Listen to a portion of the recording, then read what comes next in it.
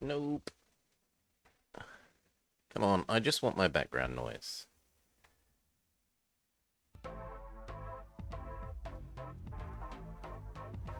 There we go.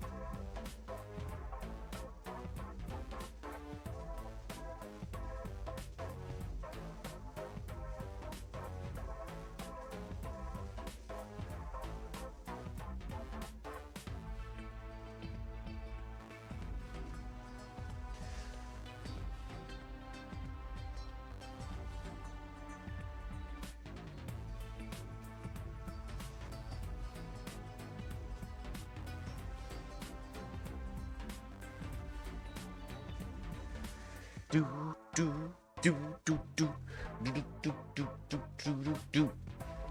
I should refill my water. Yeah.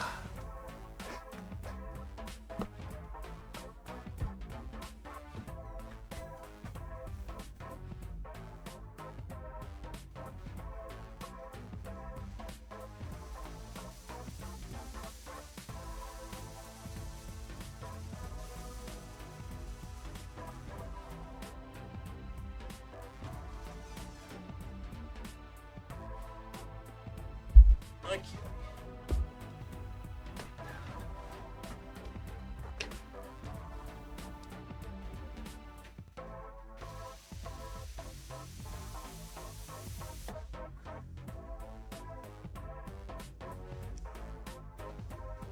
Oof.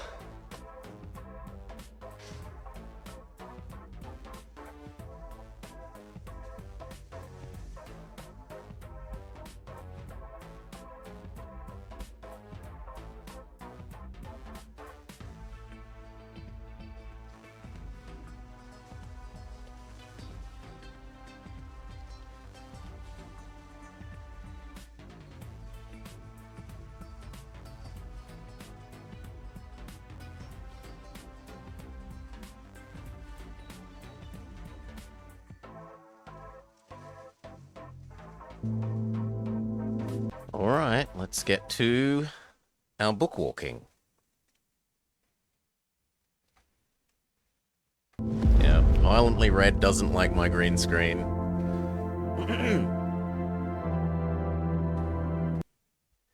Hello and welcome back to the Lord Plays Our... There we go. The Bookwalker. Thief of Tales. Playthrough Part 2. There were some fake choices that we didn't particularly like in Part 1. But otherwise, we like the premise, and the gameplay is reasonable enough. Ooh, there's also new mail in our door. It's easier to get a new one.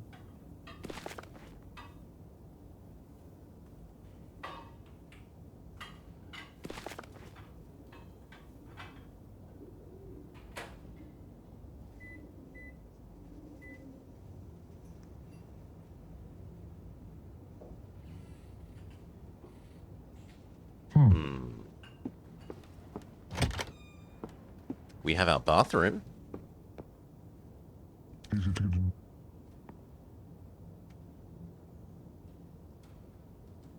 So weird. Anyway, put it on that desk.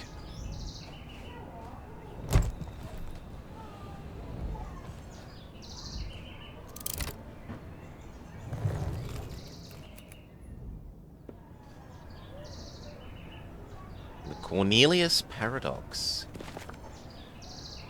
We agree to infiltrate the Cornelius Paradox and extract an item, Cornelius's magic wand.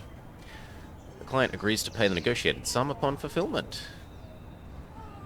Some missing info. It certainly expands the universe, but new books in the series are published so rarely that this expansion seems more like mockery. I must admit that I am intrigued. Are we back to a small case? We are back to a small case. Well, let's go.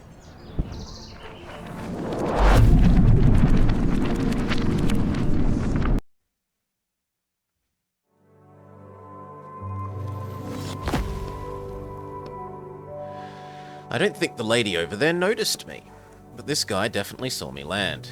You there, Roderick. Like always, I figured out how I can convince you that I'm not cold and cruel, and heartless, well, and unpleasant, and someone who couldn't care less about anybody else. Alright, fine. Keep it down over there. I'm sorry. So, here's my plan. Not only am I not going to hurt any characters, since you've done such a good job with that until now, I'm actually going to help them. All of them. I'm going to help every single person we meet. Sounds good? We won't abandon anyone. Sounds suspicious. Come on. I'm a completely different person deep down inside. You'll see. We'll start with this person over here. Do you need help? Well, that's one less person we have to help, because they said they don't need any. I said, be quiet. Let's go find more people. What are we actually here for? We need to find the wand. It's a rush order, but I think we still have time to help everyone. You're acting really oddly today. I won't let you down.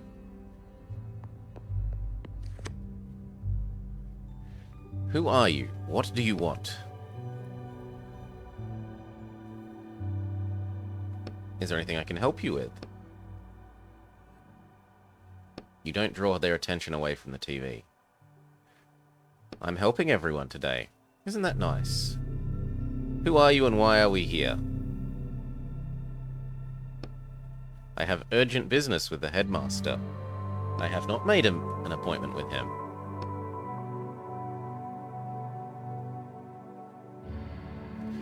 You can hear the irritation in her voice. You don't know if it was because of you or because the team in the football game on the TV just missed a goal. Can I just go in?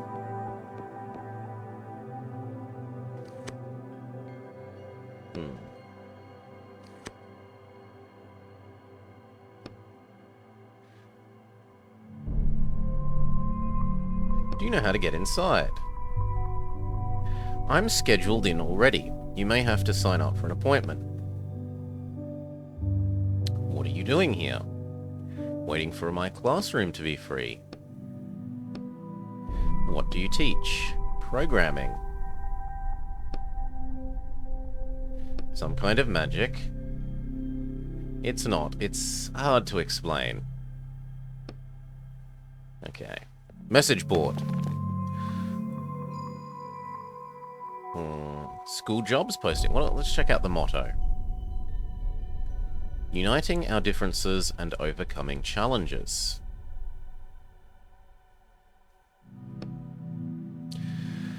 Robert Lamantia. Educational license number 23. Hours 8 till 2000. Visiting hours for parents 1630 to 1700. You take a slim, worn-down book off from its folder in the wall. There are insults written all over the cover. The locals don't seem to like wizardry very much. Stop taking up so much space in our city. We could have built a huge park here. No one in this cursed neighborhood can sell their houses, and it's all your fault. Let's see. Part-time receptionist wanted. Female, 50 plus. We don't quite fit that. System administrator. Hourly rate offered. What kind of administrator? Let's keep looking. This one's perfect for you. Janitor. I guess.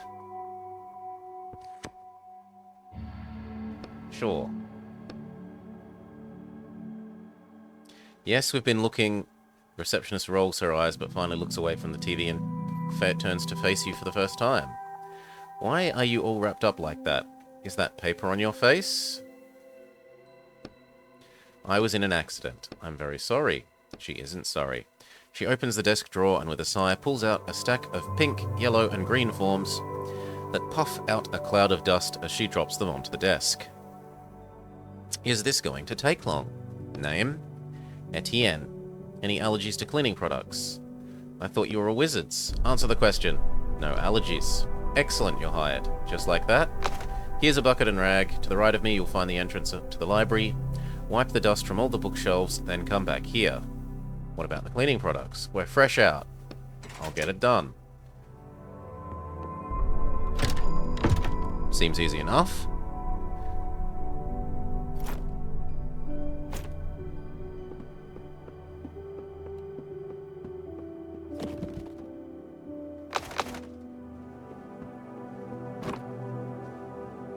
I need to go find water for my rag.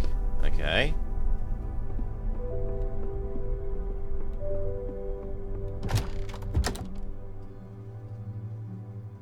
And I'll note that in the real world,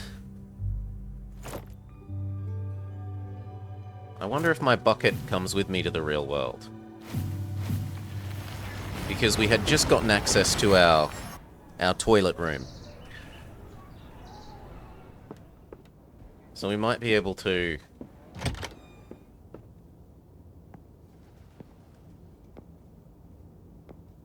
Later. Yeah, but it's not my clothes that I want to wash. I wanted to use this to get water. Apparently not. Fair enough.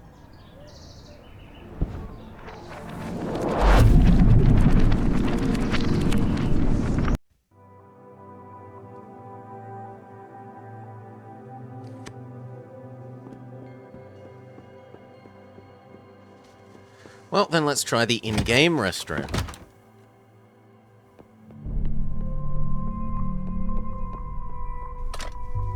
Fill the bucket.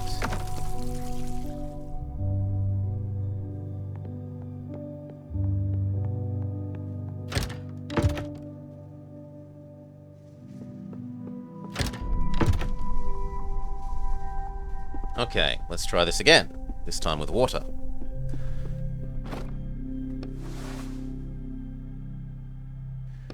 Your rag catches on something as you begin dusting. There's something scratched into the shelf. They look like runes. Oh no, they're words. Second shelf, third book from the left.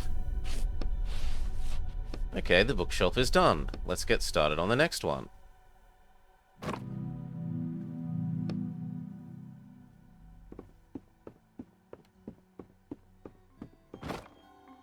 This is the biggest bookshelf. And it's covered in a thick layer of dust.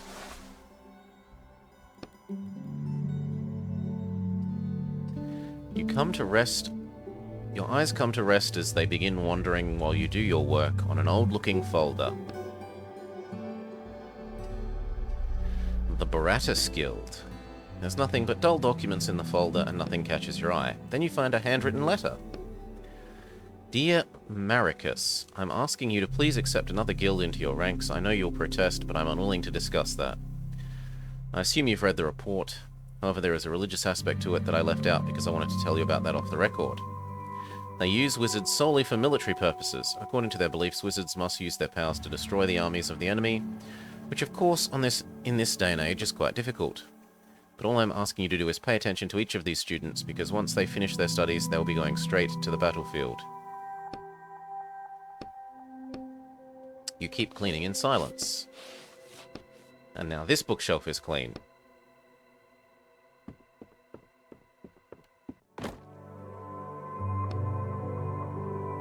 And of course, they just had to be the biggest bookshelves I've ever seen in my life. Well, dust it. They don't just let anyone passing by go into the main hall, and that's where Cornelius's wand is. The wand isn't the only thing in there. Well, there's also lots of characters in there, like the ones you promised to help earlier. You should keep pretending to be a janitor. This isn't exactly how I imagined an adventure inside a school of magic. Hail, Antares. On the second shelf you notice an odd piece of paper. It must have fallen out of a book. There is a barrier that exists around our solar system, a wall covered in symbols. Each symbol allows us to use one spell. It is believed the wall protects us from external threats due to the fact that it is constantly being assaulted from the outside, causing the gradual destruction of its symbols. What will happen to us when all the symbols are destroyed? Gosh. 10 minutes later, you finish cleaning the bookshelf. There is a workbench. And there are bookshelves up the top as well.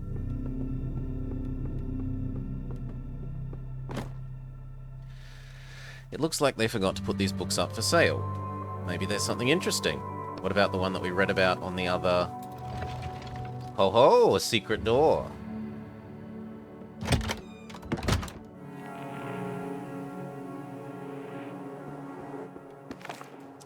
They were given 5 years to prove the theory that the appearance of magic in our world was due to divine intervention, and that theory was discarded.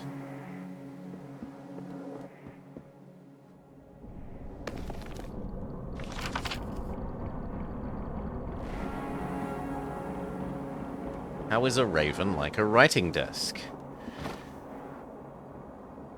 Examine the desk. There's a small lock on the desk drawer.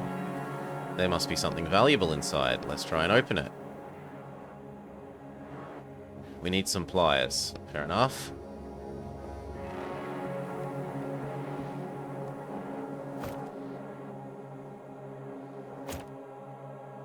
Keep in mind what we need to make pliers. Which is tools, metal?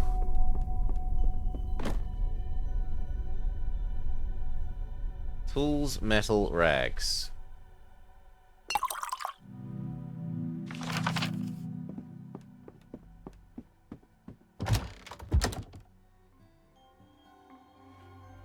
Okay. Tell the receptionist we finished cleaning the bookshelves.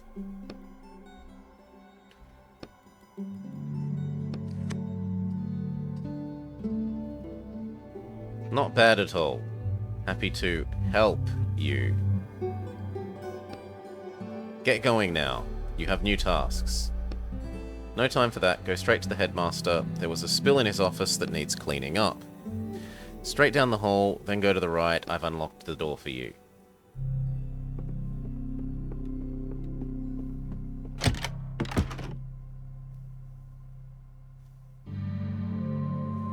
So we were told to go to the right.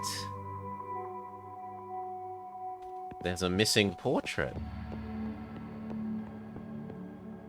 You see an opulent, though slightly shabby altar with a magic wand sitting on a pedestal in the middle of it. I didn't think we'd get to it so easily. That's the wand, the one you were supposed to find. Well, I guess I'll just have to help the characters in the next book. There's nothing but a thick pane of glass separating you from the wand. A heavy lock hangs below the panel, keeping it shut. Let's look around. There's no one in the hallway. There's people arguing loudly behind the door on the right. You notice a surveillance camera watching you from the ceiling. Wave. Why do we care if it records? I think you should break the glass, grab the wand, and get out of the book already. What's the hold-up? Examine the wand. It looks old. The paint on it has started to peel. It's giving off a slight glow and a low hum.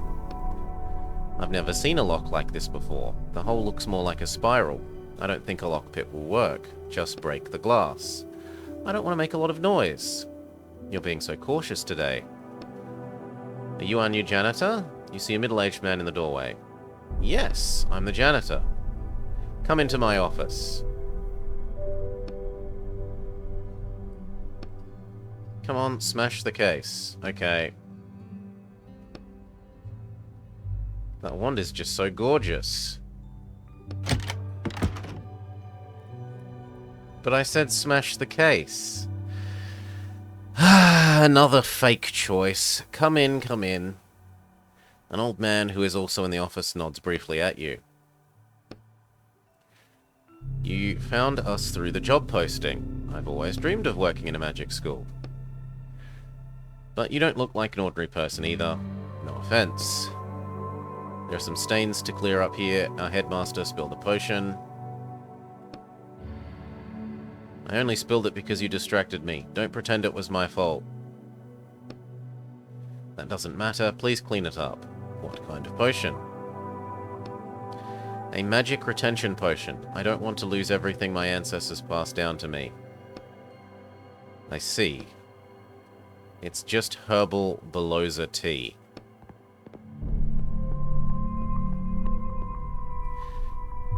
The potion doesn't budge. I heard you plan to sell everything from the geomancy department as well. The geomancy symbols were shattered last year. Why would we bother keeping it?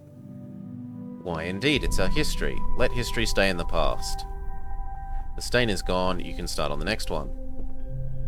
The second stain is bigger than the first, and somebody had already stepped in it, spreading it all over the floor. Cleaning bookshelves, now cleaning the floor. What's next? Toilets?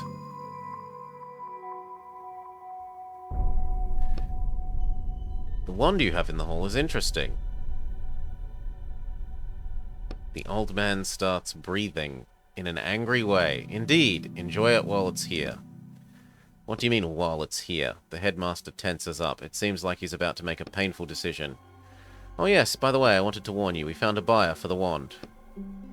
Is he talking about your client? I don't think so. The old man drops his teacup on the floor. And it shatters, splashing more potion onto the floor under the desk. You've got to be joking. You put the symbol of our school up for sale? Actually, I've put everything in the school up for sale. No one wants to buy most of the junk, though. A few people from the capital expressed interest in the wand. How could you? You should probably sit down. The wand. Cornelius's wand. Are you listening to me? We'll get enough money from it that we can go another 6 months without government support. You're going to regret this. I'll call a meeting of the school's council to challenge it.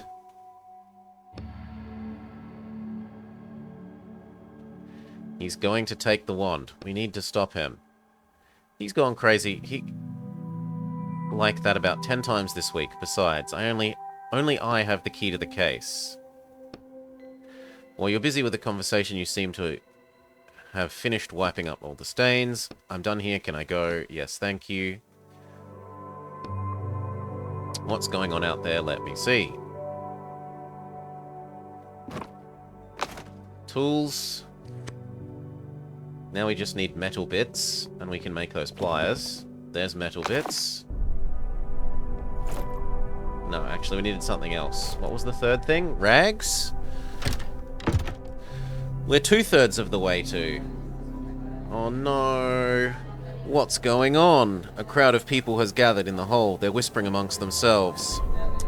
The wand, headmaster, sir. Cornelius's wand is gone. Bleep-ing hell.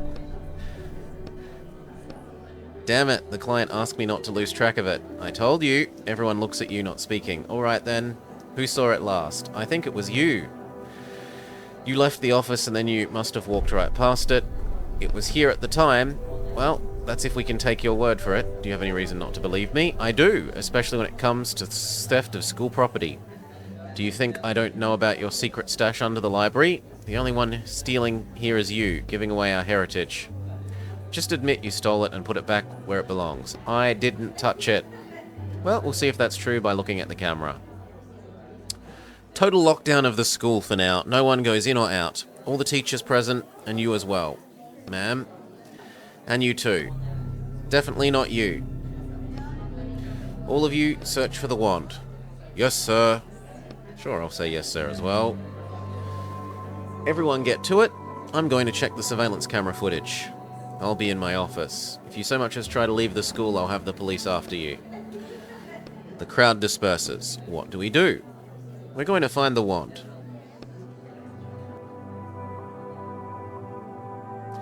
I actually think we should go talk to the headmaster. The ex-headmaster. Except that he's not actually here in his office, even though he said he'd be here in his office. How strange.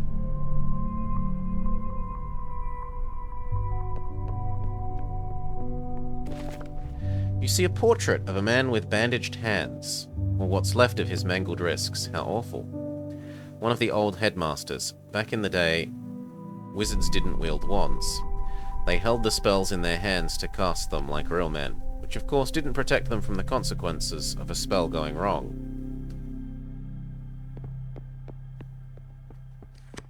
The empty case.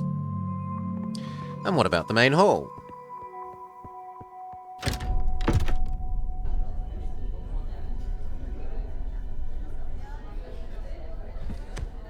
Stop right there. I'm just the janitor. Who are you? I'm just the janitor. I guess the school really is out of money. Can't even hire normal people. See the teacher with the glasses. Tell him they moved his class to the downstairs room.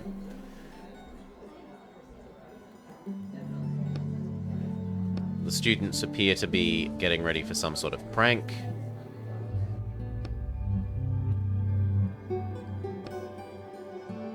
They're clearly up to no good. You don't have to help them.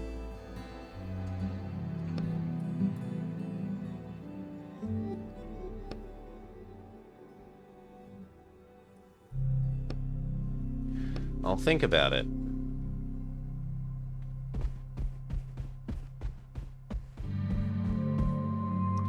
You see a tall, smiling boy in front of you. What a day, huh? He seems entertained by everything that's going on. He extends a hand to you. I'm Mikhail. Shake his hand. I'm Etienne. Nice to meet you. You're the new janitor, right? More like janitor/detective. The headmaster has tasked me with finding the lost wand. You and everyone else. But I wouldn't expect the teachers to be in any sort of hurry to find it. Do you know who might have stolen the wand? I don't, but to be honest, there's been a lot of weird stuff happening lately. One of the old teachers is acting strange. This morning, one of the second-year students disappeared. There are rumors going around about undead in the walls.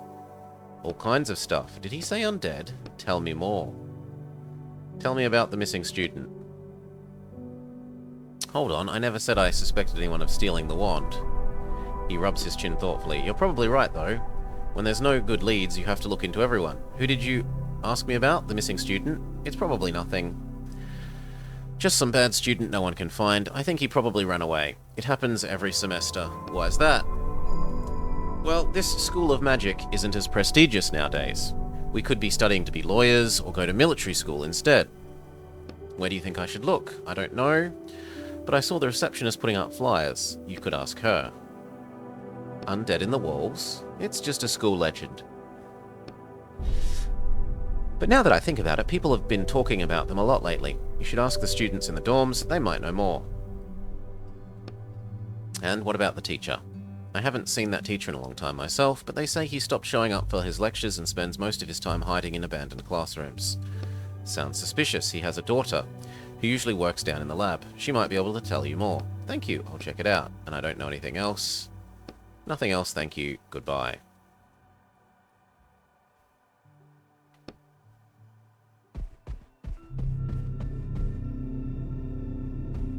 Let's let the teacher know that they're planning a prank. Yes, I'm the programming teacher.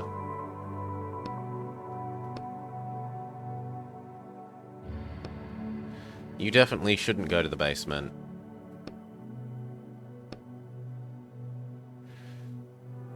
The students are annoyed at you. Tough luck. Don't bully the teacher.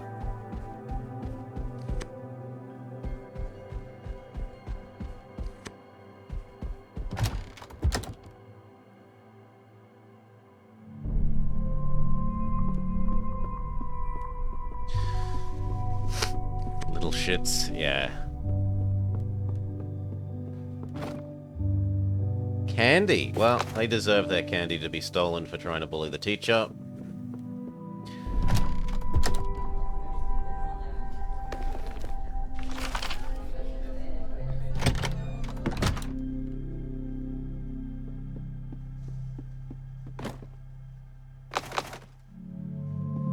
Shady student. What do you want? You see a shifty-looking student. The frame of a giant portrait is sticking out from under his bed. What's that you've got there? Nothing. None of your business. You stole a painting from the school? What's with the picture? Splash him with the bucket of water. This isn't the first teenager you've come across who thinks he's hot stuff. Rolling your eyes, you tilt the bucket and splash water right onto his arrogant little face. What's wrong with you? Are you insane? The student is shocked, but still looks at you intently and blocks your way to the painting. Get the hell out of here. No one else has to know. Did you find something interesting? What's the deal with the painting? He looks nervously. Marty swore this painting would open some kind of secret cache. A secret cache? You have to hang the painting somewhere, but he didn't say where. So he didn't see the huge space in the wall of the main hall where the portrait was clearly missing? How about I go hang it myself? But what if there's something valuable in there and I miss out? Tell me what you want in exchange for the picture. Ooh, get me a strong drink? You want a drink for kids? I'm 25. Why are you still in school? Figure it out yourself. I was held back a few times in my second year. You should do that. He gives you the painting. Okay. There's one more dorm.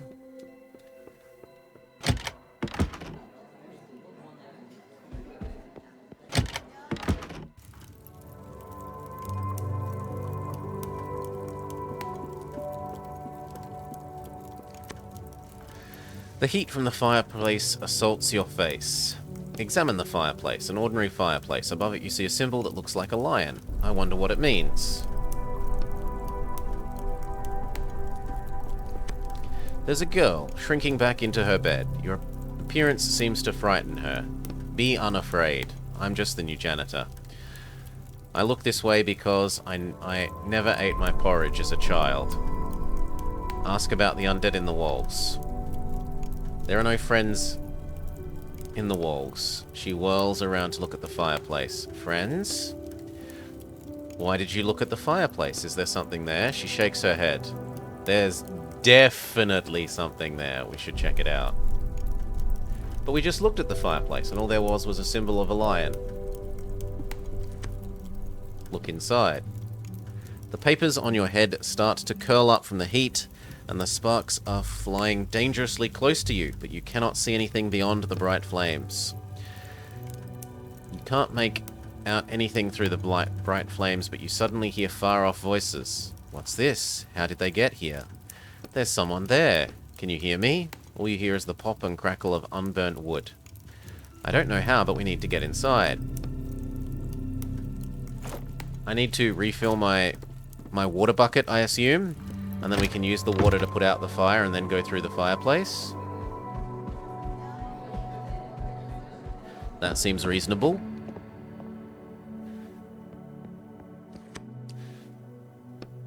He checks the papers he's holding one more time and then goes into the classroom. We can follow him to the classroom and maybe we get a lecture on programming.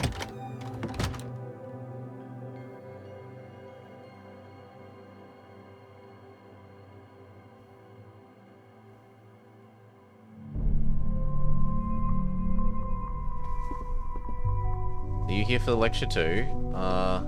Oh, it's you, the janitor. Have a seat if you'd like. Sure, let's listen to his lecture. You said that there's huge potential inside us, and we need to realize that potential by becoming programmers. I argued that there's no way for you to know what kind of potential is inside us, and you said it's like the Cornelius paradox. I'm not familiar with the concept. His wand, the one that was stolen, it's charged with... Let me explain. I was the one talking to the teacher in the first place. Don't interrupt. I'm willing to listen, but since the young lady already started, let her continue. The wand is charged with a spell, but no one knows what the spell is. Maybe it'll heal illness, or make everyone immortal. Or potentially kill everyone. The wand is incredibly powerful, but also entirely useless at the same time, since no one dares try seeing what magic is held inside. That's the Cornelius paradox. If one of you turns out to be charged with a spell that's not quite as useful as the others, many doors will still be open for that person in the outside world. Programming is a new language that we'll all be speaking soon, and those who don't know it will feel like outsiders in society. That's nothing for us wizards. A few students chime in. I understand, but it's one thing to have an outsider and that has the ability to rely on your magic. It's another to find yourself in a world you don't understand at all and have to face it alone. To this end, we're planning to start holding elective classes in your school that will help you transition into the new world. Hopefully, if I understand the laws here correctly, this will need to be approved by both your current and former headmaster. Then I wouldn't count on it happening.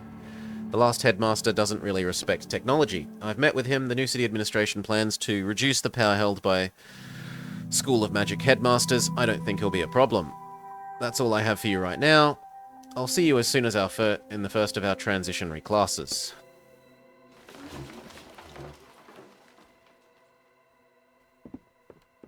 Oh. Desk. More tools. Fantastic. And the other desk. More candy. Fantastic. Talk to the student. Nothing useful. Talk to the other student. Nothing useful. What about the teacher?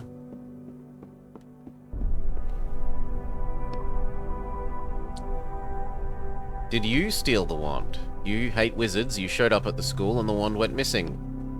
On the same day, pretty suspicious. Why should I have to explain myself to a janitor? The headmaster put me personally in charge of the search. And why do you think I hate wizards? You're not a wizard. Everyone who's not a wizard hate wizards. For your information, my grandfather was a wizard. He studied here. My family's magical heritage stopped there. My dad didn't inherit any abilities, and that's why you hate wizards and want to ruin their lives? Not at all. In fact, that's the reason I decided to do something more important and study programming. I'll be watching you.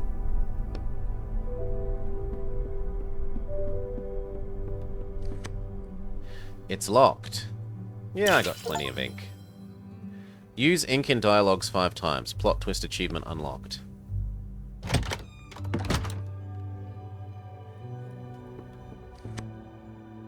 Candle and a writing desk with crowbar parts and a bottle. Kind of looks like that wall might be able to be pulled down, but it isn't. Why are we so antagonistic? I mean, we were helpful before. We stopped him getting locked in a cupboard. Okay, we want to... Oh, there's another classroom.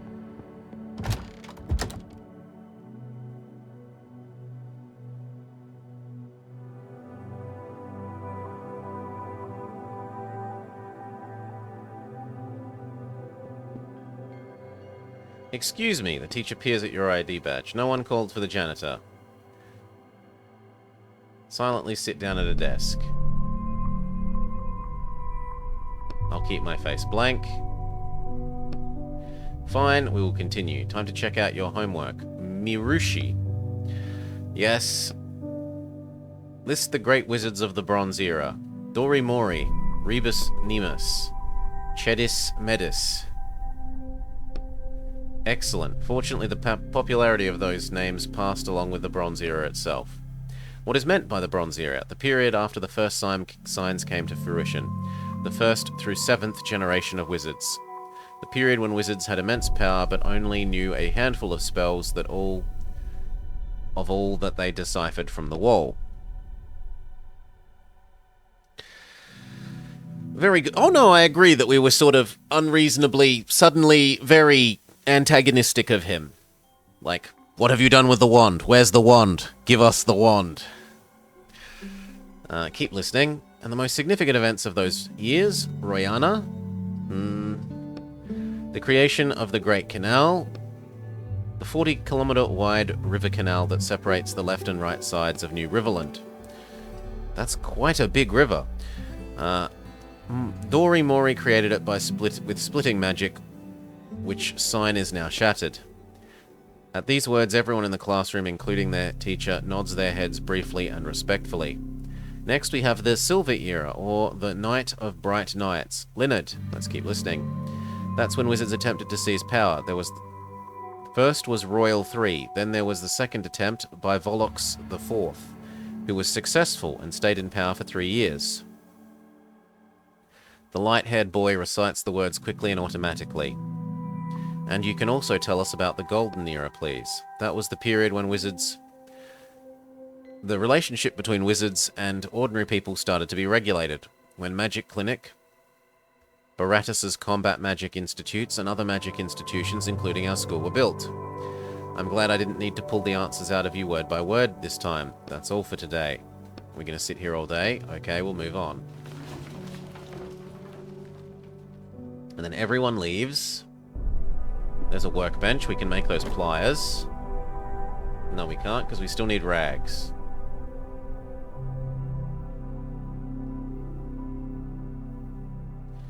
We can at least break all the children's candy down into resources. The drawer for the teacher's desk catches your eye. You pull it, but it's locked. Stealing from teachers? Why not? If the drawer's closed, there could be something useful in there. Okay, then let's go back to the workbench. Make a lockpick. Crafty. Achievement unlocked. Craft 5 items. Pick the lock with a lockpick. And the lockpick doesn't fit. Oh, come on. Boo. Boo, game.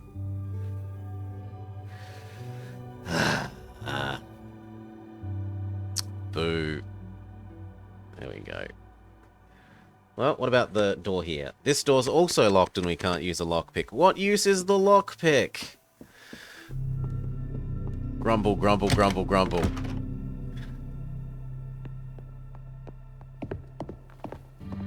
Okay, let's go refill our bucket of water, and then see if we can't use a refilled bucket of water to... Oh, we hadn't been down here. To put out the fire. Except I've gotten distracted by going downstairs. Sorry, this lab's occupied now. She turns to you and freezes. 1/3 of her concern is at your behavior, another third is at your appearance, but there's something else. Are you alright? I'm sorry if I scared you. She turns around and pretends to be busy, but her hands are shaking. Do you know anything about the missing wand? Cornelius's wand. It was stolen today. I don't know anything. Even her hands start shaking even harder. Stop pushing her. Okay. I can see something's worrying you. Maybe I can help. Don't tell anyone. You can trust me. One of the teachers here is my father. He's been acting really strange. I'm worried that he got caught up in something bad. I'd be grateful if he could find out what happens. What's happening to him? Okay. Crates. More tools. A flask of gas. I wouldn't touch that. What is it? Ammonia gas. What does it do? I'm studying it. Smoke in a jar.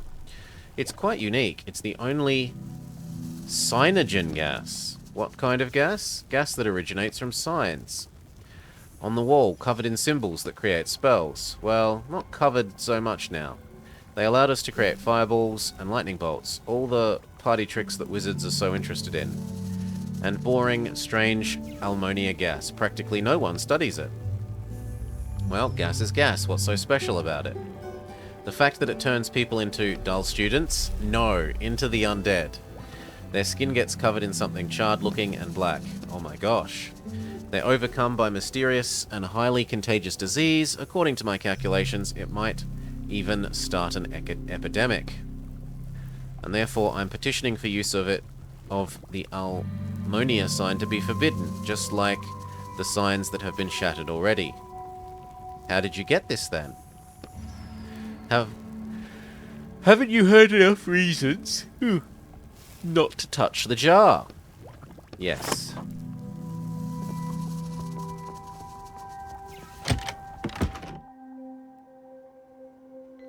Boxes. Barrels. And I think that was finally the rags we needed for the,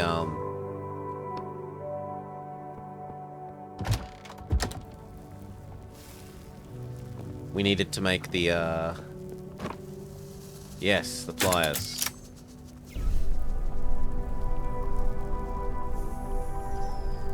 Sure, we've got no reason not to.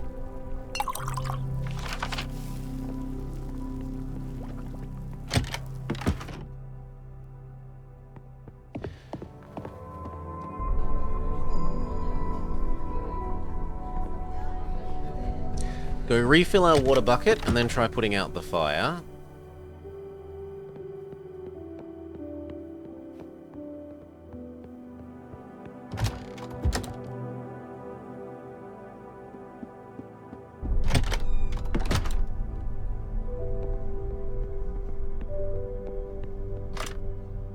Fill bucket.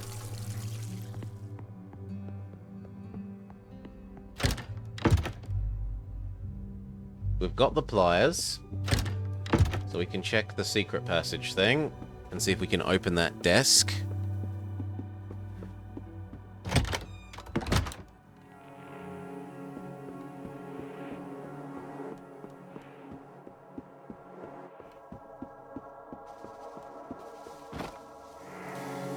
Pick the lock. Alright. Coins, a bottle, and a ring.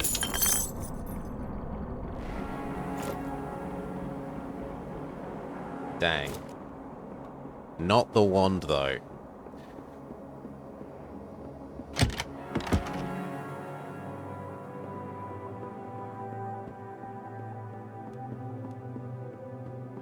Actually, you know what? Let's liquidate those new assets.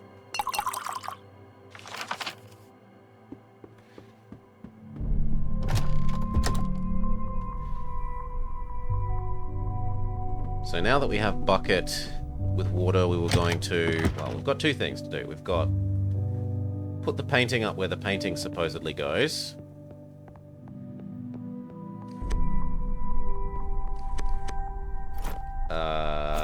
Maybe I needed to pick up the painting from under his bed? I assumed that it happened automatically as part of the dialogue, but looks like no.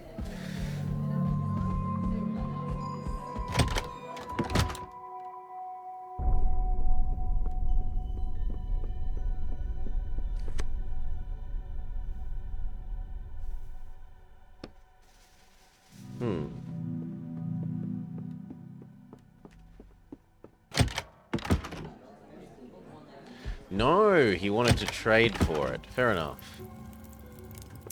Let's try putting out the fire.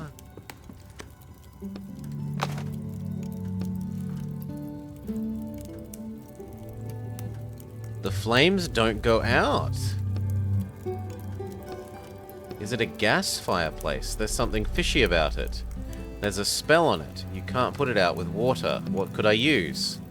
Well, anything you want, as long as it's not water. How about a fire extinguisher? Never mind, I think there's one in my building. I should go back to reality and check it out.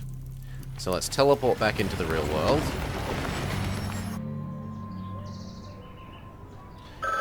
And go find a... Fine, we'll answer the phone. Do you have the wand yet? I've only just started the book. Well, get to it. My client's been calling me and asking about it. Why such the rush? There's a lot of money at stake. This isn't something that should be hurried. We need to be careful about it. Well, how about hurrying and being careful? Yeah, I should have just left the phone alone. Fire extinguisher, you say?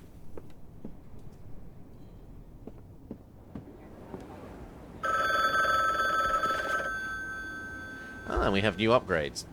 Damage all enemies or increase damage to 1. It doesn't tell me how much. I think I'd rather single point damage.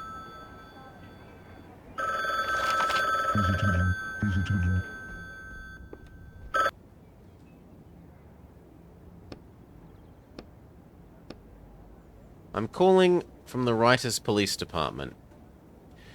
Were you notified that you would be contacted for questioning? Questioning? About your neighbor? Henry? We can't reveal his name over the phone. But it's not anyone named Henry. The man who lived on the first floor of your building. What about them? Didn't you know your neighbor was a writer? You've never talked to him? Not in all this time. He recently finished working off his sentence and became a free writer again. A few days ago he was found. I think it will be more appropriate to discuss these details in person. When are you available for a visit? Noon tomorrow? Works well. We'll see you then.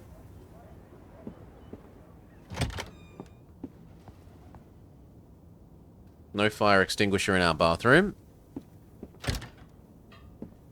Do we ask you for a fire extinguisher? He's not home at the moment. Was there a fire extinguisher in the group kitchen? I would keep a fire extinguisher near the gas fire oven, but perhaps I'm crazy. What about the family that doesn't want to talk to me?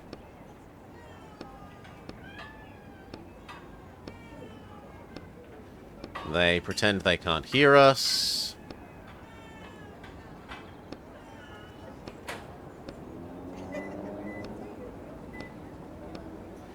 We trick them into thinking that we've started a fire in our house. And they very reluctantly give us a key so that we can stop the whole place burning down.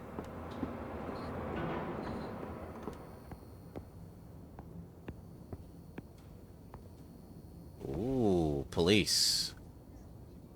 Writers police, do not cross. Finally, we can open this cupboard.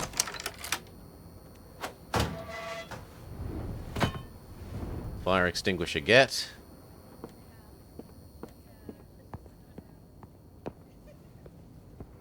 Oh, how did I not realize that shift was run until now? They never told you!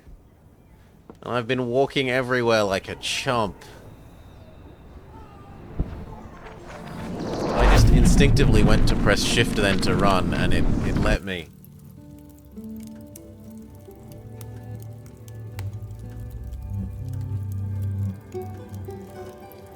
Use fire extinguisher. How's that for the enchanted fireplace? And there is a secret passage.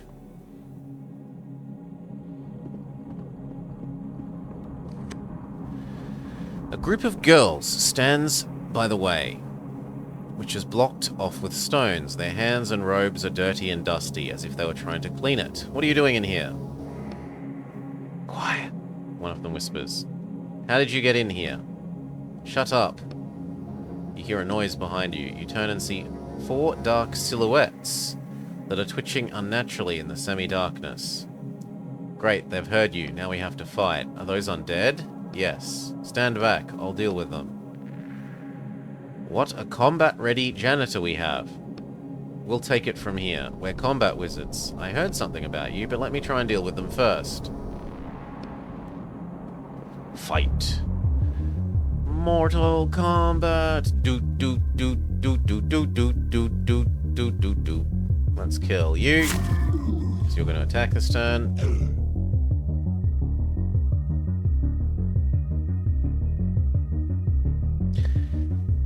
It seems like they revive. I might have to kill them all at once, which I don't think is particularly plausible.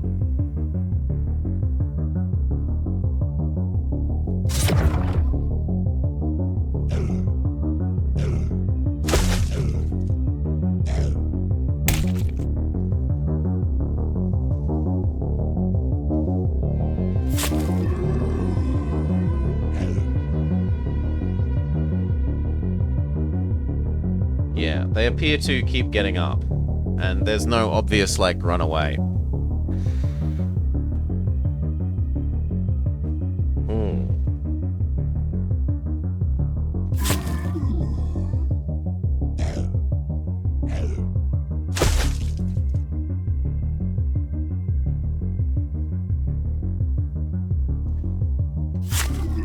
Do they really get up again and again and again and again?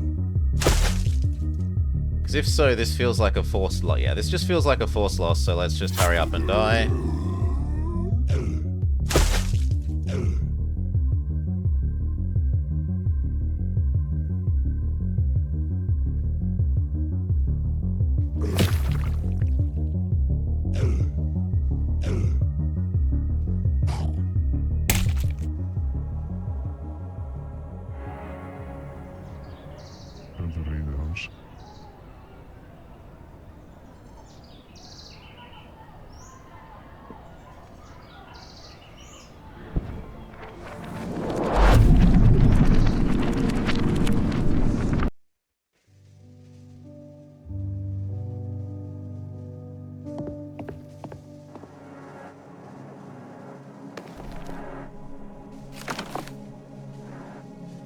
So now we talk to them. The girls look at you condescendingly. Are you done playing around, Mr. Hero? We told you we don't need your help. Are you all alright? We're fine. We're just going to catch our breath, then head back upstairs. There might be more of those things. What happened? That crazy girl brought us here to check out the abandoned classrooms and then she locked us in. These undead started coming out. But we, unlike some people, know better than to go around yelling, and they didn't notice us. I think I need to have a talk with the girl upstairs. So do we. Did you take the wand? What wand? Oh. Of course something interesting happens while we're stuck down here. Someone finally stole Cornelius's wand? That they did. We've been locked down here since this morning. No one could have taken it. That, I guess, makes them not suspects. Please don't stay down here too long. I have to search everywhere.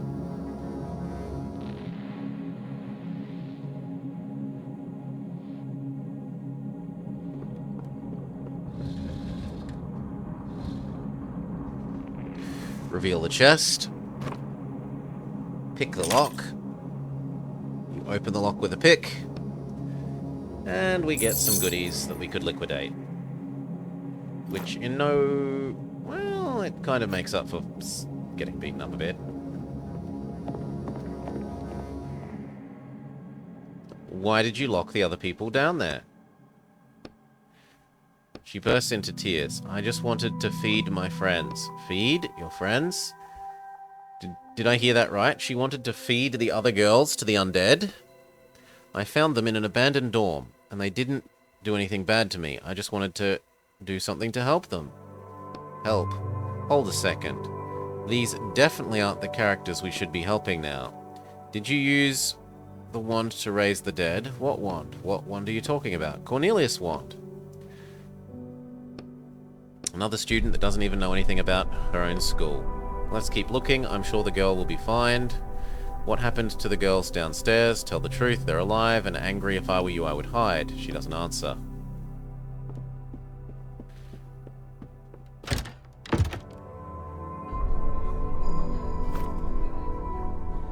Now I have got a bottle. In fact, I have 3 bottles.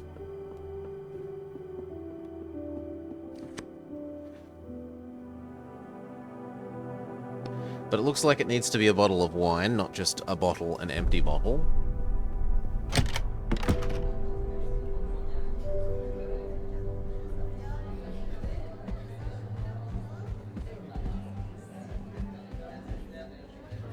Hey, what's going on? Have you found anything yet? There were undead in the walls. Did you learn anything? They really do exist. A girl made friends with them and tried to feed other people to them. What? That was my reaction too. What am I supposed to do? I thought people might have been exposed to ammonia gas. He trails off deep in thought. I'll tell the headmaster about the girl and the undead. I'm sure they would be interested to hear that. At least we have one fewer suspect. Have you found anything else? No, we haven't.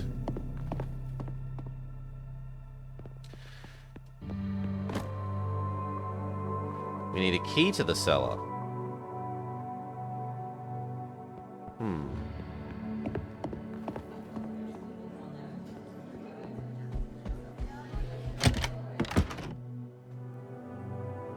Maybe the front door lady can give us a key?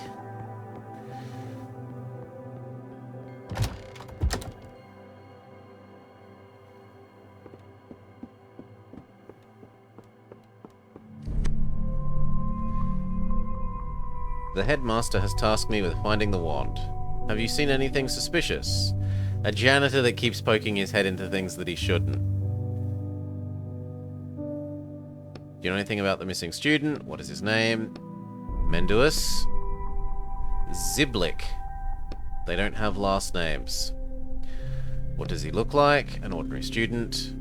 Who might know more about him? His friend is always smoking in the bathroom. Okay. Is there anyone else who might have seen him? Not that I know. Are you sure that they're at the school? Yes, because the school is locked down.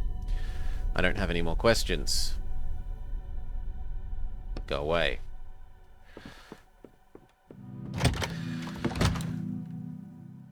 Ugh. Hey, Decoy. Welcome, welcome, welcome.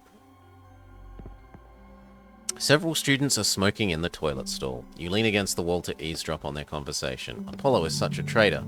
The whole school was talking about him yesterday. What did he do? Are you up late for any specific reason, Decoy? He lit the candle, if you can believe it, with his wand. You see a puff of smoke. Yeah, no way. Even the headmaster can't do anything like that now. The new one, definitely not. Or he tried to... a match... or he tied a match to his wand.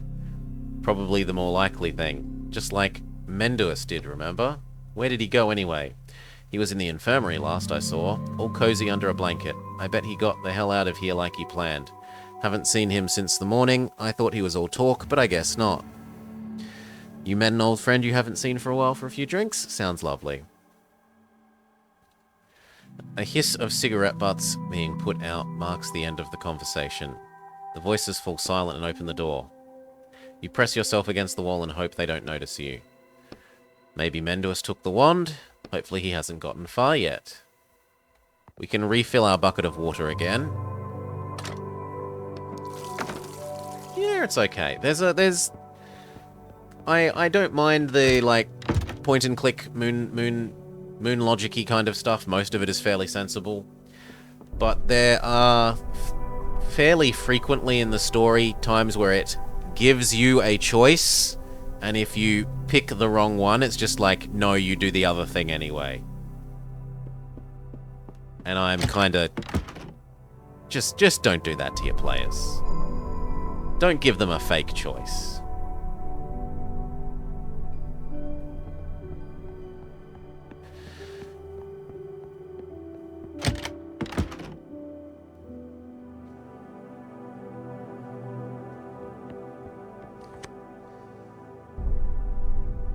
Peek at his desktop. Oof. There we go. You look at the screen and see a number has changed to 0.21. This is going to take some time. He'll probably know who stole it in a week or two. We should get back to the search. Fair enough.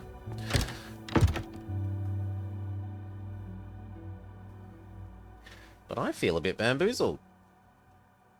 I don't know where the key to the cellar would be, so that we can give the boy his wine, so that he'll give us the painting, so that we can put the painting on the wall and perhaps find another secret compartment. You thought I might not mind being railroaded? I like trains. If we were being trained...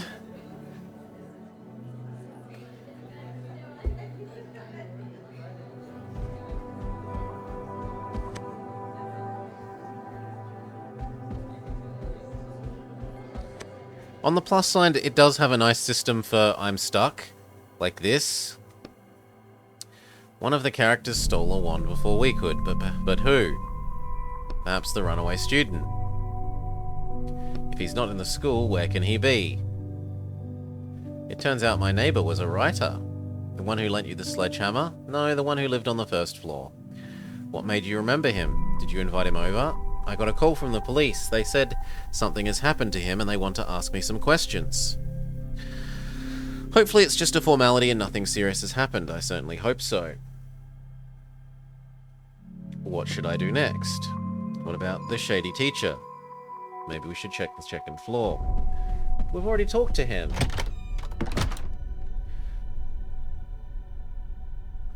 Bah. And just after I was done saying this thing is actually usually a really good hint system when you need it, and it does a shitty job for once.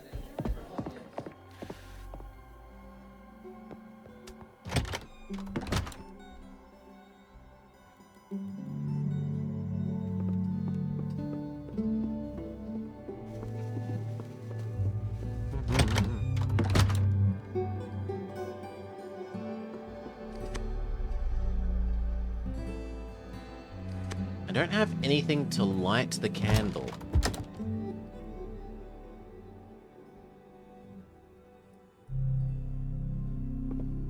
Okay, we'll keep our eye out for some matches, I guess.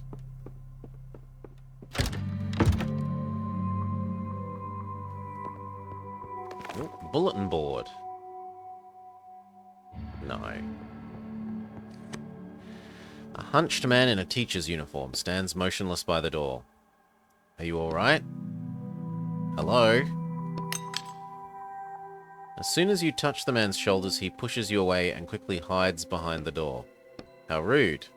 You hear the lock closing on the other side. First one click, then a second, then a third, and a fourth, and a fifth. Examine the door. It looks more like a work of art, interwoven metal strips. In the middle of the door, you see 5 emblems depicting candles. They're all upside down. The door's locked. He might be in trouble. And you did say you wanted to help everyone. Could he have stolen the wand? I haven't found that in the text yet. We should check. There's a small gold-plated lighter. It's beautiful. You should take it. It might come in handy. It gives off a spark. Okay. That lighter now means we can probably light the candle that we had before telling us you've got no way to light it.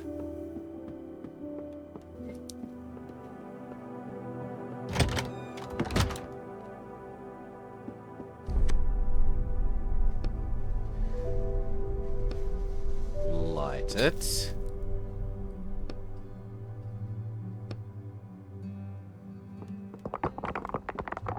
I said that it would open a secret passage in the wall. Barrel of alcohol. There we go. There's the bottle of wine for the boy.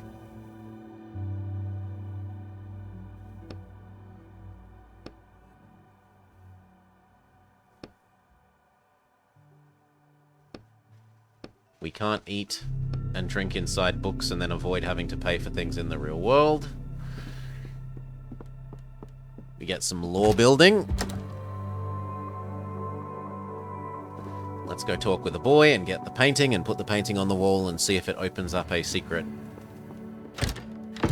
passageway.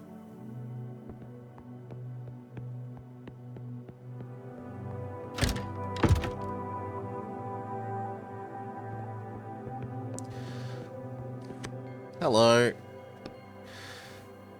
Are you a teacher here? I teach the first years the sign alphabet, and I conduct my own research. What do you have there? It's an ordinary astral linograph. We use them to decipher the signs. Are you trying to discover new ones? More like I'm trying to combine them. You see, it seems the wizard has been wanting to share his discoveries with someone for a long time. The signs are on the barrier, and I insist it be called a barrier, not a wall, because the primary function of the structures is protecting the world inside from the destructive forces outside.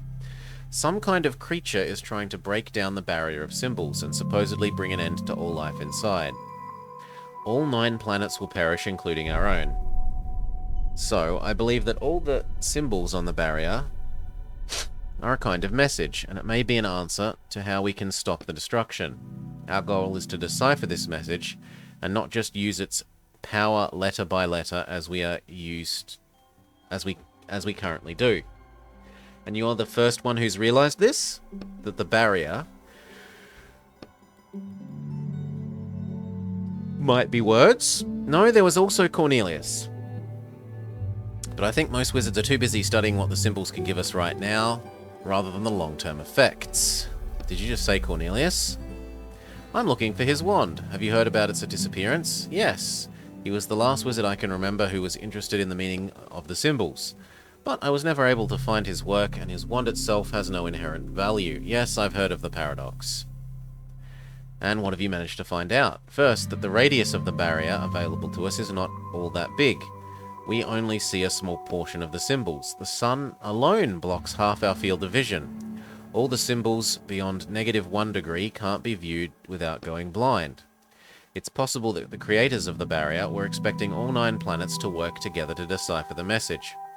But despite all these difficulties, I've been able to decipher 2 words. Property of. Is that all? Yes. Property of who? He shrugs.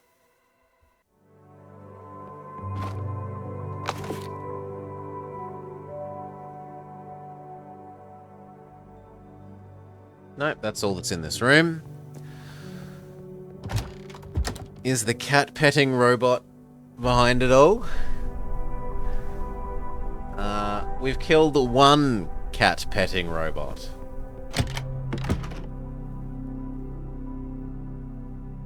And even then, I wanted to go back and save it, but wasn't allowed. This briefcase has to be here for a reason. Old habits die hard. Starting to Decided to steal the headmaster's papers. Call it writer's intuition, but there's probably something important inside. Not every prop is a Chekhov's gun. It makes a traitorous creaking sound. Pick the lock. It doesn't actually have anything in it.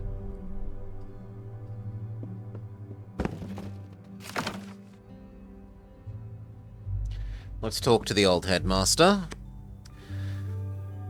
Did you steal the wand? Why would I do such a thing? You didn't want it to be sold, and you decided that it was the best possible way to protect it. Look out there. You see a densely populated city. High up in the sky above, you can barely make out lines that look like symbols. Are those the signs? Yes, and they're written there for us. Not for them, he indicates the city. But now, they're trying to bring us down to the level of ordinary humans. It doesn't matter if it's the wand or the books, or even our damn quill pens. I don't want to give them anything, because we were made for great things, and they were not. This is our world. The headmaster turns away from you and continues digging through the papers on his desk. What do you know about the undead in the walls? They're just made up. For made-up creatures, there's been a lot of talk about them lately. Well, you know, in uncertain times, rumors start flying. But they were real. They were real. Also, before I was sympathetic for Headmaster, but now that he appears to be part of some sort of wizard supremacist... well, he follows the ideology of wizard supremacy. I'm rather less sympathetic.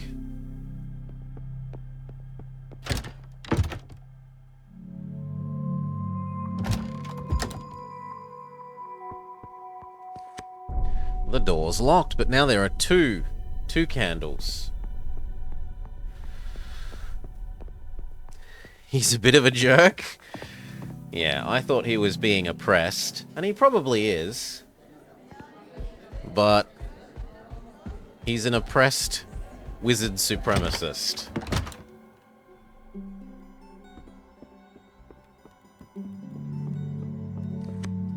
Here you go.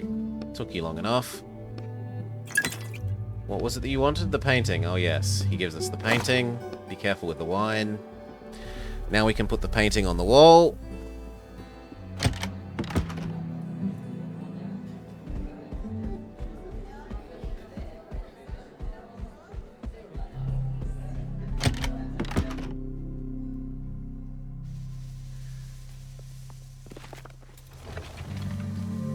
And it opens a secret passage. Portrait of a fat gentleman. Find a room behind the portrait. Achievement unlocked. You stop dead in your tracks. There's undead again. Don't make any noise. They haven't noticed us yet.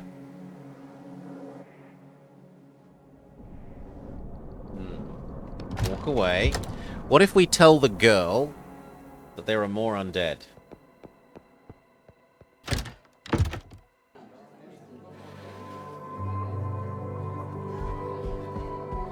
The girl that wanted them to be her friends. Maybe she can control them, / let us get past them and find out what other nice things are in here?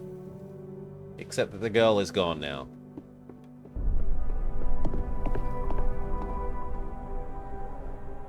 As are these students.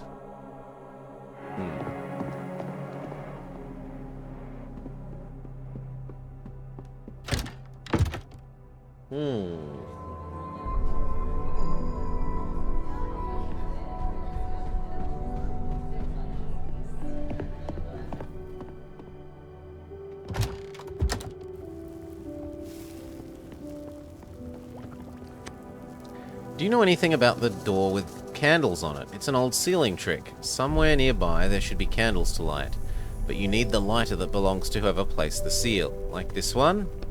Yes, the door should open once you light all the candles. Find and light 5 candles. Got it. What do you know about wizards? They're the dumbest people imaginable. Why are you asking? You should live with what you're given. Why mess with magic if it's not meant for you? I don't understand those people. Did you find out what's wrong with my father? I have not. Make ourselves a crowbar and another bottle of ink. Convert goodies into ink. We haven't seen any need for the crowbar in this section. Maybe I can break open the cellar with a crowbar? No.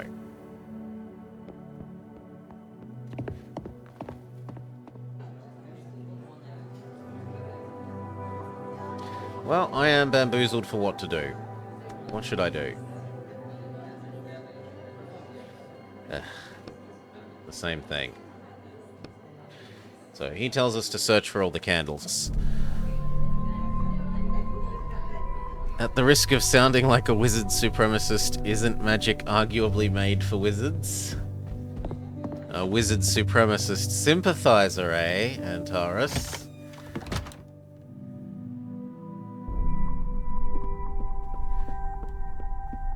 Oh, there's a candle.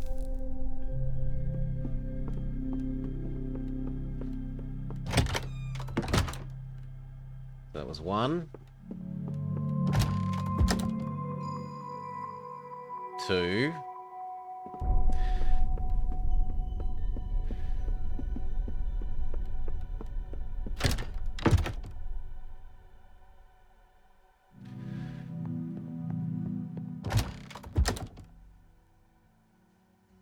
Three. We need one more.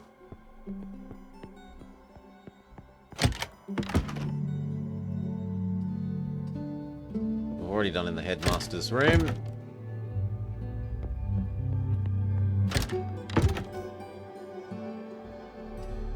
That one.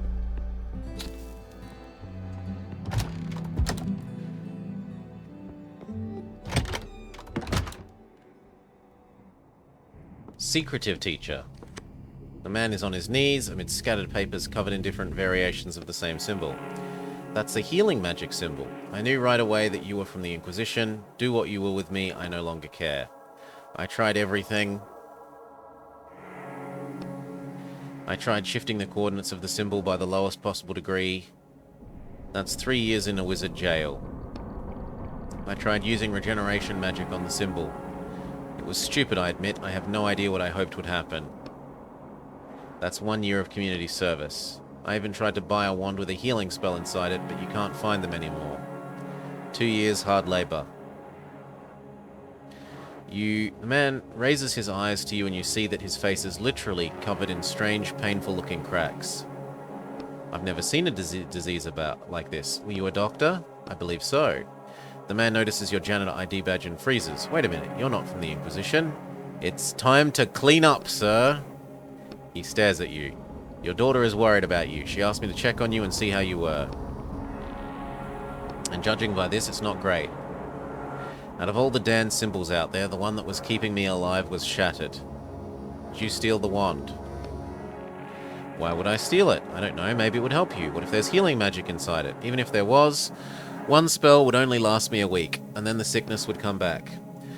I finally found this chapter in the text. He has nothing to do with the wand. He's a made wizard who dies at the end of the book. Do you need help? It's no use. He clenches his teeth and convulsions pass through his body. So this is why the little girl is against artificially made wizards, because it's killing her dad.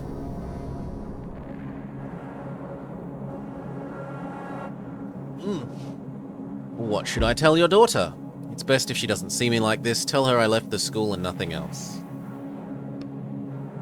What's wrong with you? It's a process that affects a rare type of wizard. They call us made wizards since we weren't born with particles of magic in our blood. We obtain that blood through artificial means, and now my body is rejecting the blood and there's nothing that can suppress this reaction. Couldn't you drain the magical blood? It's been inside me for 37 years. I can't get rid of it that easily. My whole body is infused with it, and now I'm going to pay. It won't be easy, even with ink. I want to try. He sits down on the floor, eyes closed. You slowly approach him.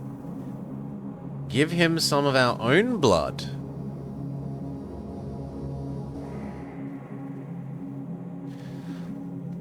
Sure. A drop of your blood falls onto his hand. What the... Don't move, let me finish. Spend half of our ink. The shackles around your wrists give off the cold burning. What kind of magic is this?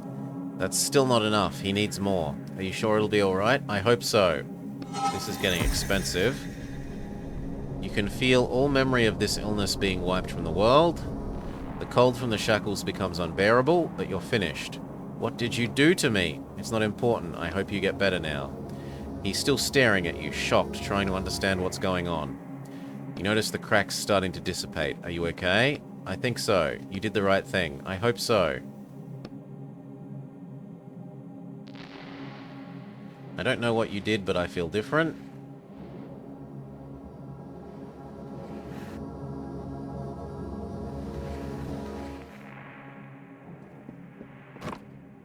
Sure, I'll take your bottle. We can go tell the daughter that we fixed her dad.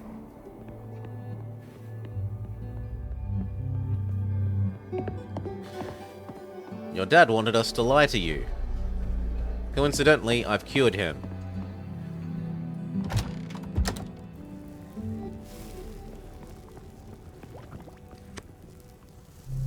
I found him, he's going to be fine. He's in the door with the candle emblems. He had some minor health problems, but they're now taken care of. Okay, I'll go ask him for the details. This is for you, thank you for your help. I'm glad I could help. And she gave us... something? It looks like more random garbage. Let's dissolve the random garbage into its component bits. Turn our spare ink into another bottle. I have so many ink bottles now.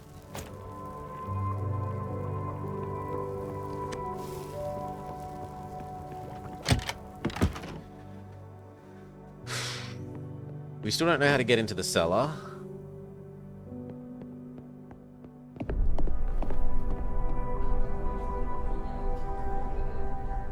What should I do? He hasn't... Now we've discovered that the shady teacher hasn't taken the wand. Let's go tell this boy. I don't know why we would want to tell this boy, but okay. The teacher didn't do it. What's wrong with him? He was sick, but he certainly didn't take the wand. That's one less suspect. Did you find out anything else? No, I have not. What about the runaway student? If he's not in the school, where can he be? And here is where we probably get irrevocably stuck, because the hint system doesn't actually tell us what to do.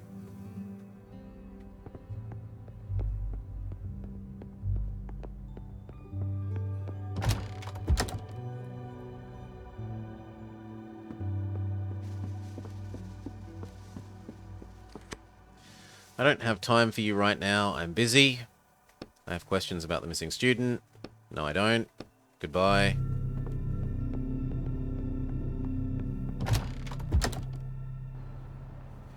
We're maybe meant to go to the outside world? Two movers are sitting on cardboard boxes and smoking. The boxes are bowing under their weight. Listen to their conversation first. You eavesdrop. My back's about to give out from lugging around all this junk. I told you to wear a belt, didn't I? He slaps his belly, which is wrapped in a sturdy leather belt. The lanky mover flicks his lighter lazily and brings the flame close to a tiny metal seal holding the cardboard box closed. In an instant, the melted seal falls to the ground. What do we have here? Oh yeah. What the hell do you want with this piece of crap? I don't know, I'll keep it as a souvenir. Ignore them. A souvenir from magical idiots. Really valuable. But I'll be the only one around who has something like this. Maybe I could even sell it. Sell it to who? A useless scrap collector? Have you seen a kid around? A kid? His name's Mendus. He ran away from school and might have taken something important with him. Haven't seen him. Students hang around out there. Sometimes he waves a hand. They go around the corner to smoke. Haven't seen any today. I won't steal anything. Yeah, sure. You can't touch the boxes.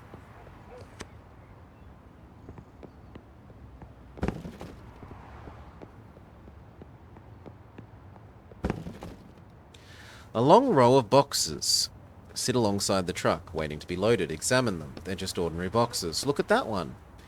There's tape that has come off. It seems to have been opened already. What are you doing? It looks like someone was digging around in these. The headmaster ordered me to find the wand. Should I tell him that you were poking around in the boxes out here? Alright, Nikki, calm down. Let him look. What's it to us? Now, where were we? A boy is sitting in the box. You're the missing boy. Do you know where the wand is? Did you steal the wand? I didn't take anything. All he's got is a bit of bread. Get out of there.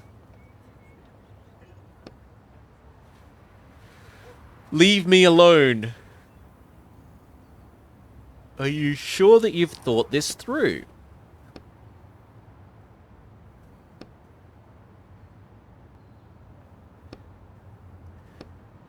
I'm going to go see my uncle. He'll help me find work.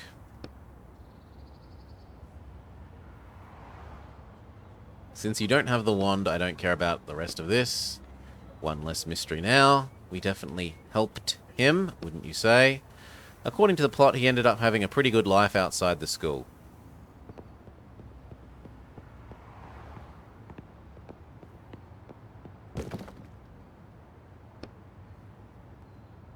Sure, cut them with the pliers. Rubbish, rubbish, rubbish. But we found the solution to where is the missing boy, so we can go tell the other boy who has become our boss for no obvious reason. I don't know why this talking to this other boy has become the gating mechanism for more progress.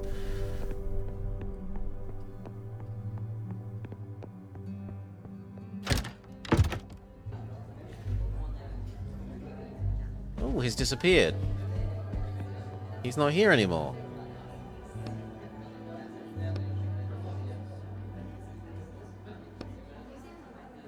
Where did he go? Two students are whispering excitedly to each other. Did you hear? They found the wand thief up in the attic. Who was it? I don't know. I think it was one of the students. Both the headmasters are up there now. Let's go up to the attic quickly. You say that like you haven't already read the ending and found out who stole the wand. The truth is you changed the plot a little with your actions. I don't actually know how it ends. Can you tell me how to get to the attic? The students turn to look at you. Up the stairs. Classroom to the left. The attic door is at the back of the classroom. Let's go. So what, this classroom? The one that had the... Ah, the room, the door that we couldn't get through earlier. Now we know that it's the attic door.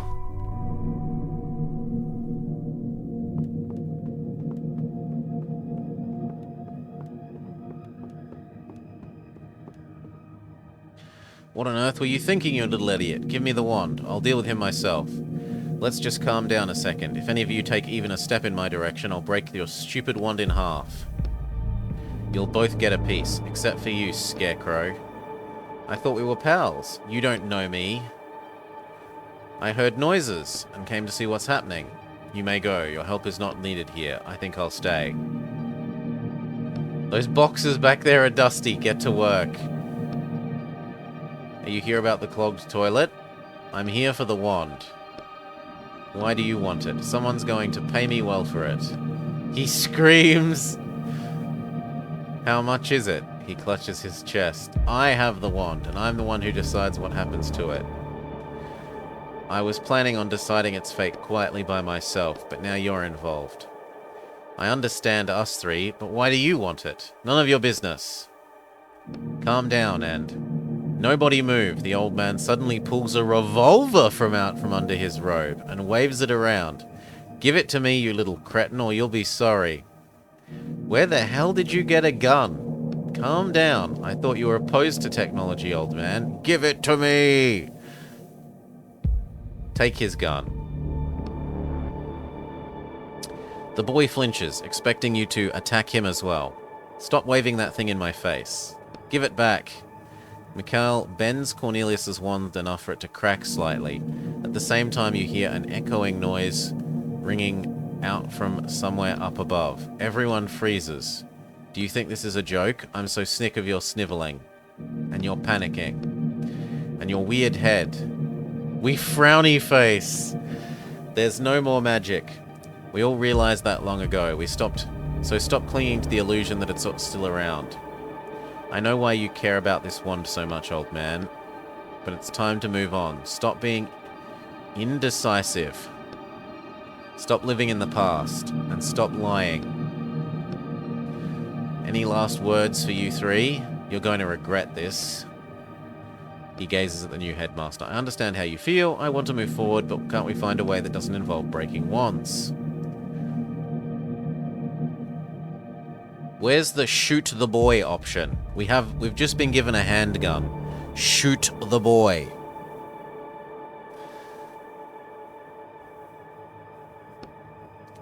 You think you know everything about magic, huh? Did you know that it's not dead? You grab the old man's wand from his belt and fill it with ink, trying to summon a fireball from the other end. But instead of fire, the ink just leaks out from the tip of the wand and starts dripping on the floor. What the hell was that? I've had enough of this. Time stops. Your eyes fall on the wand. First on one, then on the other. They're both falling through the air. Why am I seeing two? It dawns on you. What are you talking about? The left and right halves of the wand land at his feet. The old man stares at the floor, mouth open, unable to speak. The headmaster sighs softly. The boy looks at his hand where some slivers of wood remain. The wand is gone. Does this mean that we've failed? You hear a loud rumbling sound from up above. I don't know. The phone call from before pops into your head, the conversation about how it was absolutely essential you complete this order successfully. The old man falls to his knees, trying to piece the wand back together. You prod him aside with your foot and pick up the remains of the wand. Give it to me! The rumbling sound gets louder. What's happening? We need to go. The old man laughs loudly. The rumbling drowns out his laughter. We need to go.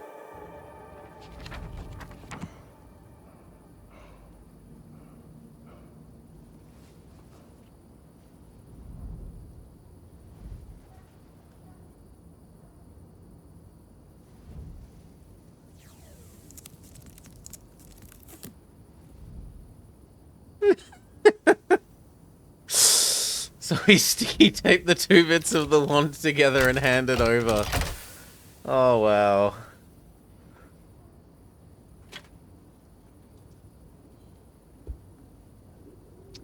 Not a job well done.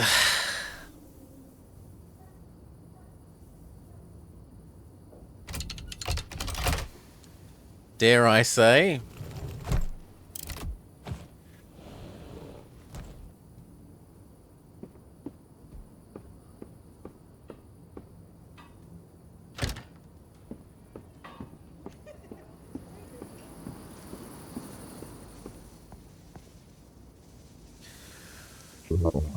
Did you get the item?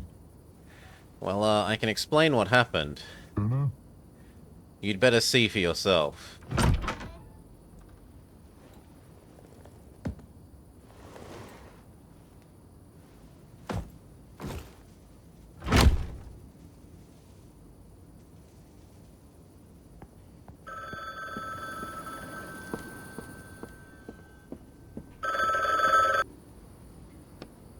Hello? What the hell were you thinking?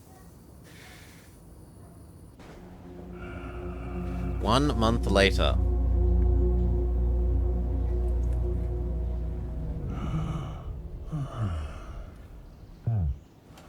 My head is killing me.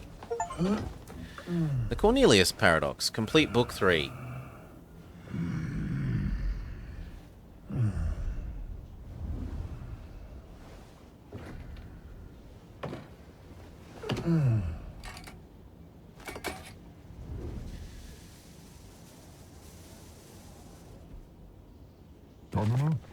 Thank you for joining me, friend. A shame you didn't even touch your drink. Hello? Leave me alone already. I heard you were having some problems with the client. Oh, it's you. Nothing too bad. I can try to talk to him again if you want. I don't know, I feel like this work just isn't right for me. What are you saying? You have to do this and get your shackles removed. Your fans need you. I know, I'm just not sure this is the right path. It's bringing me nothing but suffering. And I'm not the only one suffering because of it. You just have to put up with this a little longer. 3 more orders and you're done. Yeah. Did I ever tell you how many orders I had left? Of course you did. Alright. Okay, I'll call him now. Maybe he'll change his mind. Alright. Left, stop, right, pause, symbol I don't know, down, up, pause, diamond, another symbol I don't know. Hello? Silence. Fine. I will give you one more chance. You? I'm ready. Of course you're ready, you absolute moron. You're always ready. You failed me before, and it's most unlike me to give anyone another chance. I still haven't gotten over your mishap with the wand, but I think we can come to a compromise. It's not an easy job, and several of my guys ran into trouble here. I had to pull them out. They're not expendable, but you are. Judging by what you do in your spare time, you don't have much of a choice. So get going. The order's at your door. Try not to die. Bing bong.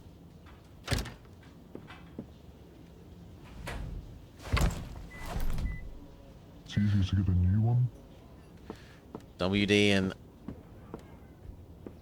duct tape are the only things we'd possibly need to fix it. Okay, next case.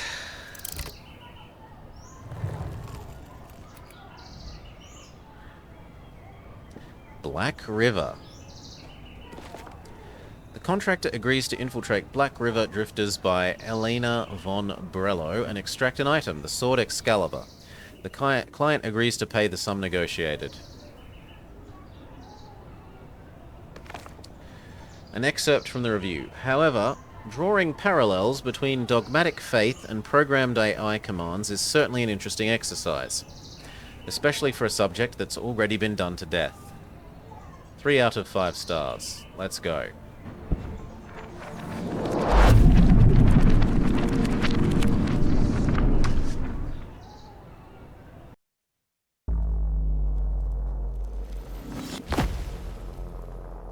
Ouch.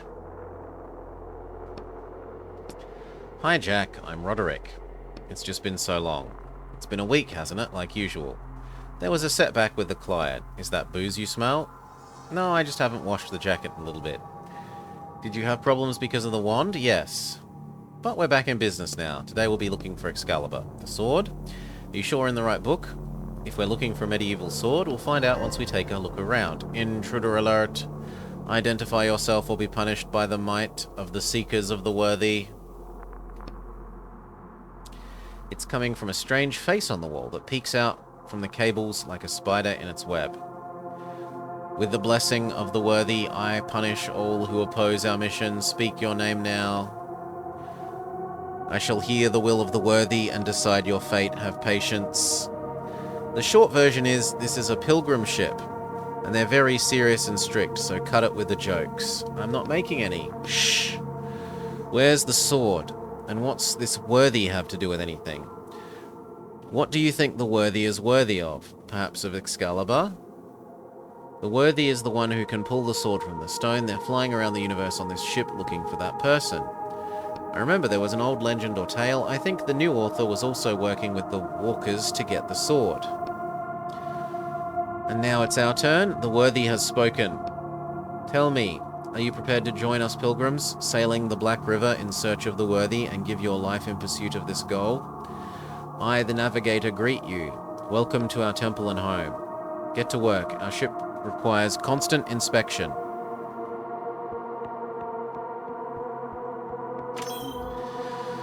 The ship's navigator greets you, Acolyte. Can I see the sword?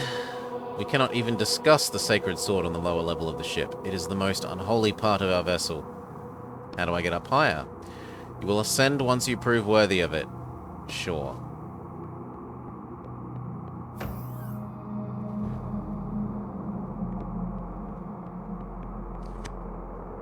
The door is locked. Locked? Some kind of device. Push a button. Place the broken object in the slot and it will be restored. Okay. And then the engine room. Oh. There we go.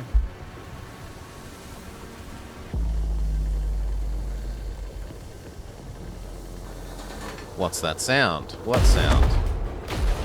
Holy. Acolyte Samsa, begin repairs immediately, in the name of the worthy. Elder brother, I cannot. What is your reason? I need help. You still have your limbs? You should be able to do repairs. I cannot. Is something pinning you down? I have internal injuries, I understand. You have lost faith. May you not fear the disillusioned on your path. Remove them from your brotherhood. My ribs. Let me do it. A bright red beam shoots out of nowhere, leaving a glowing glare on your retinas. Once you blink it away, you see that his body has a clean hole burned through the back of his head. What the hell? Begin repairs immediately. Sure. May the worthy gaze upon you and guide your hands as their own. You look at the panel by the ceiling that the beam came from, and your hands instinctively reach for the back of your own head. We should probably hurry up with those repairs.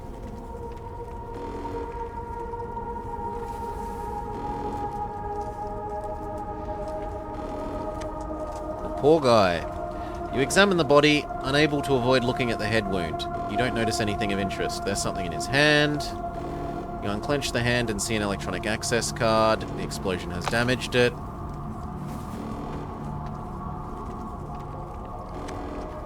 Why is all the equipment decorated with these panels? You look at the glow. What's the problem? I don't know. The author was very vague in his description of the engine. Look inside. There's all sorts of things. Everything inside looks intact. Why is it heating up so much? I don't want to use my hands. Ugh. That's hot. Maybe it's supposed to be molten hot. It's a spaceship engine. Sure, and the alarm's normal too. It's all just for fun.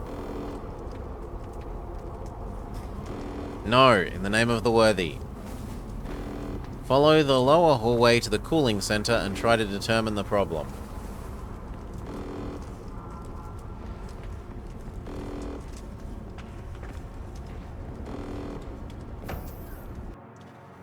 What I actually want to do is see if we can repair the card. Put the burnt access card inside.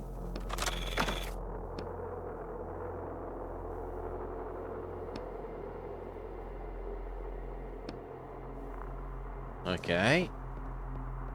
Now can we get in the doors that we weren't allowed to?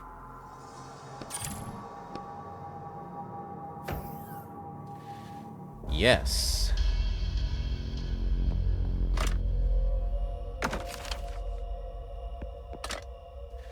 A woman is lying in the tightly closed capsule, eyes closed and lips rapidly and soundlessly moving.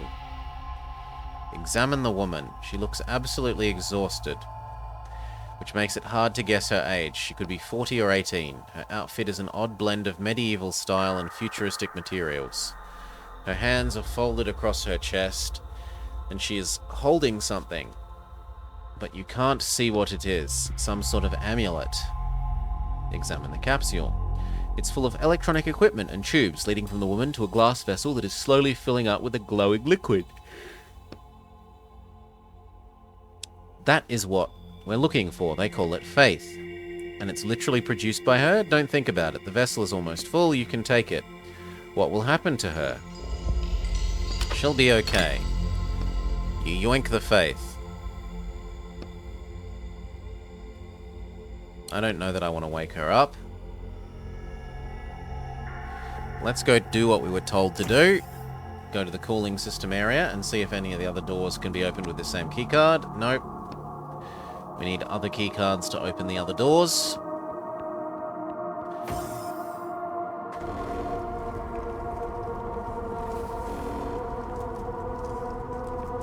Actually, there's a crate over there that I want to investigate first.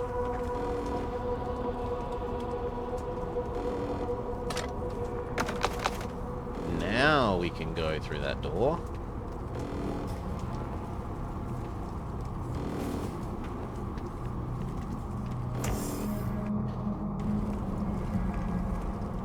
Visually appealing? I wouldn't have said it's the prettiest game, but it does okay. Hot steam is escaping from the broken pipe. Examine it. The pipe is broken and the water is turned on. What do we do? For the moment, close the water valve. Disconnect the broken pipe.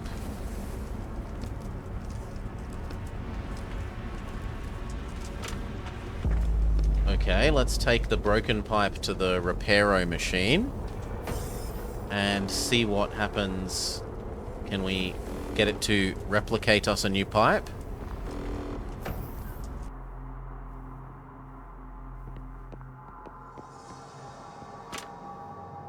Give it the broken pipe.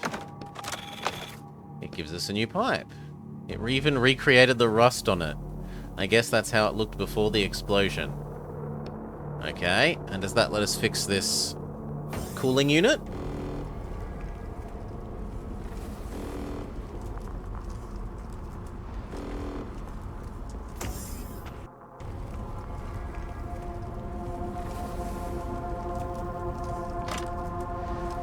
Continue.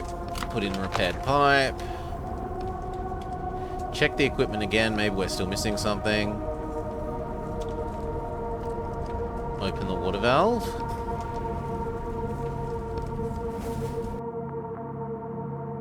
Looks good. Take everything. See if we can head this way.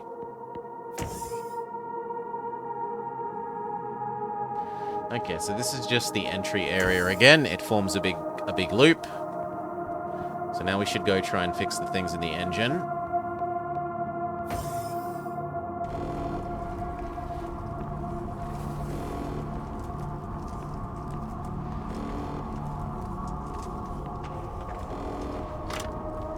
The engine's cooling system is steadily pumping the ice mixture through the pipes. The engine isn't radiating heat like before. You can even touch the outer panels with your bare hands. We've fixed the cooling system, but it looks like it isn't enough. Maybe there's some kind of button we need to press. Call the navigator.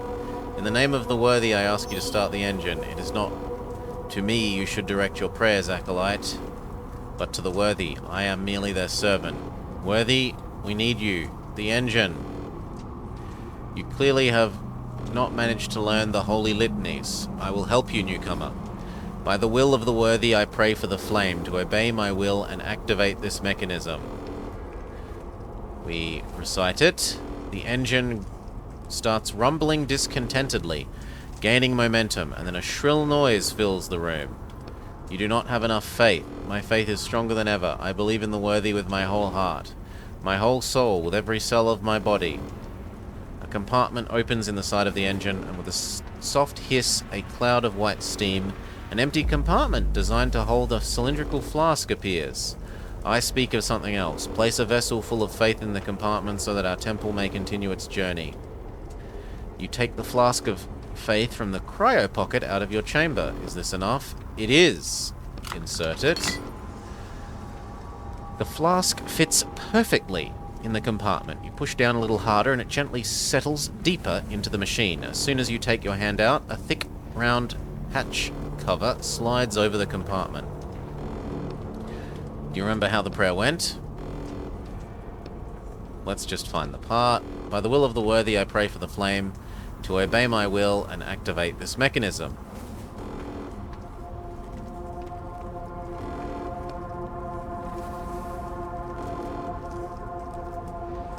To obey my will and activate this atavism and fix this mechanism and activate this mechanism. A roar starts building inside the engine and suddenly bursts out. The pistons start moving. There is a steady hum filling the engine room. May the worthy bless you, Acolyte Etine. The engine is working correctly again. Your work here is done. It is time for you to ascend. Ascension is the right to climb higher to the middle level of the ship. You may use the elevator. The location of the sacred sword will only be known to those who have proven themselves worthy of the knowledge. The navigator's voice is cold and mechanical, but he says this phrase in an even colder voice. Okay, we've stopped the engine exploding.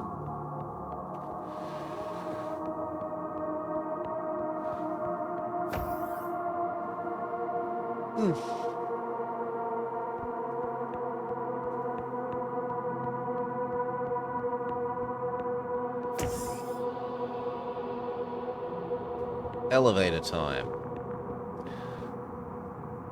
I do wish to ascend. Yeah. Welcome to Earth, brother. We call the lower decks Hell, the middle decks Earth, and the upper decks Heaven? Correct. I see you've already studied the scripture. If the will of knowledge guides you, visit the library on this floor. Okay, and Excalibur is on the top floor. Every acolyte who sends from Hell must first serve 5 human years on Earth before they will be permitted to touch the sword. Only after 5 years have passed can the acolyte grasp the highest sacred truth, and then the worthy will permit them to ascend to heaven and touch the sword. Begin your service. Your countdown has begun. Study the truths, inspect the machinery, help your brothers. Only routine will guide you to gradual understanding of the truth. We should look around and figure out a better plan than mopping floors for 5 years. Well, there's a book, and oh no, it's an access card. Access card B. So in theory we could go back downstairs and open area B. I'm willing to do that right away.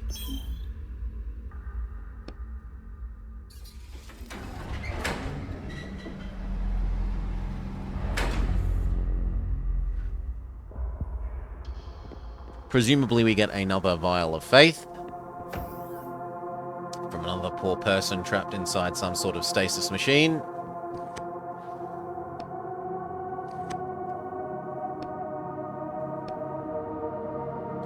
Okay, do we have to fix it? What? But then why can't I use access card B? Access denied. Well, sucks to be us. I guess I can't go there. I guess we can't.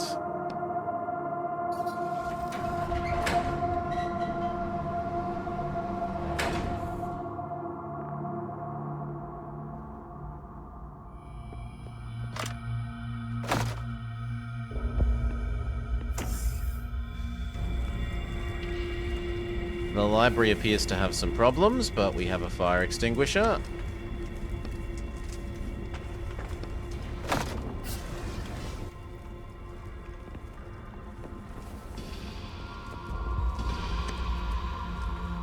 If my hand, O worthy, prevents me from serving you, I will cut it off like a withered root. Let's write that down. I'll call it the sacrifice prayer. Are you sure you don't want to get them mixed up with such strange names? Sure, we take the sacrifice prayer. But apparently we have no way of getting over this yet. I was hoping we could just keep using the fire extinguisher.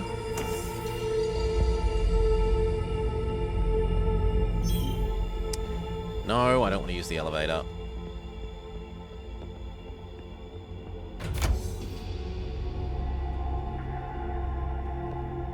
Armory, kitchen, infirmary, restroom. Insufficient energy. Do we have to control which door is powered?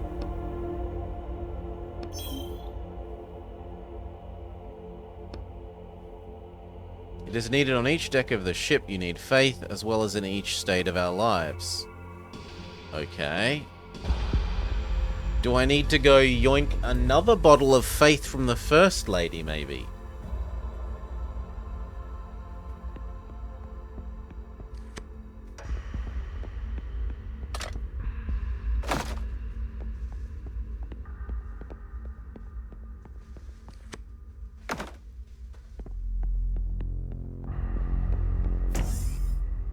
And the next fire extinguisher might let us continue in the other room. Okay, it does look like we need to go yoink, yoink faith. But let's try the other fire first.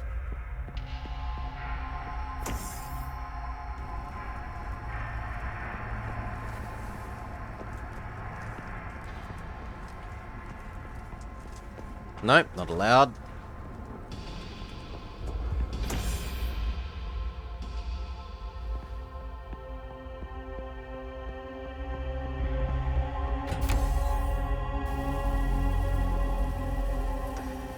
Ah, this is why we needed the other fire extinguisher. The device connected to the prayer chamber is on fire. You won't be able to get to the vessel of faith. Use the fire extinguisher. The man inside shows no signs of life, just like the equipment surrounding the capsule. The flask of faith was filled up before the fire and is almost unscathed. It really is a miracle that this is left intact. This chamber is empty. This one is hot. The youngest crew member you've seen yet is writhing in pain. The panel showing his vitals is blinking red, as is the panel showing the temperature. The chamber is overheated. We should try and cool him down. Examine the sensors. Controlled by the navigator. I guess the navigator has problems understanding what room temperature is. Cool. Could you lower this guy's temperature? Silence. My data shows that the capsule is currently at optimal temperature. I see.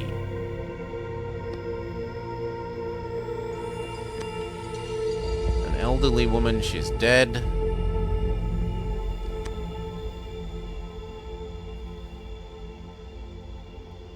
There is an old man inside the capsule. His whole body is shaking and his hands are grasping his chest as though he's trying to rip it apart.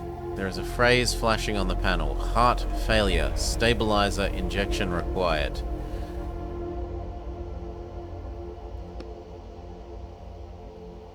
We can't take his faith.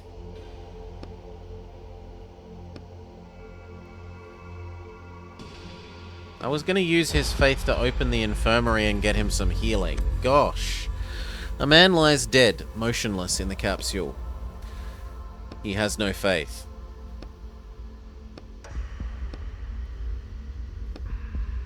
You open his capsule, and as the steam escapes, you can see his hands are grasping a tape reel. We should listen to what's on the tape reel. He also has no faith. Let's find out if the hot lady's faith is yoinkable.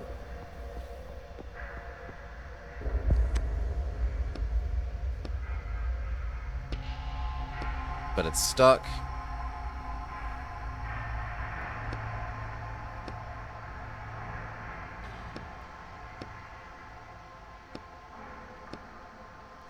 Nope, the robot won't listen to anything.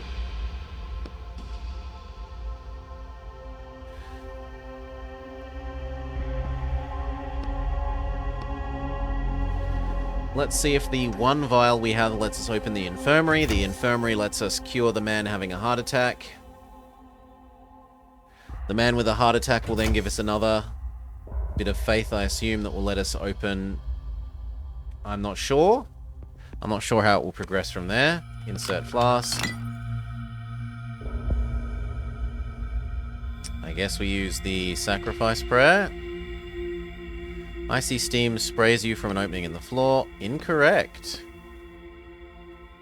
Well, it sucks to be me. A prayer?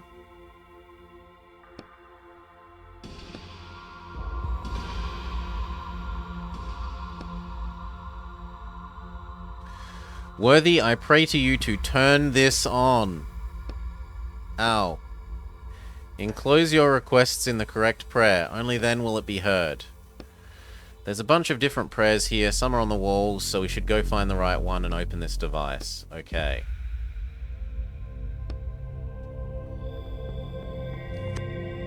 A prayer is carved into the wall in Gothic script. May strength fill the part of my body that you require most of all, O worthy.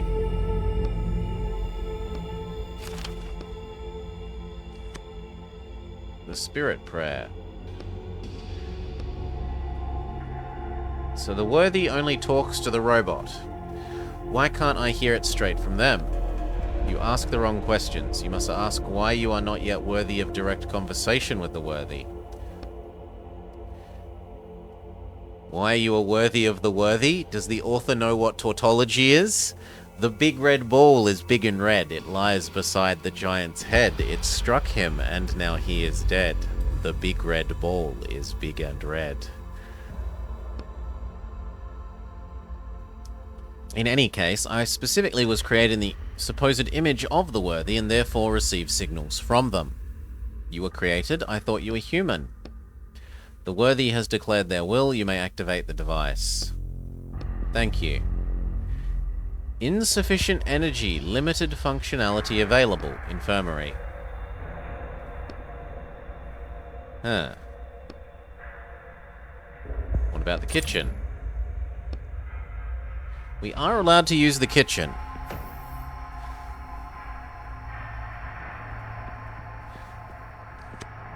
Food. A bottle. We can get ice. Except it's frozen shut.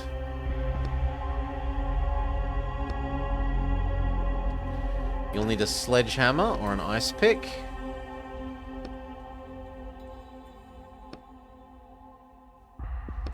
Let's go ask our neighbor. Okay, so we gotta leave the story, go back to the real world, and see if one of our neighbors has a tool for us. Has our bedroom changed? No, our bedroom looks the same.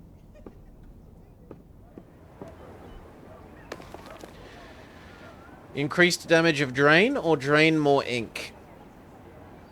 I'd rather drain ink faster.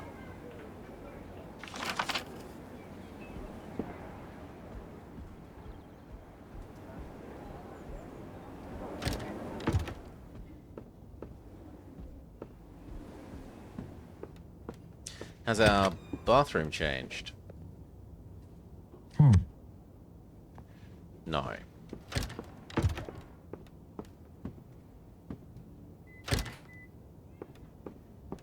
Yo.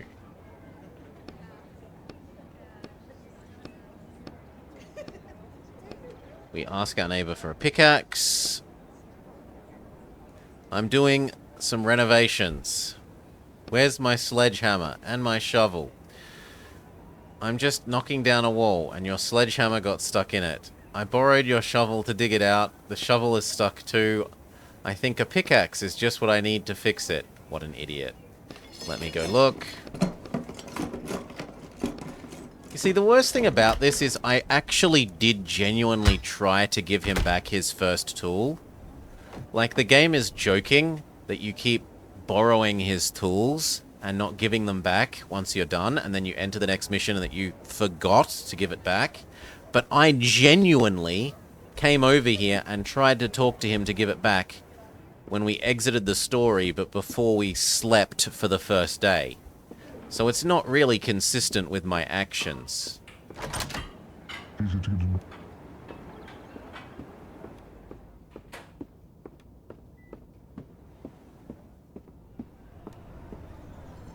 Back in the story.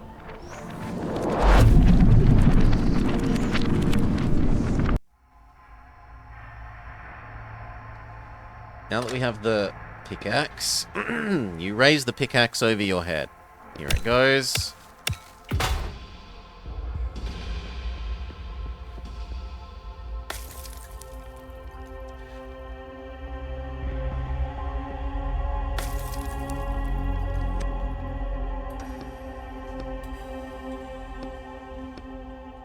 We get some ice.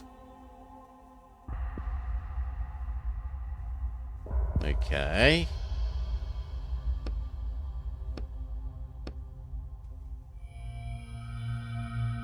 Okay.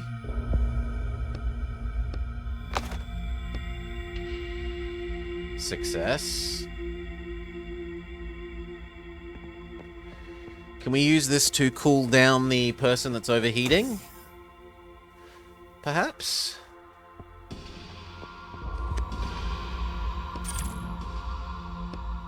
Let's check out the other room.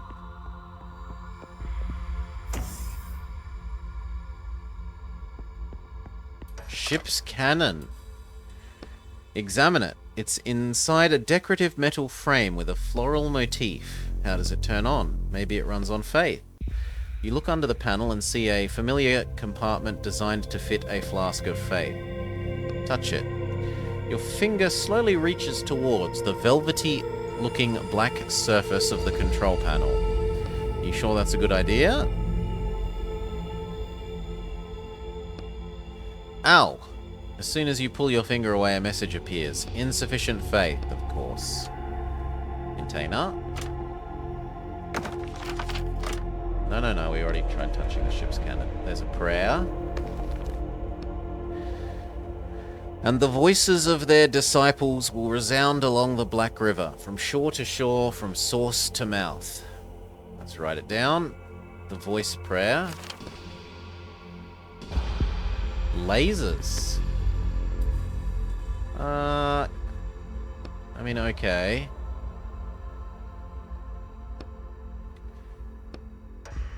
Why are there laser beams in the middle of the room that can disintegrate me in less than 1/10 of a second?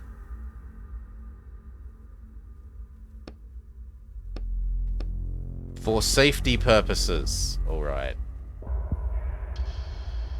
There's an access card over there.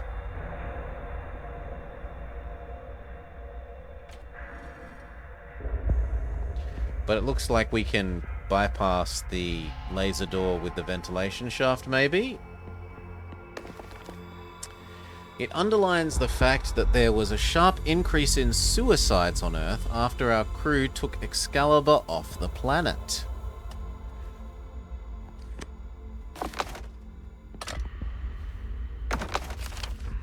I'm a bit disturbed by all these people keeping loaves of bread and half-eaten apples in their bed.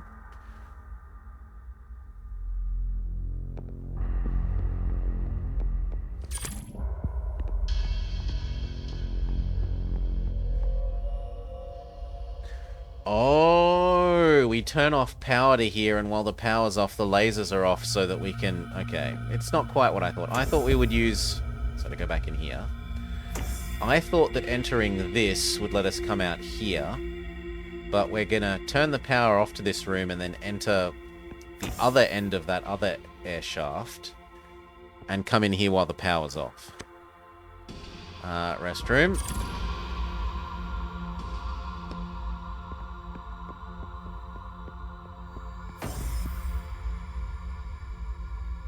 But how do we get to that locked room?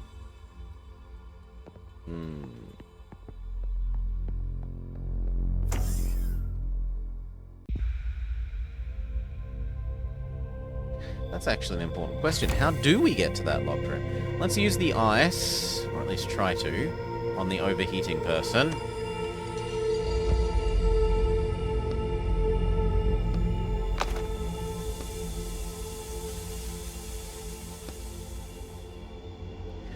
You've saved the man. Leave him a little fresh air and take his flask. Now we could power up the infirmary. And potentially get something to fix the person having a heart attack.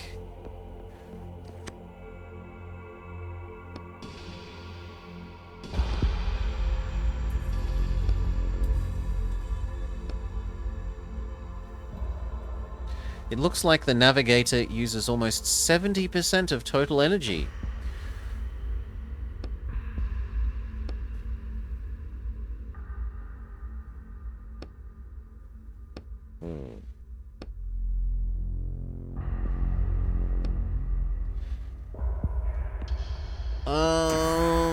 Maybe we're allowed in the access B area that we weren't allowed before.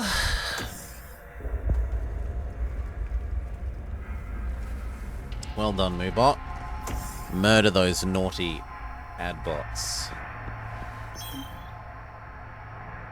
I want to go up. We're not allowed. Fair enough.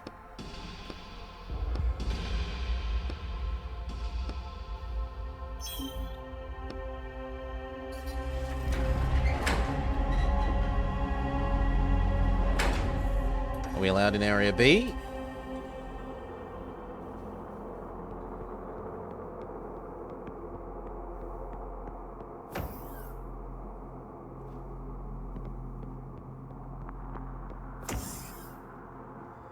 Now we're allowed in here. Okay. So we go in this, and then the lasers should be off.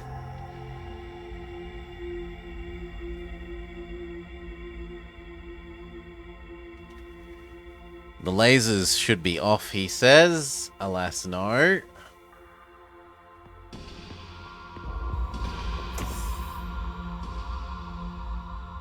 Look, there's no power to this section. Boo! Boo! Okay, hint system. I agree that we need to find a way into the infirmary.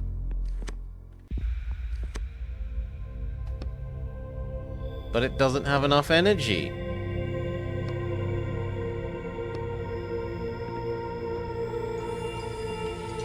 And it won't let us insert a second bottle of faith. I was really thinking that the extra bottle of faith would be able to be inserted into the door selection system.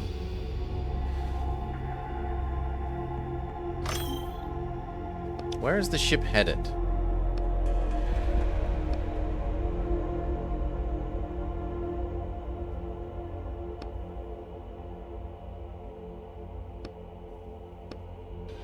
I swear I am the worthy we're looking for. Let me try and pull the sword. Study the truths, inspect the machinery, and help your brothers. That will guide you to a gradual understanding of the truth that will unlock the path to the sword.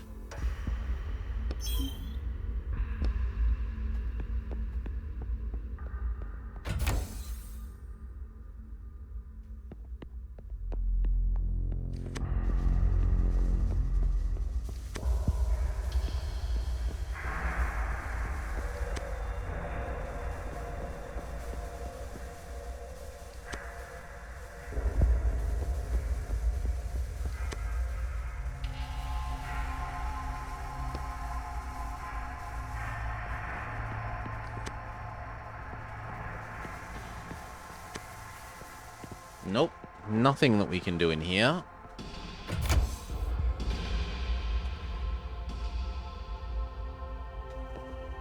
I'm feeling pretty bamboozled.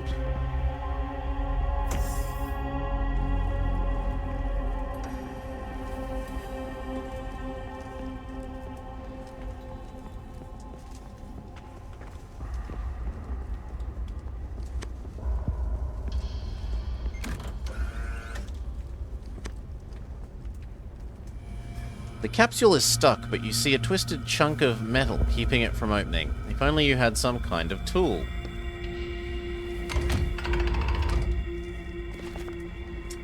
To hear the words of the past, recite the voice prayer. To lower the righteous sword, recite the sacrifice prayer. To alter the electric river's current, recite the spirit prayer.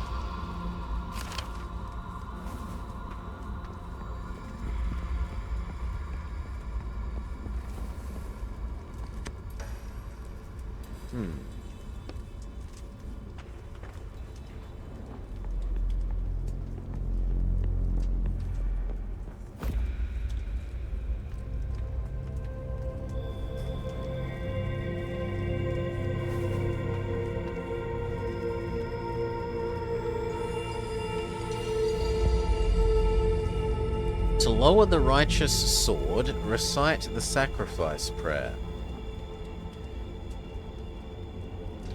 And maybe the spirit prayer lets us divert power to that other room? Maybe we needed to find this before we were allowed to use the prayer to do this?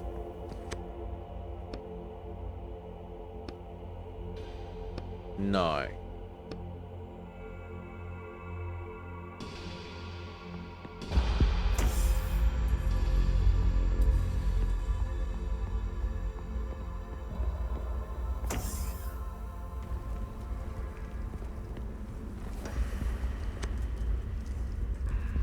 We need to find a multi-tool, whatever that is, or a workbench to build one.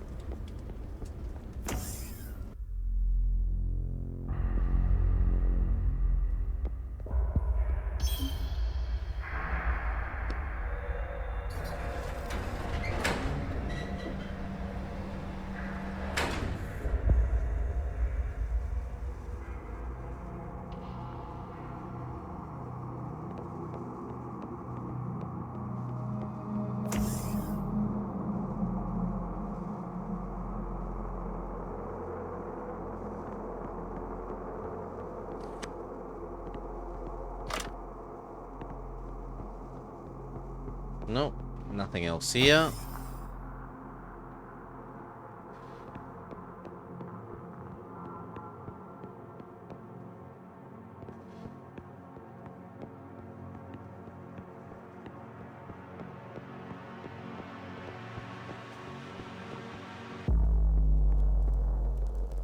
Nothing else here.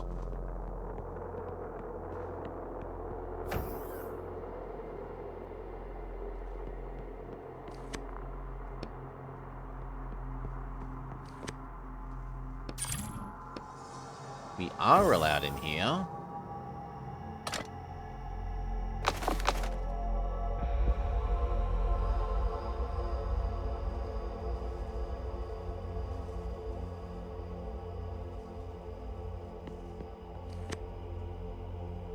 I don't think anyone's lived here for a while.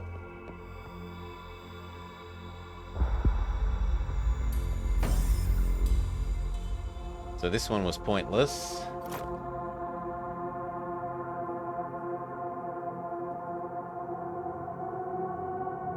Ay, ay, ay.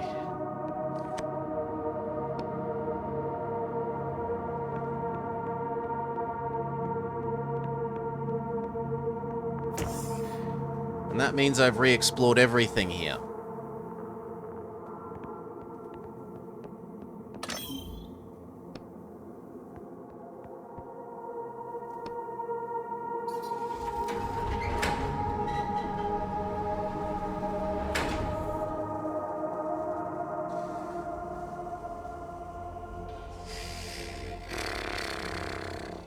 Well, one more time.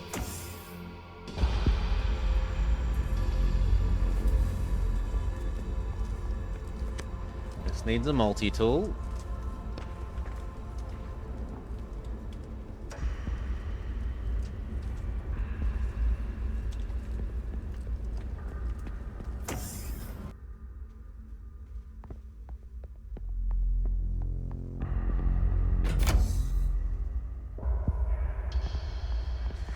The restroom has...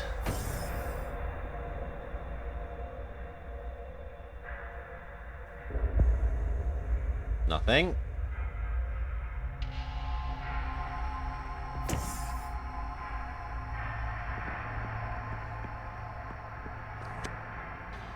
The kitchen has...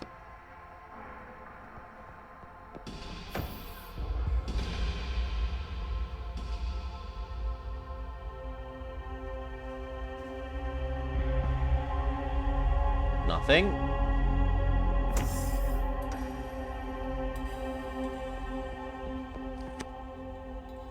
And the armory only has the laser door that's gonna kill me.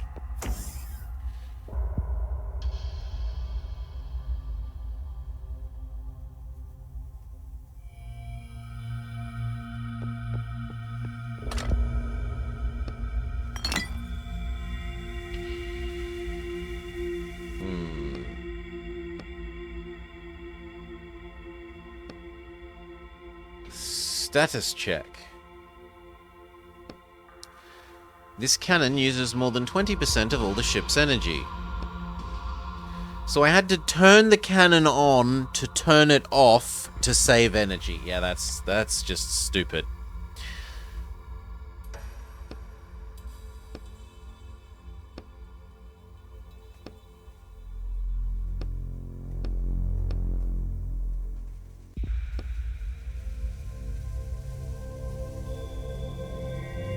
I have to sing?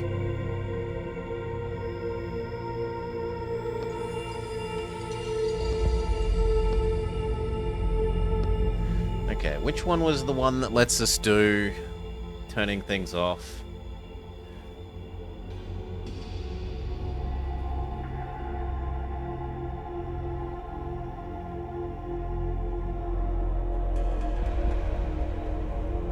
See, this could be to lower the righteous sword, because this could be to put the sword, which could be in this case the Giga Cannon, away, to lower the sword, to disarm, recite the prayer of sacrifice, so I could believe that. But alternatively, this could be altering the electric river's current. This could be diverting power away. So I could believe either sacrifice or spirit for what does this. I'm going to work with spirit first.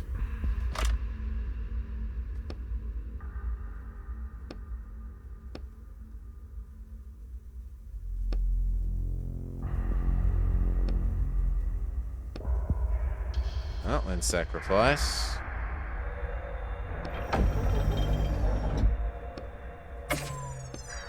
Okay.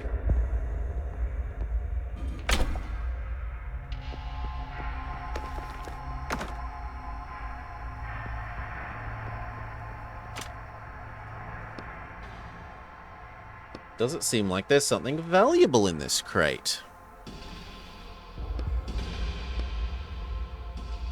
We don't have a multi-tool.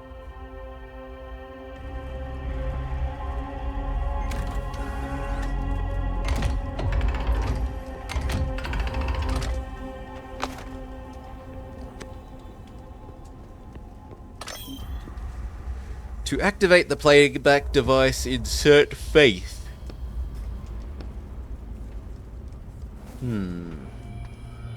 But I don't have any. Can I go withdraw it from the cannon?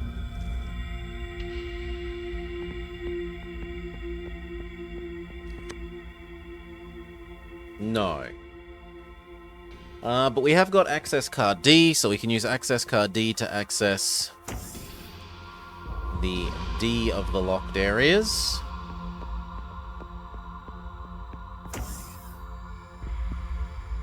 And maybe it will give us some heart medicine to give to the person having a heart attack.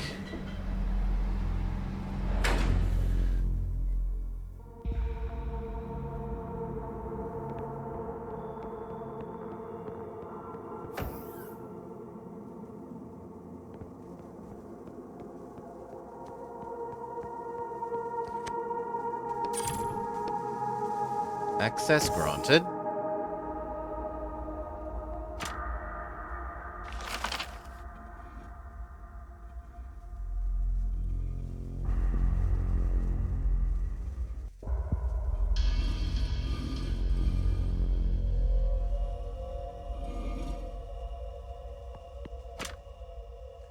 An elegant chest stands in the middle of the room. It also needs a multi-tool.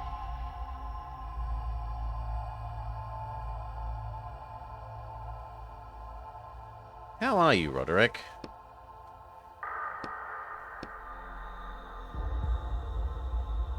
What do you do when you're not stealing items from books? I find it hard to live without books, but they confiscated every book I owned, so mostly I just sit around. My friends are all writers, and I'm forbidden from seeing them. It's complicated as regards to a lover.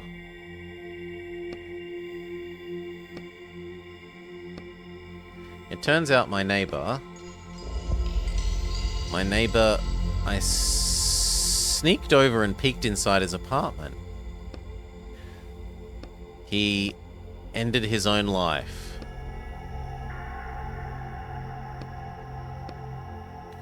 I heard that some just go into books and never come back, but others, like my neighbor, still do it the old-fashioned way. I need to finish these jobs so that I don't end up like that.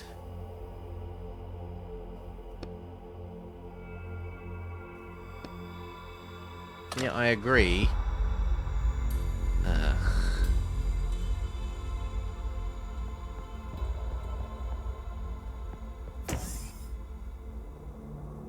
This was meant to be my way of making progress as far as I understood.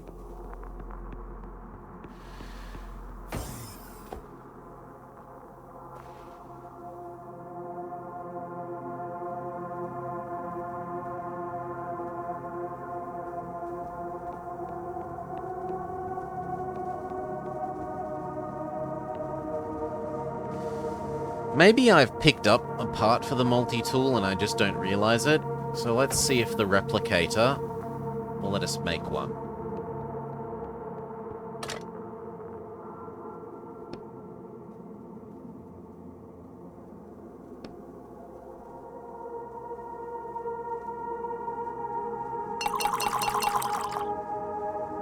Yes. Although it looks like we could get ourselves soft-locked here. If we... No, because it uses silver bars and silver bars can't be broken down. Okay, we can't get soft-locked.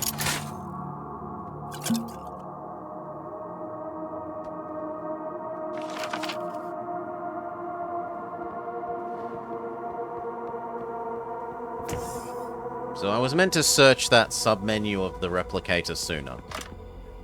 Sure. You open the chest with the multi-tool. And it has a health pack and some money items. Well, some ink items.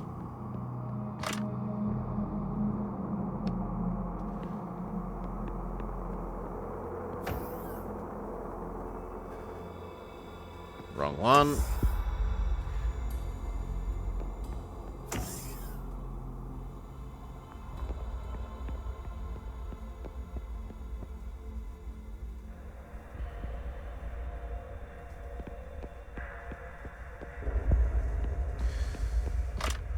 Use the multi-tool to open this. You examine the multi-tool looking for something that will help you, but you accidentally hit something that causes a red laser beam to shoot out. Whoa! You see that the lock on the container has melted open. How did you do that? What did I even push? You can't find anything that looks like a laser. Psst, fine. Okay. Health pack from room D, now that we have the multi-tool, lets us fix heart attack person, we hope.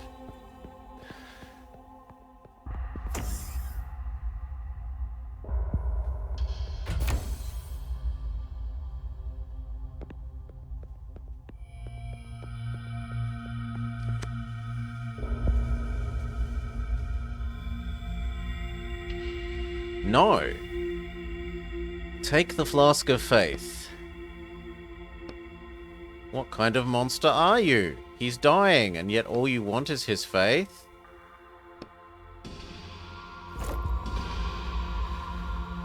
Oh, it was a med kit for us, not for other people.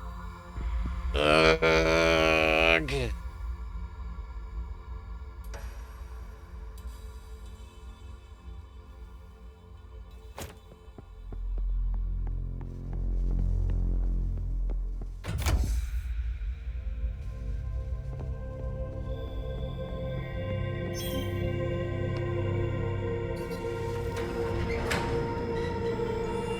Let's listen to the two recordings.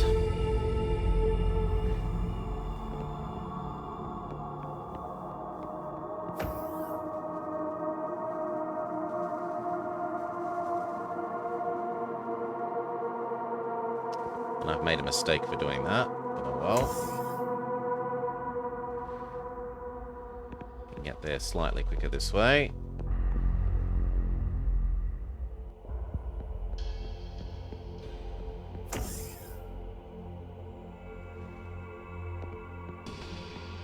Wait, it's this way. This and then that.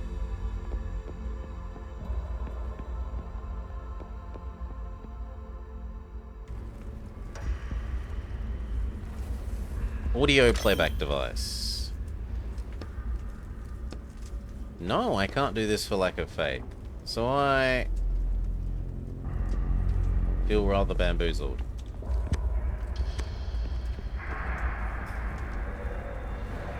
I need faith for the playback device, but I was hoping the playback device is what gives us the ability to go fix heart attack person.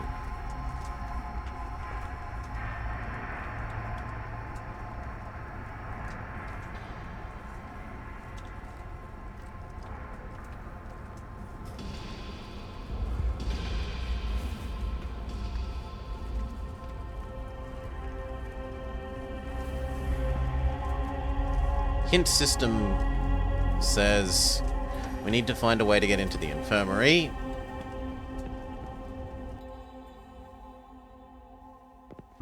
But if we try and power the infirmary, it says not enough faith.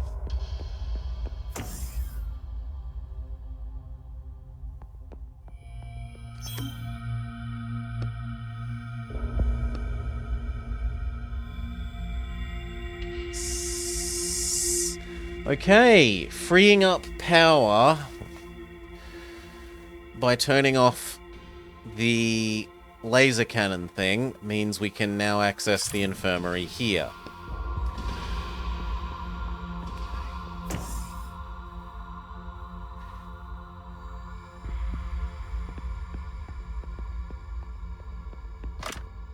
You're standing in front of a huge shelving unit. The control panel is illuminated.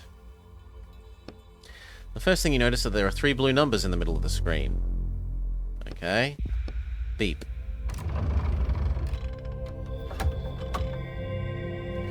The inside is made up of neat square compartments with different types of bottles. You pick up the closest one and read it. Dandelion leaf. Folk medicine in the space age. How about we check the others? Okay. Check the second one.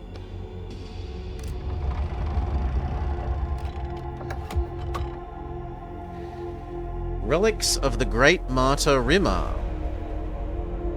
Take the reel. Sacred Truth. We need to listen to it. Indeed. Open the box. Okay, and it says, please don't do that. It says, your choice was a fake choice. You aren't allowed to do the thing that you just chose to do.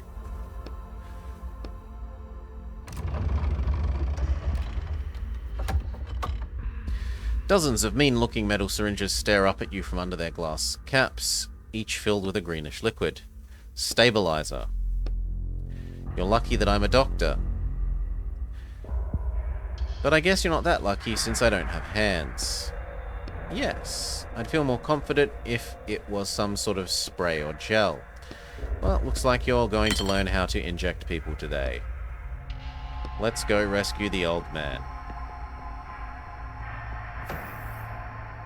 Oh, but wait, there was a second container. Here. Use the multi-tool.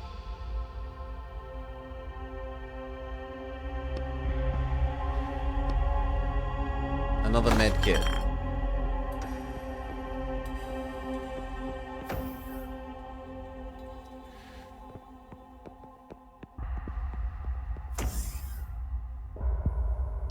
Okay, and then Heart Attack Man gives us the faith to have the faith to use the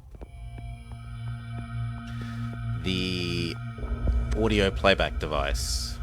Use the syringe. You save the old man. There's a catheter under the panel. Give him the medicine that way. Wait. He stops convulsing.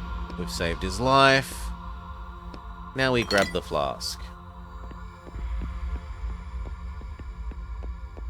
Now we want to go to the audio playback section of the library, which we need to go to the armory for.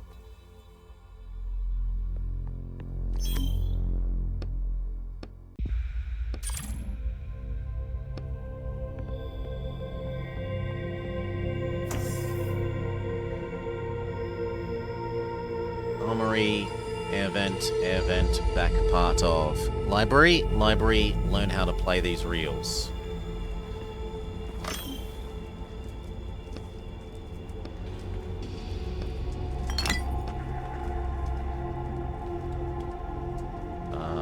Let's leave for a sec, find out what prayer would make the most sense here. To hear the words of the past, recite the voice prayer. That makes the most sense. Voice prayer it is.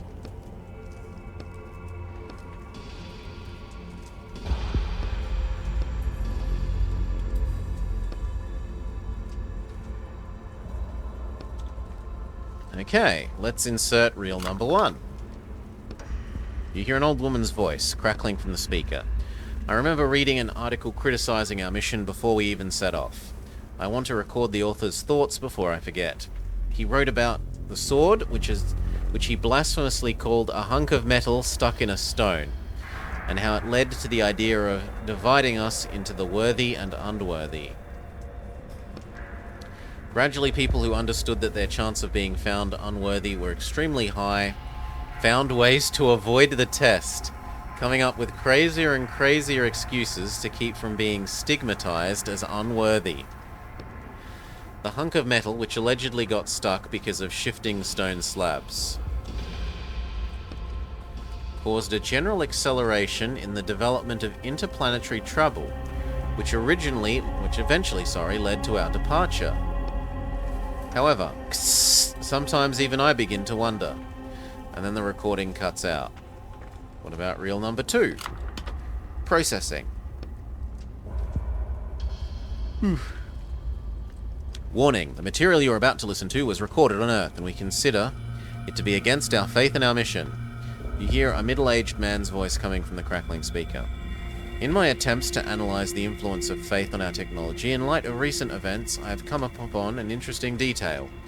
Behind all technology stands the Lent machine, which is a proven 2% error rate.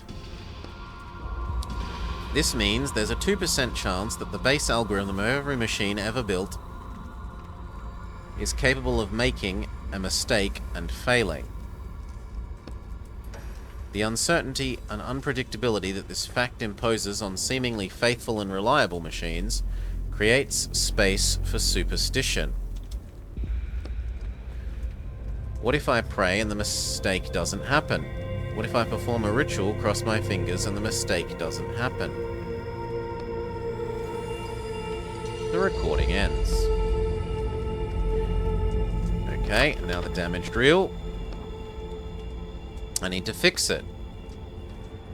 Okay, it wants us to take it to the fix-it machine. Fair enough. Fix-it machine, go.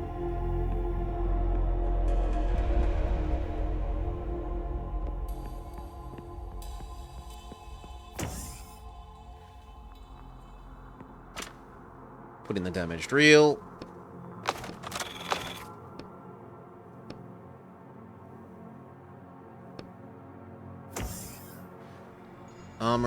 Armory. 2% seems to be extremely unreliable.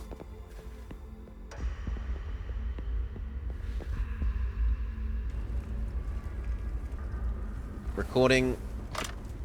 Insert the reel. Listen to the chronicle tape. Listen to all tape recordings. Achievement unlocked. You hear an old man's weak voice coming from the speaker. O worthy, I pray to you, it is not your strength I desire,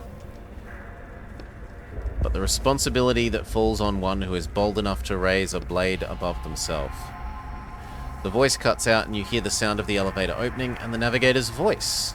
Is this the sacred truth the navigator was talking about? If it is, we have to work here for 5 years. Alright, let's go to the elevator. I think we'll be allowed up to the sword now.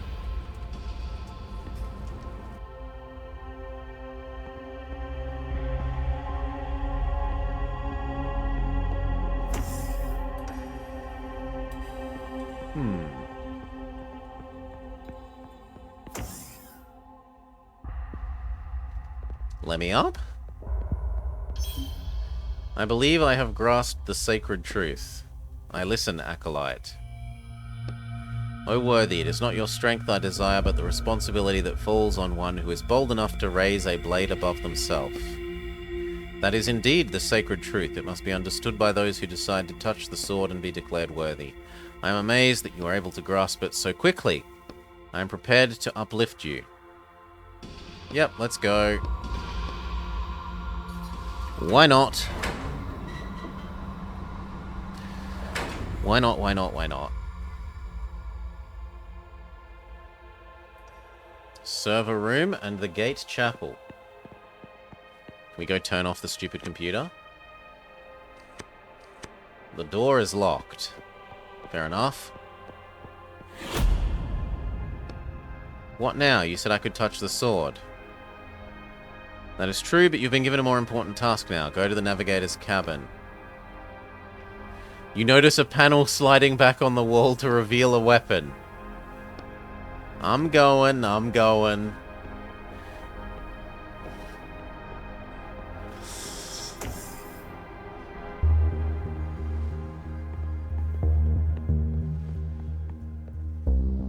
Navigator. That thing's huge. Why did you summon me besides to kill me? I need you to change the ship's course. Can't you do that yourself? I don't have the authority. Only crew members can confirm that decision. But why? What about the search for the worthy? Most of the crew has lost faith in the goal. Is that why you killed them? I simply made harsh decisions based on economical reasons, such as to preserve food and oxygen for the more useful. The only thing I want is the sword. I permit you to touch it if you confirm our course change. Okay, it doesn't affect me. First, confirm your bloodline by stating your ancestral code. None of the characters ever say a code in the text. I've forgotten my code. State the names of your ancestors and I'll confirm the code from the database. Well, cheers, Domain. Thank you kindly, mate. I hope you're having a great time. I doubt I'm in the database. How did you get on the ship? If you're on the ship, you must be part of the crew. There can't be outsiders. If you're part of the crew, you must have a lineage. Keep talking. Can't there be an exception? There are no exceptions. You are a member of the crew who refuses to confirm your lineage. That must mean you are in opposition to our mission, and you must be eliminated. We have to fight the giant robot. Okay, big slash.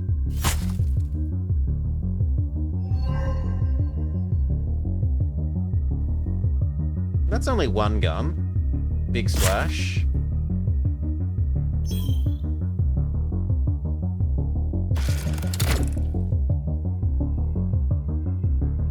That is a lot of hits, so we will use stun, thank you. 2 guns? I think we can live through 2 guns. Slash.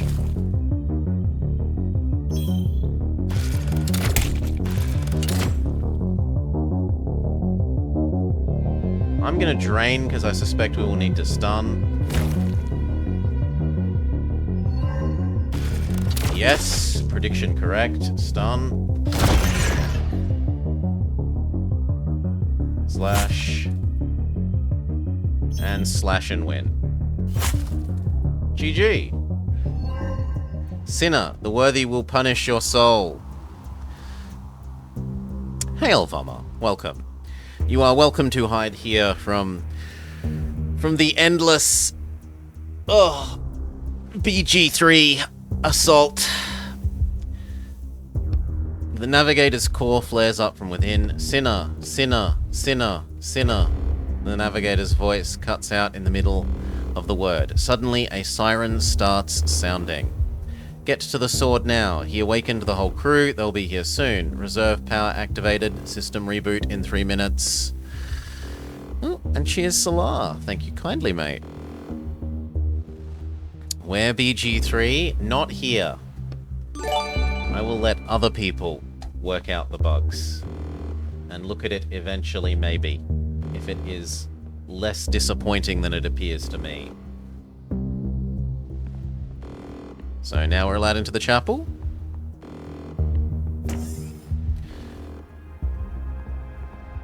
Warning, Sinner on upper deck.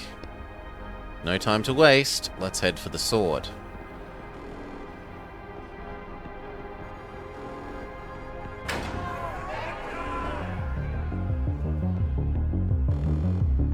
Oh, there's a control panel. No. Bang, bang, bang. They'll break through any moment. The sword draws your full attention. The majestic hilt gleams in the light, and the sharp blade disappears into thick stone. I'll try and use my hands to pull it out. Out of all the people in the world, do you actually think you're worthy? That was sarcasm. Find another way and quickly. You're wasting time. I am worthy. I am worthy. Your hand grabs the sword and it fits perfectly. It's your sword. All you have to do is pull it out and... Damn it, your muscles burn, but the sword doesn't move an inch. Try jiggling it. Bang. They're getting desperate. They'll blow up the whole ship. They remembered they have an automatic chainsaw, diamond-coated, from page 142. Use the pickaxe? That's unfair, but efficient. I need to get at the sword at any cost. The sword lurches forwards. You throw your pickaxe aside and catch it at the last second. There are still bits of stone on the blade, but Excalibur is free. You try to raise it triumphantly, but it's too heavy.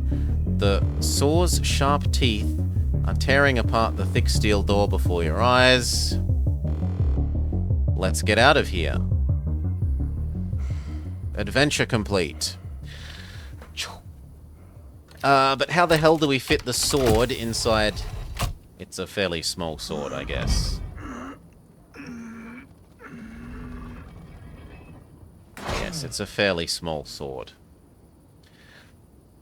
Close.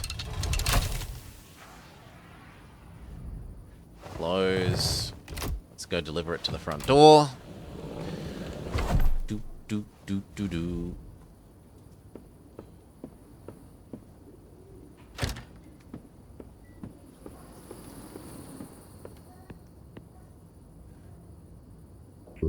Did you get it? Yes. We succeeded, unequivocally. Hey, they said get the sword. They're getting the sword. They didn't say don't give us anything else.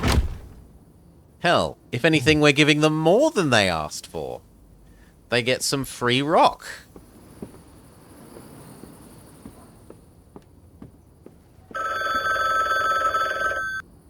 Hello? Etienne, did you called? Did something happen? I called you.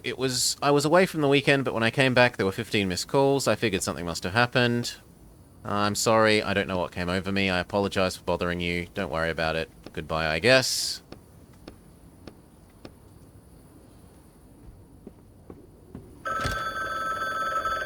Ugh. Silence. The order has been accepted. You may go. There was no envelope. What envelope? The one with money inside it that you usually give me. Last time you ruined an order that cost me £600,000. And you think I'm going to pay you for that? Think of it as compensation for my losses. You paid me $1,000 per order. That still leaves you with so much money. That's all I have to say. Hung up. He's not fairly distributing the outcome of our labor. We should seize the means of production here.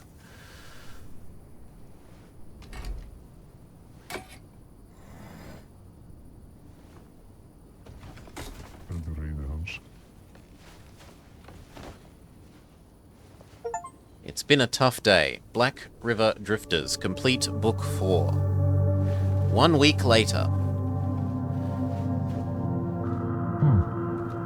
What a wonderful day.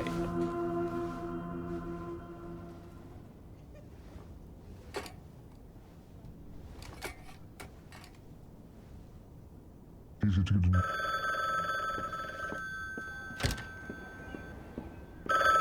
No, let's level up our powers first. Stun deals more damage, or... Stun already interrupts enemy actions. I don't understand how this is different. Maybe they were going to take away my ability of stun to interrupt actions if I don't pick it? You like the talking thermos? Hello! There's a job, I'm ready. Anything else? No. The order's at your door. They sure are acting strange today.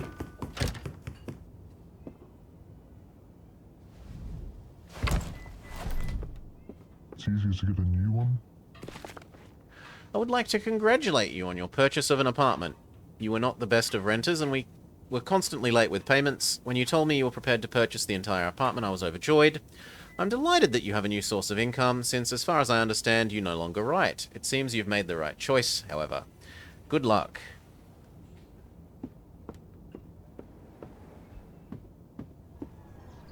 Okay, what's our next case?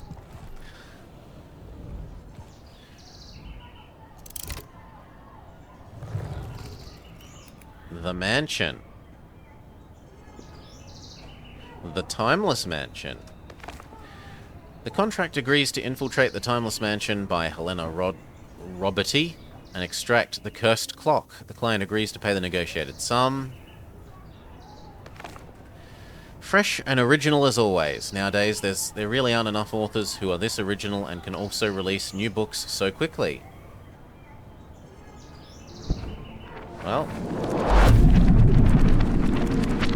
time for the case of the cursed clock.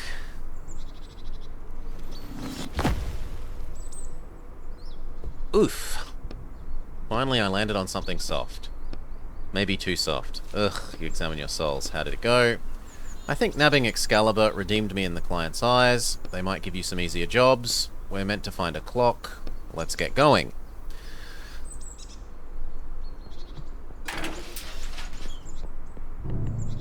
What? It's a cute place. Etienne, are you okay? Yes? Isn't this our house? Maybe.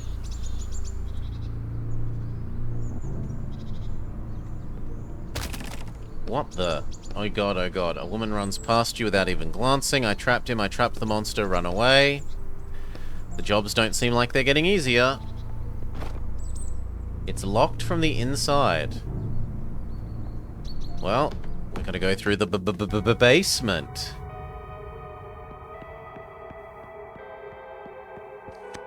Old rusted pipes. Examine them. It's dripping. It's too late to save the pipe. There's a staircase, but they would collapse under their own weight. There's a door.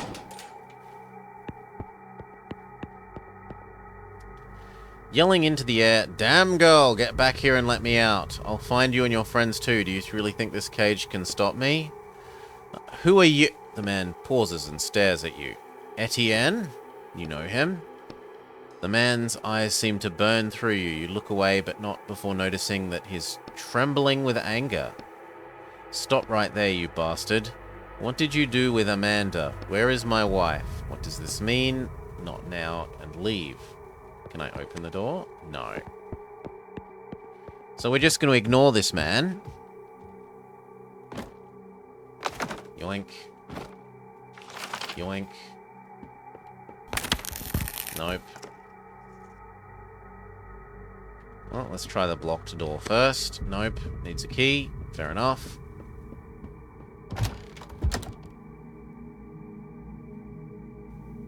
There's a workbench and a portrait. Why does the fellow in the basement know you? This is a book that I wrote. What do you mean? I created the mansion, but I was arrested before I had a chance to finish the book. How did your client get the book then? I've only been stealing from books that are on the market. I imagine that the rights went to my publisher and they decided to have another writer finish it. That's why the dreadful man in the basement knows that you created him? Yes, but not like that.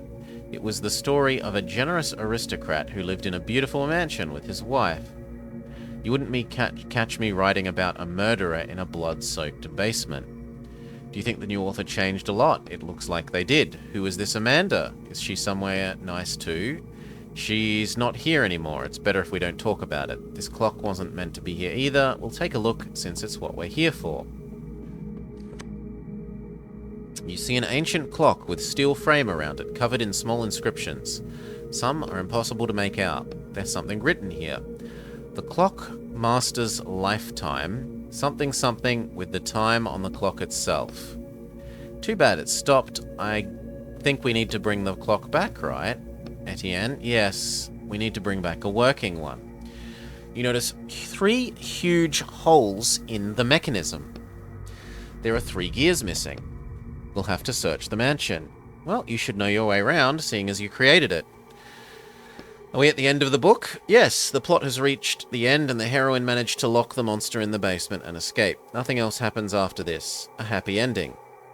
We need to go back to somewhere around about page 150. That's when the mansion will be in the best condition. Even the staircase is in ruins. How are we going to jump between pages? Jumping is the easy part. The hard part is landing on the same spot in another page. If we miss or end up between pages without powers, it could go badly. But we were told to go to page 150, not 1195.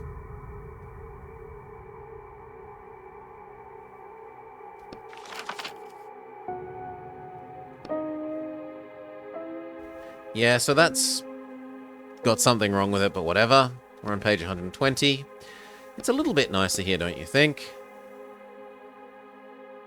I don't really want to do this, but I don't have a choice.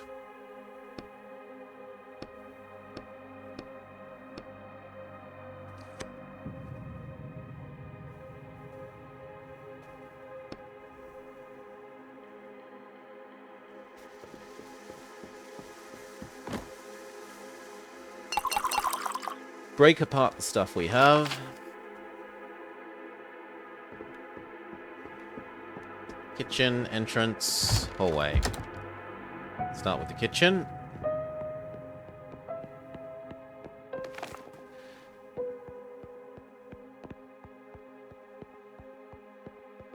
There doesn't appear to be anything other than the cabinet. We need a lockpick.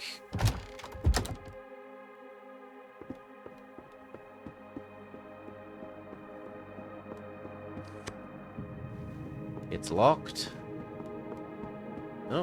Oh, there's a chest that I was not seeing. Not even a little bit. Crowbar parts.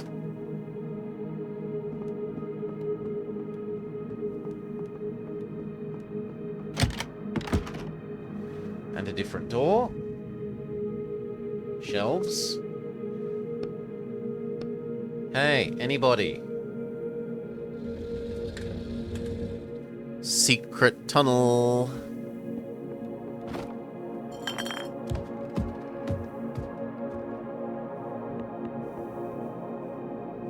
You look at the empty cell. The scratches on the floor and chains hanging from the wall make this a frightening place. Even without... I wonder where the monster is. I hope we don't run into him. It looks like he was ready to kill you. Do you think the new author made him like that? No, nothing's changed there.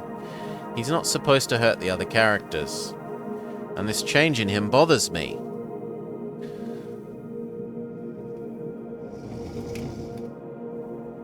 Time for the secret tunnel song. You see sealed boxes that smell like dirt. We don't have a crowbar either, so we need both the crowbar and a lockpick so far. We might actually have enough parts to do the crowbar.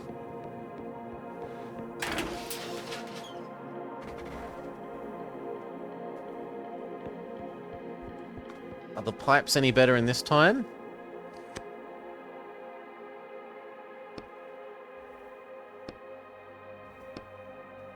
Okay, I'll spend some ink to fix it. Why not?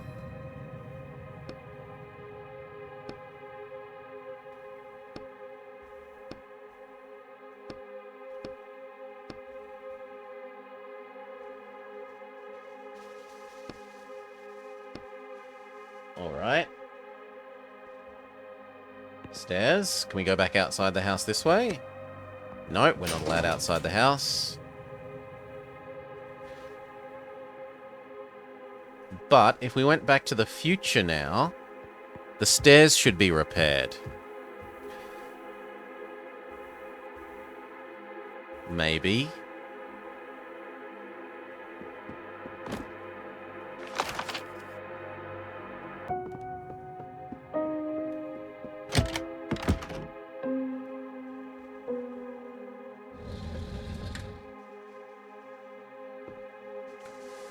Is anybody there? Help me! The voice is coming from behind the shelves. I hear it. There's a young woman here.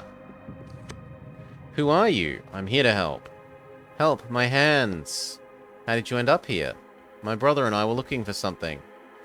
My God, he's still out there somewhere. Promise me that you'll find him, we'll see. You haven't seen any gears around, have you? No, sorry.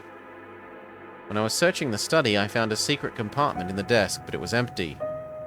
What do you mean searching? I must have misspoke. I'll check it out later. Thank you. It's time to get out of here. Try and find your brother. More of your characters? They seem fairly well written, although really bad at lying. Nope, I don't know her. There's nothing of interest on the desk. Or in this room, seemingly. So sure, onwards.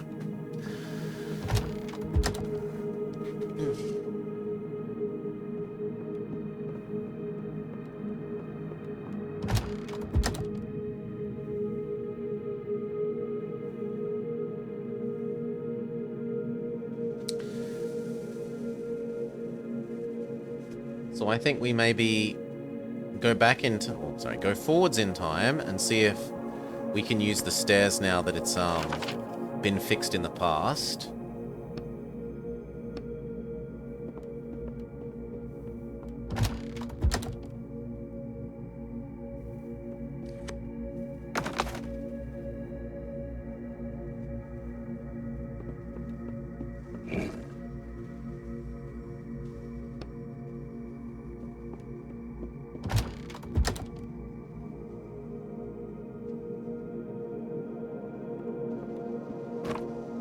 I mean, those look like cogs.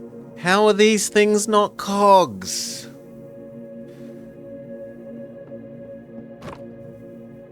Examine the secret compartment. There's a large secret compartment. Bingo. Take the gear.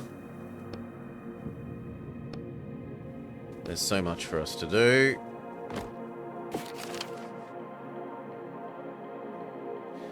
They mustn't be the correct gear. Those are too large. Oh. A man is standing in the hallway, holding a walkie-talkie and flipping various levers. Maria! Come in. Damn it, Maria. The only sound coming from the walkie-talkie is static.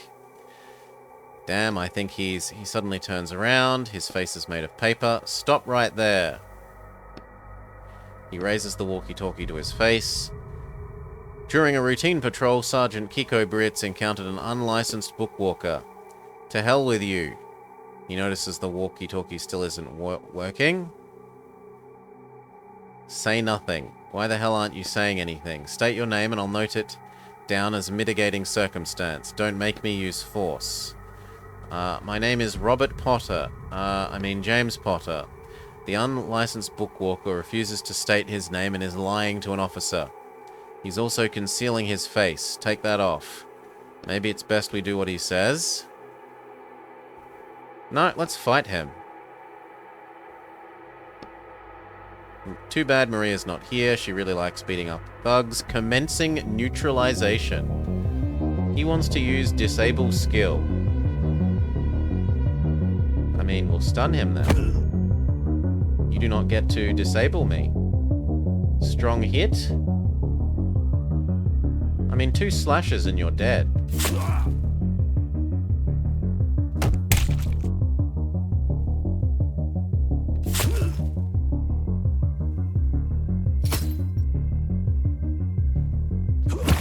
GG, policeman. Damn you, Maria will deal with you later. This is bad. Disobeying the rightest police is one thing, but fighting them? Attacking a police officer, plus stealing a book that is still under license. It's not 30 years, but you could definitely get 5 to 7. What the hell did you do that you've got 30 years then? You also said you hadn't finished the book when they arrested you. You also said you hadn't finished the book and... It has something to do with the man and the woman, maybe. How about we get down to business and defeat the... Oh no, not the Huns. Before the policeman gets back here. Okay, do we have enough ingredients? Morning, Maury. Do we have the ingredients to make either the lockpick or the... crowbar? No, annoyingly. We don't even have enough to make a mana potion. Insert gear 1.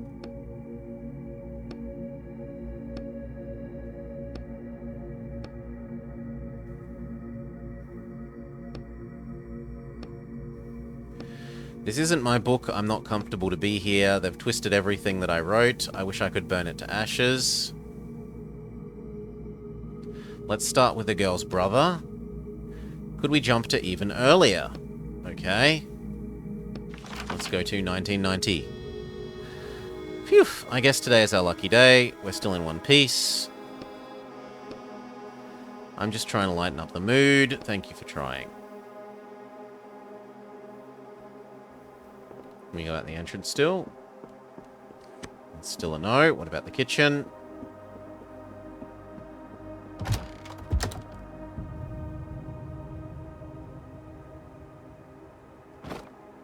Some bread.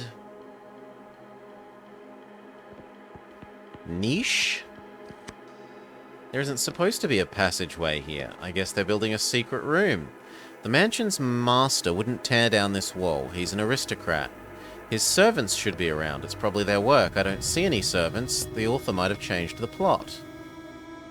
No one in their right mind would take a character out of a book. That breaks one of the most serious writer's laws. They probably just got erased. We need to search this place in different times. There might be a secret passage here. Okay, so in the future, double check the kitchen.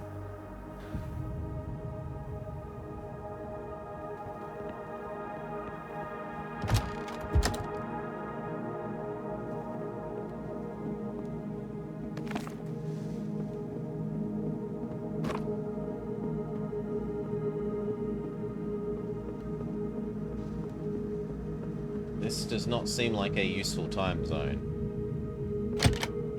Okay, there's a hallway.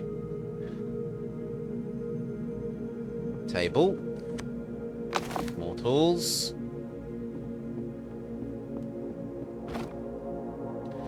I don't have anything to cut the rope.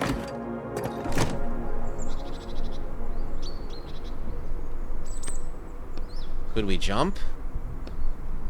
How about we look for some way of fixing it?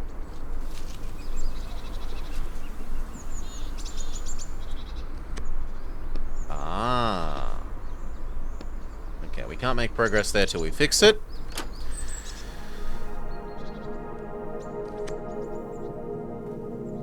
And that's not allowed. Double check the barrel. Yeah, no. Do we have enough to build any of our tools now?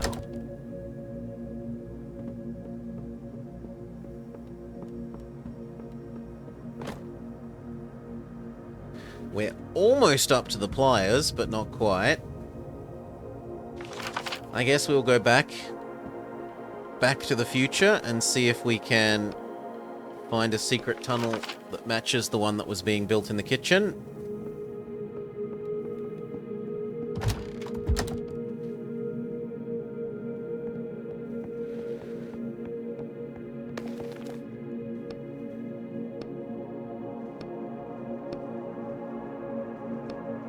You look behind the painting and see it's mounted on vertical runners. You think it slides upwards. It does. There's a door. A teenage boy is standing in the middle of the room, covering his face with his hands in fright. Please, don't kill me. We're not associated with the kidnapper. Well, we kind of are, but not in the way you think. That's such a nice mask. I told everyone we should wear masks for this job, but they laughed at me. Your sister asked me to find you. I don't have a sister. Well, that's what she told us. Was she short, Samantha? She's still here. We helped her get out. It was her idea to rob the mansion. She promised us there was a good loot inside. But all we found was rotting walls and that psycho. How many of you were there? 6. 3 ran away right at the beginning, and we saw him kill one. There's definitely they definitely did some work on your character. He's not mine anymore. You could fix him, right? I'm afraid not. Hmm? Well, we're thieves. Oh, I'm something of a thief too. By the way, have you seen any gears? Gears? No? Are they valuable? Not really. If you checked the desk with the secret compartment in the storage room already, then check the master's study. I think he hid something in both places. We found a gear in the master's study, but nothing in the storage room. He's got this crazy thing set up with a double false bottom. Did you get it open? A double false bottom? Yep. First, you open the false bottom, and then there's another one under that. My god, we went through all of that just for... Alright, time to go and double back and check out the double false bottom. Thanks. Shelves. Rope. Shelves. Apples. And that's it. A familiar dark blue police uniform appears in your vision. However, the woman in uniform seems completely calm. I'm Sergeant Maria Glowitz. You're under arrest on suspicion of plagiarism and attacking a police officer.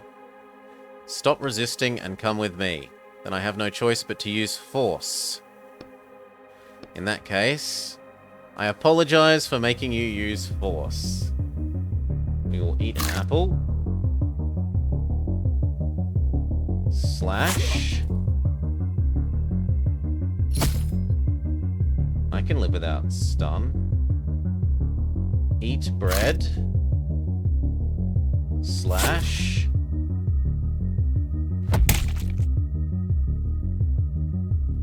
Slash, you're dead. She leans to the side, manages to keep her balance. This isn't over, thief. The whole police force will come looking for you. Before you can do anything, she disappears from the book.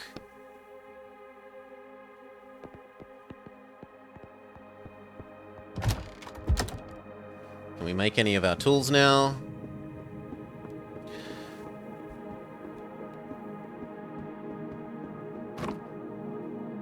Still a no. Disappoint. So they wanted us to go back into his study thing. This is the master's study.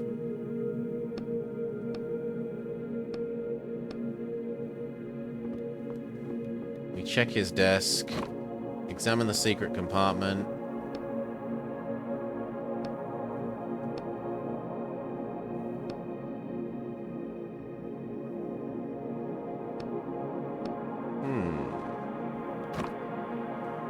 Can't pick the lock.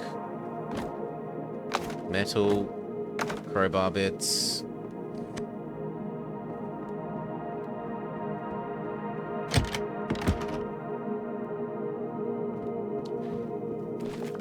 There's an invitation to a ball.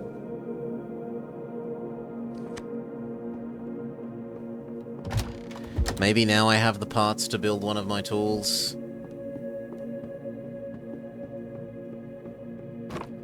Yes. So what do I want most? Crowbar? Lockpick? And that's left us without enough for the pliers.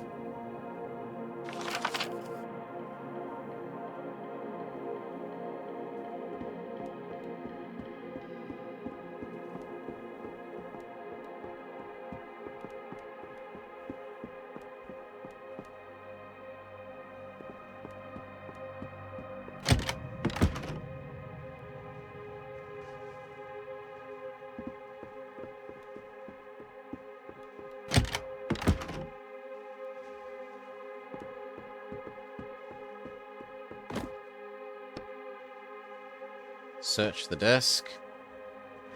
Our false bottom is sideways inside the drawer.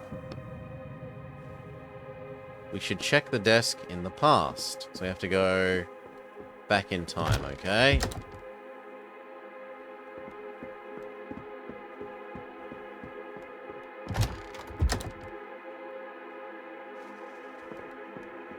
Can do. Yes, we are inside the book that we partially wrote before we were, arrested, Maury. And then they had another author finish it.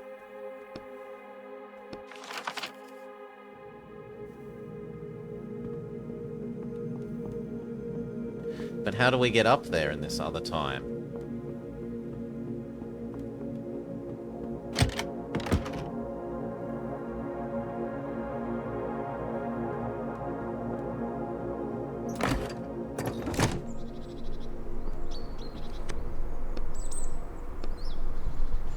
Nope, I can't fix it yet.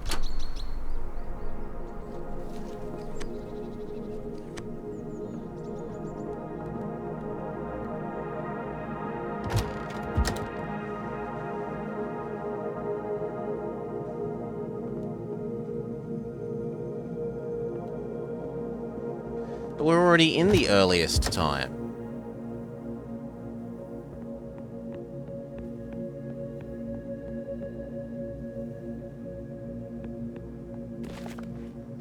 One of the Master's letters. It's charred and addressed to his lover, Amanda.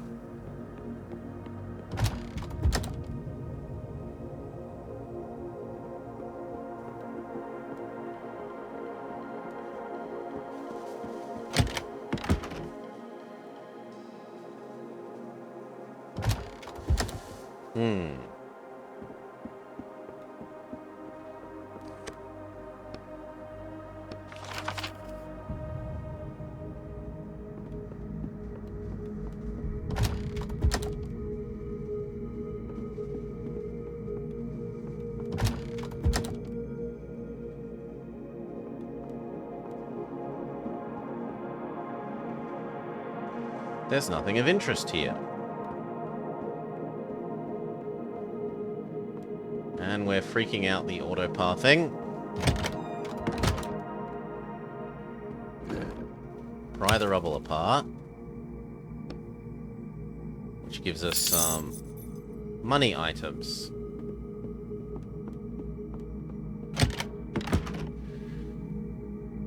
I mean, I might as well immediately disassemble them. Why not? And I could definitely use the ink potion.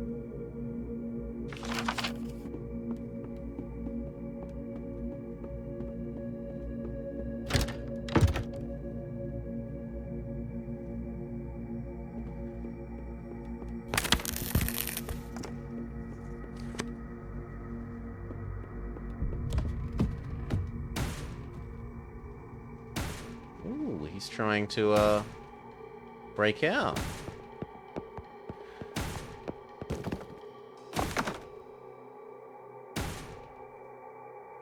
If only crowbar parts counted as bits of metal. Can I smack him?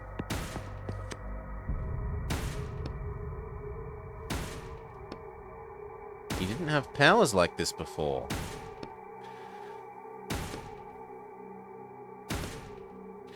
So it seems like the clock has been written now such that it basically turns this guy into Wolverine.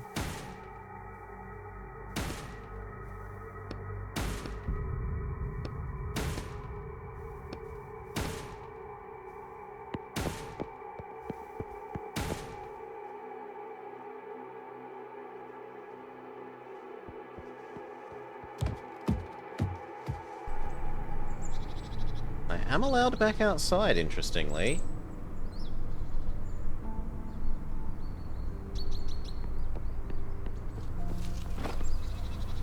But to no real purpose.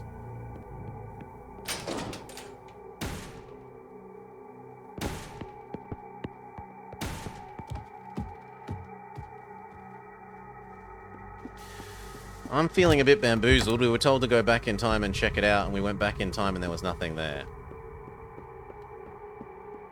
So you know what? What the hell am I supposed to do? We did. I literally just did that.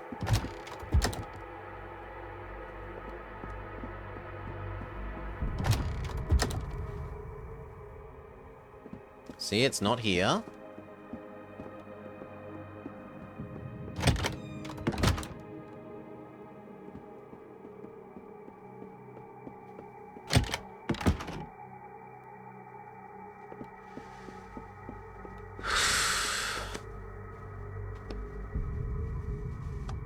In 9.5, it says go check it out in another time.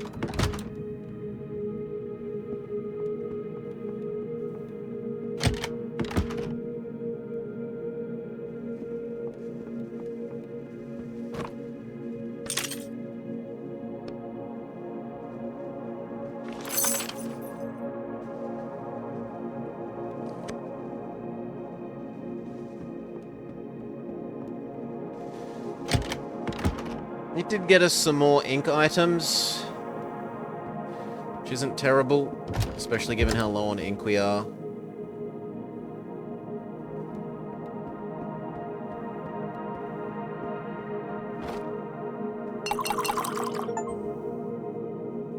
Dismantle objects for a total of 1,000 ink. Yeah, we've made far more ink bottles than we've ever used. And you know what, saying that, let's use one.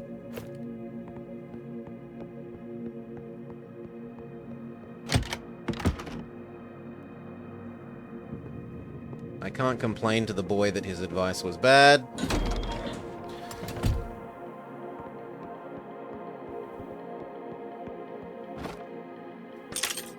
Pick the lock.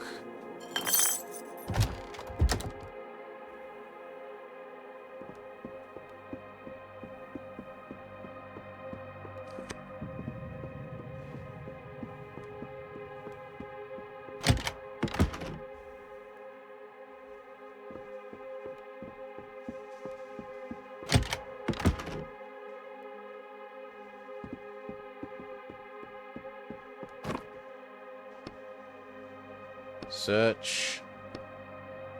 We should check it in the past. We're already... Yeah.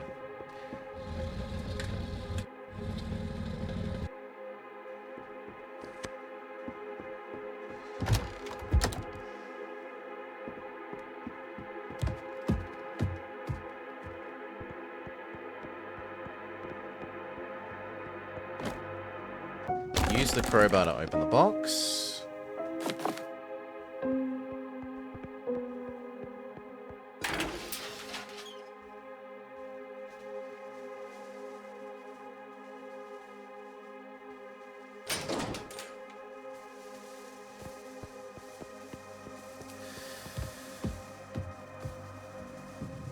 Doo-doo.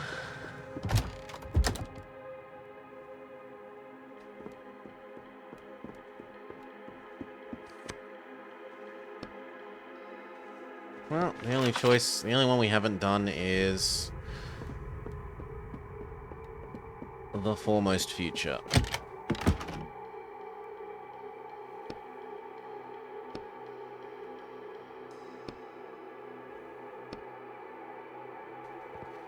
They've lost a lot of equipment in the kitchen.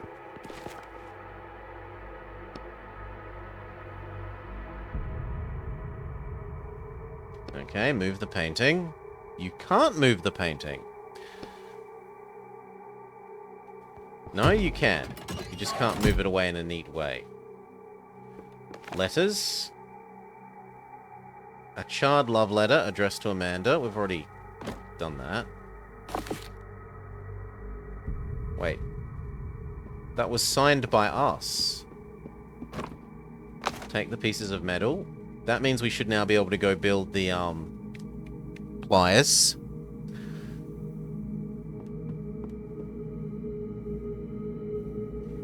But that's it for items in here.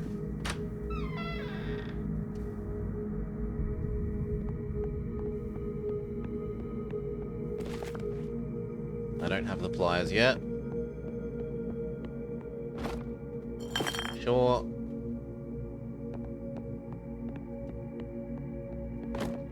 Sure, and this means I can now do the pliers.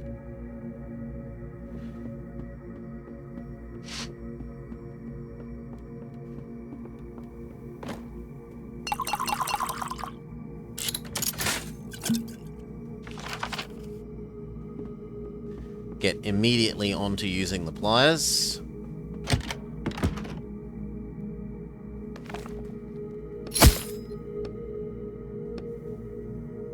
Nope, just more ink items.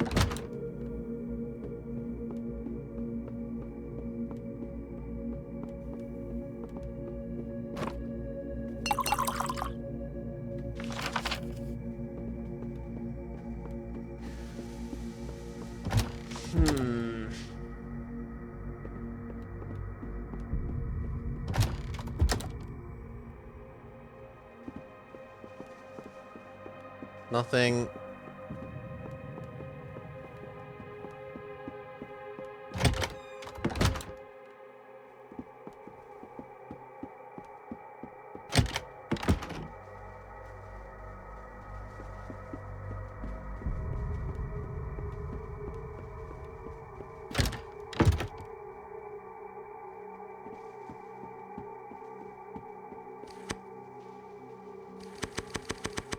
It won't open without a key.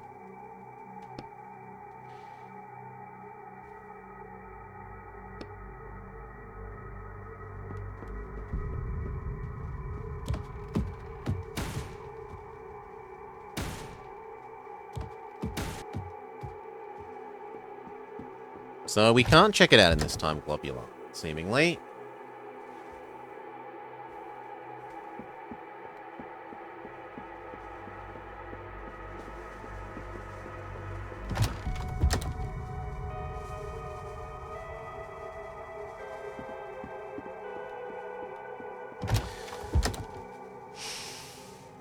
Keys are made in a condemned building? Yes. Keys are made in a condemned building by Nancy Drew. On a machine that doesn't have instructions. On a machine that doesn't have instructions.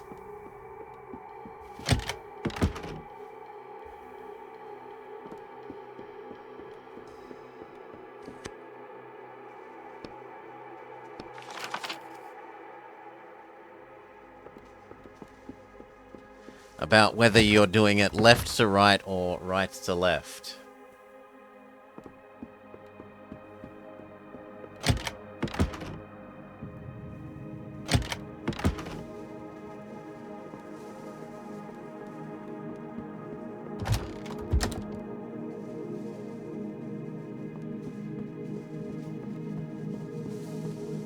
And you just have to guess.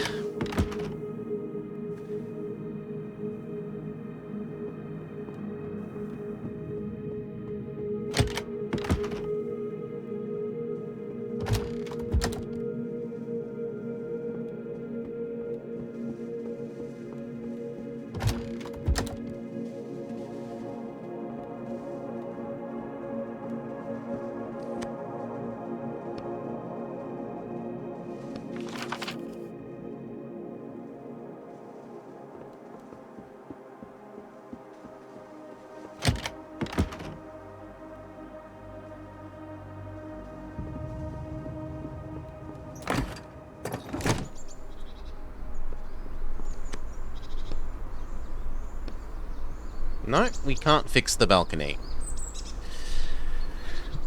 We don't have whatever this item is, and it isn't telling us what it is.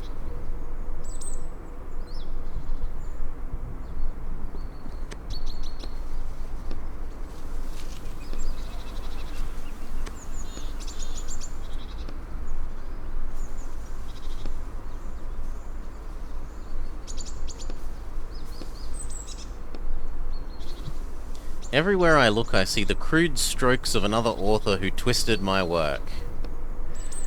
Young adult horror sells better than what I imagine you originally wrote the novel as. So write the damn young adult horror. Why do they have to ruin my book? I'll never be able to put things back the way they were. Get your shackles off and you can start a new book.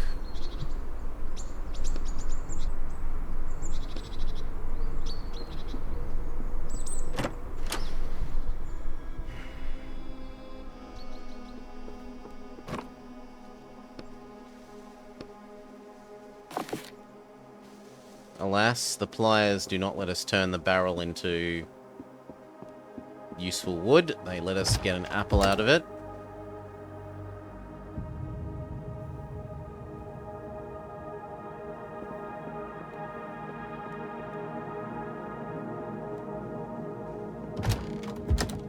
I'm kind of losing patience with the game.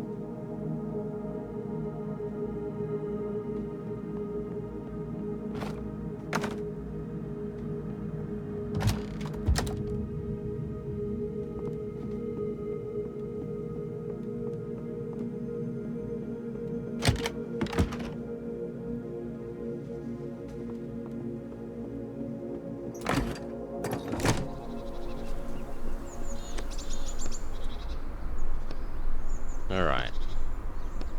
Planks equal weight across.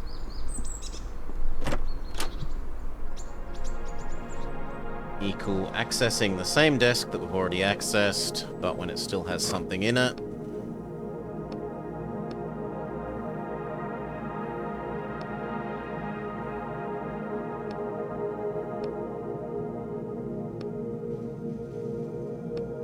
And yet it doesn't have anything in it.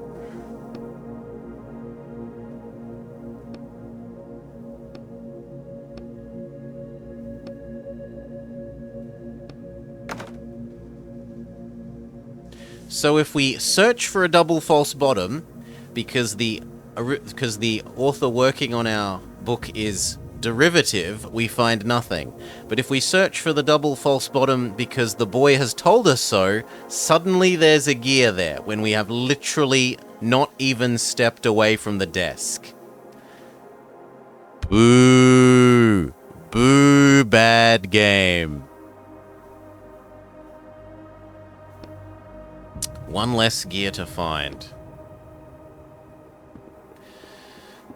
Yeah, that's just bad, bad, bad, bad, bad, bad, bad, bad, bad.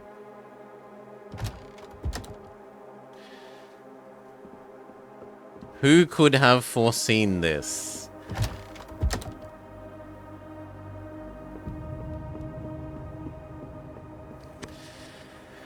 Put the gear in.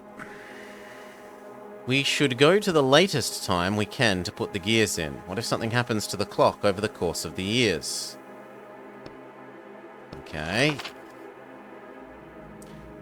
Put the clock gear in here. Now we need to find the third one. You asked about Amanda, the wife of the maniac in the basement? There are some things I was able to figure out using my powers of deduction. You created Amanda and her husband, and the cute little story of their cozy backwoods mansion, and then Amanda started to get, well, close. What gives you that idea? Well, back when we were in the car, you told me you always try to make your characters realistic and well-developed, and my guess is that Amanda turned out exactly that way. Your powers of deduction, or whatever you said, are pretty good. But then you took Amanda somewhere, and that's the part I don't understand. Where could you have taken her? There's no trace of her in the book. You didn't... You took her out of the book? I get it. The things you do for love, but you do realize you're not just messing with writer's law, but with more serious laws, human laws. And I'm paying the price for that now. You raise your shackled wrists. In any case, we both knew what we were up against and what would happen. So that's what they arrested you for? 30 years? You broke one of the most serious writer's laws. You extracted a character and turned them into a living human? Where is she now? Do you live with her? We broke up. Despite everything you went through. Indeed. So, getting back my ability to write, it's probably the one thing in my life that I can at least try to fix. And that's why you agreed to take on these jobs? Oh, the guy is back. Damn it. Where's Amanda? Where is my wife? I can't forget her. I can't. We don't need to bring up Amanda. Let me try and help you. Let me try and rewrite you the way you were before. I remember her with you, and now I can't find her anywhere. At the same time, his minor attack of confusion passes, and his anger rises up. I can't bring her back. You stole her. and then someone came and did something to me. I didn't want to kill anyone. This is a different part. You notice his clothes are stained with fresh blood. Why do you have the girl? Did he get to her? Clenching his teeth. Damn thugs. I'll never forgive them for what they did to you. You're supposed to be... The blow hits your chest. Oof. The man tucks the gear away inside his shirt. Let me try. Maybe I can rewrite at least something in you. I don't need help. I enjoy my powers. Disable skill? Well, no.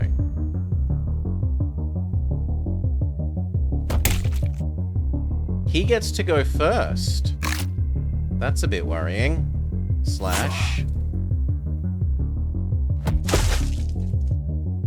Thankfully, I have enough sandwiches. Is that all you've got? His injuries start healing. At the same time, you hear the gears in the clock make a clanking sound, as though they're trying to start working, but can't because the last gear is missing. Remember what I said about the inscription on the clock and how it's connected to his master? While the clock is stopped, nothing can hurt. You spot the last gear lying on the floor between you and him. It appears to have fallen out where you were fighting him. He looks back at you with a venomous smirk. You charge forward, but the instant your hand touches the gear, he grabs you, and you find yourself in a chokehold. Headbutt him.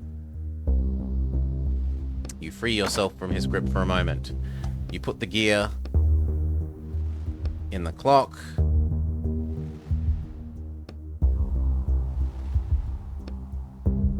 The clock starts ticking. No! He screams. He begins to age rapidly, and the injuries from his previous fights all reappear at once. No! I'm melting! He swings his arms desperately and starts to dissolve into dust. You watch it all happen silently until there's nothing left of the monster except a pile of ashes. My God. But now what? Nothing. You walk up to the character's ashes, dig around until you find a small piece of crumpled paper. You rip it in two. I've had enough. You pick up the clock and get ready to jump out of the book. We could talk about this. If you want to talk, you just leave the book.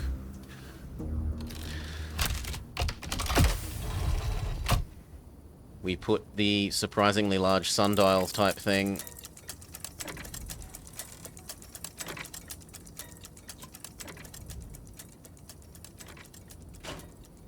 inside.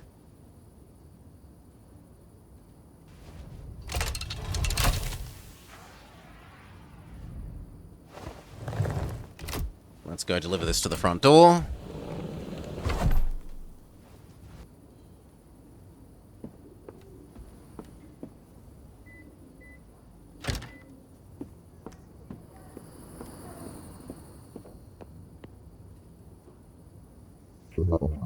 Do you have the item?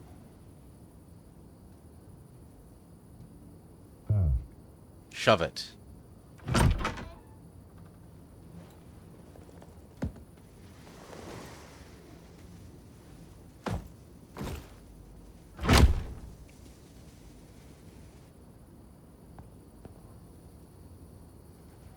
Why can't I move? Because we're busy cutscening.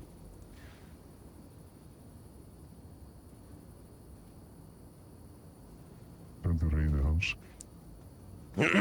I can't keep this up anymore.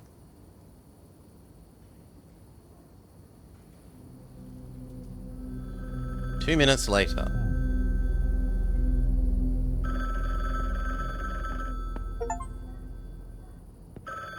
Complete book 6.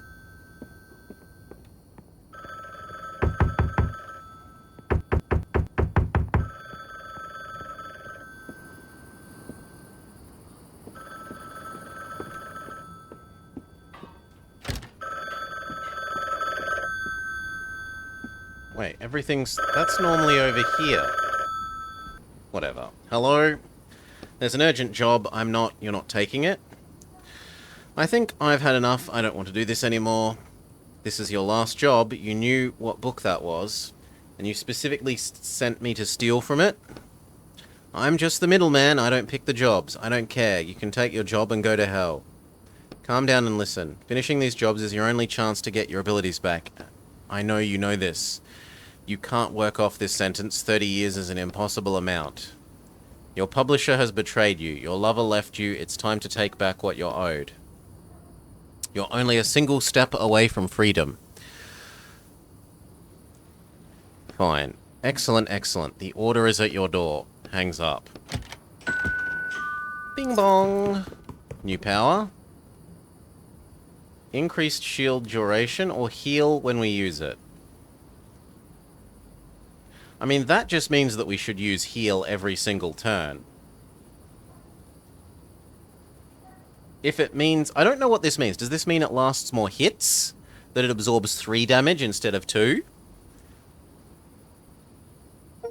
I don't know. So we'll go with the heal.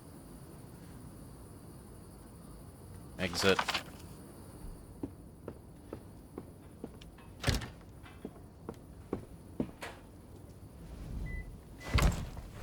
Get our new job. It's easier to get a new one. I need to put this on my desk. Yes, we do.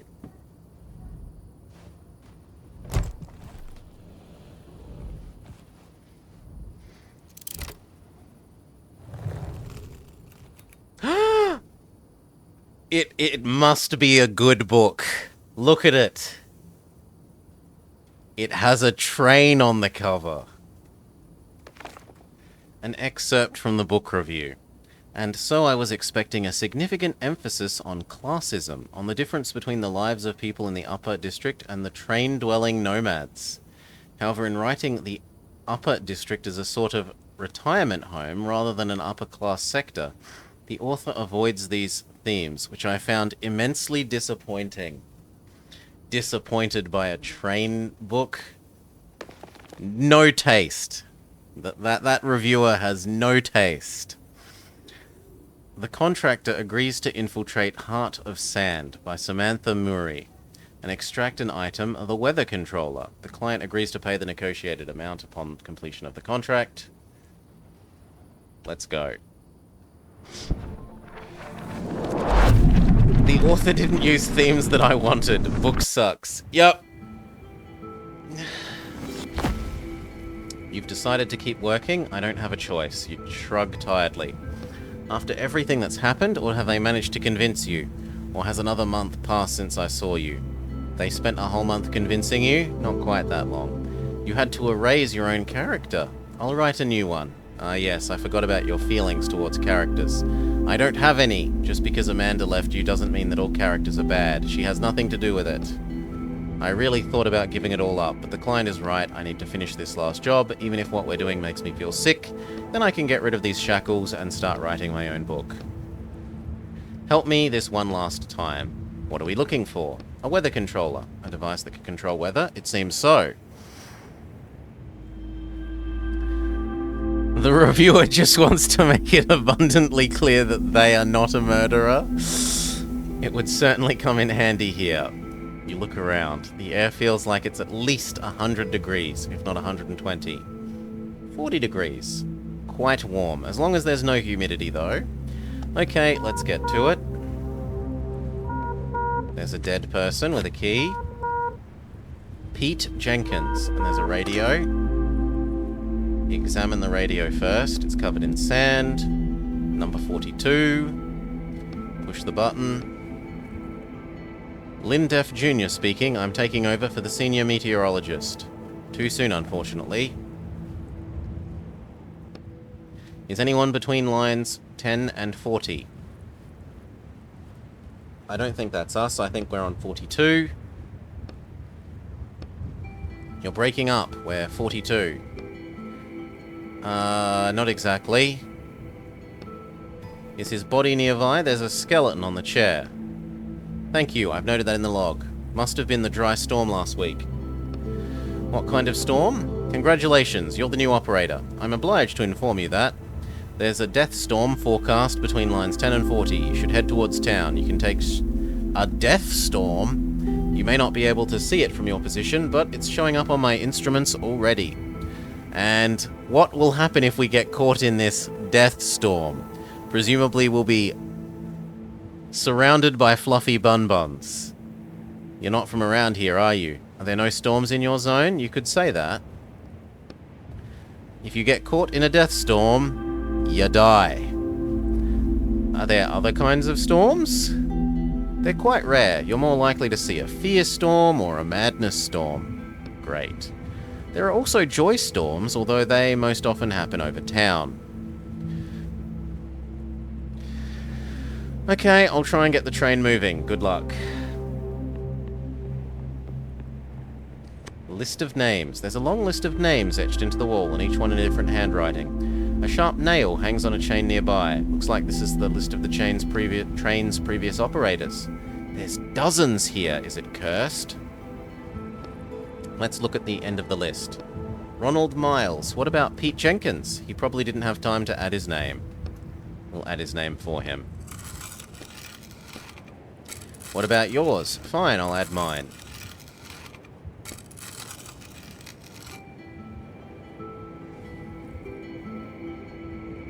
Actually, that was probably a really stupid idea, because if my name's now in this book, the police could conceivably know that I've edited the book. I have instant regret, but whatever.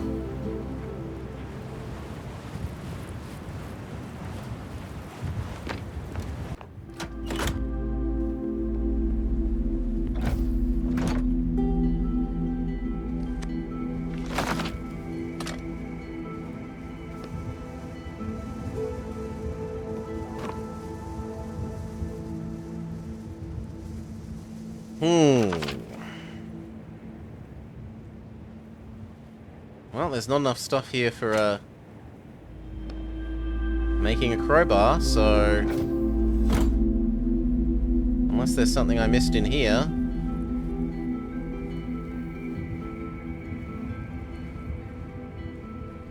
And there doesn't appear to be. Then we have to leave the choo-choo train.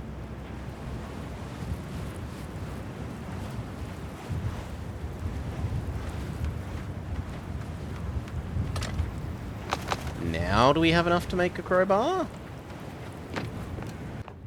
I don't think so, because we needed crowbar parts.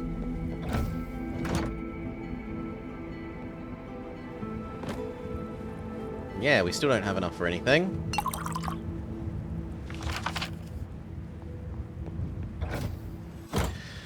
Yeah, Racon, I agree. It kind of seems really weird that he doesn't keep a large stock of crowbars, lockpicks, and pliers in his house to bring into the story. Where are we going? Let's figure out what's wrong with the train. How? Okay, oil tank. What do you see? There's an oil bug inside, and it's eaten everything. Can we skip the bugs? Is there no way to get into town? Knock on the tank. Squash it. A greenish, oily smear on the tank is all that's left. Good thing I can't throw up. Add oil from our canister. Now does the train work?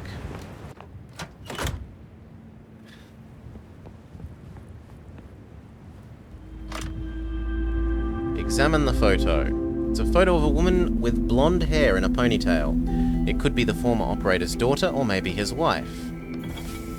I think it's running. Best chapter of the game.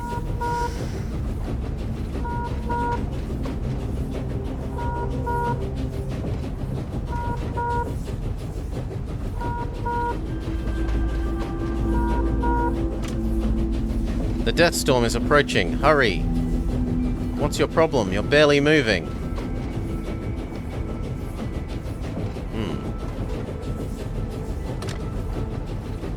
Check the gauges. You see a bunch of gauges, most of which aren't moving. Check the fuel gauge. The fuel tank is full, but injection pressure is low. We need to do something about it or the train will stop.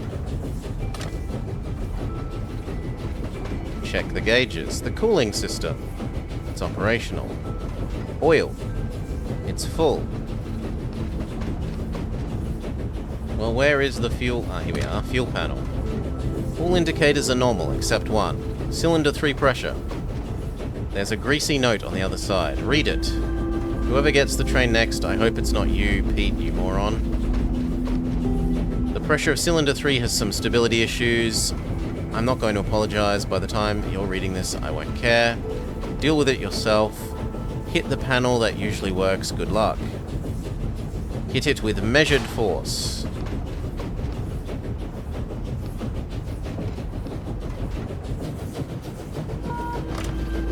You pick up the radio. Great work. I can see you're speeding up. The weather has been all sorts of crazy, even here in town. A Sorrow storm almost slammed us, and we haven't had one of those in 100 years. Only the joy storms normally make it to town. The rest usually pass us by. Almost like someone's controlling the weather. You can almost feel Roderick winking at you. I don't know. This all started after our senior meteorologist died. Ask him about the weather controller, obviously. Have you ever heard of a weather controller? A what? A device that controls weather. Haha, is that a joke? I don't think he knows anything. I guess the senior meteorologist had the controller, and everything started getting messy when he died. We should go ask about town. Haha, if only something like that existed. Oh my god, he keeps laughing. Alright, I see you're pulling in now. Good luck in town. Until next time, jokester.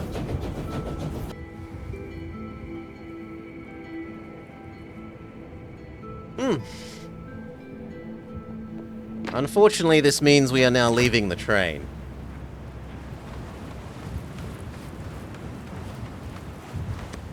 A guard is trying unsuccessfully to open the door of the train. He notices you. Hi there. He glances briefly at your face and decides not to talk about it.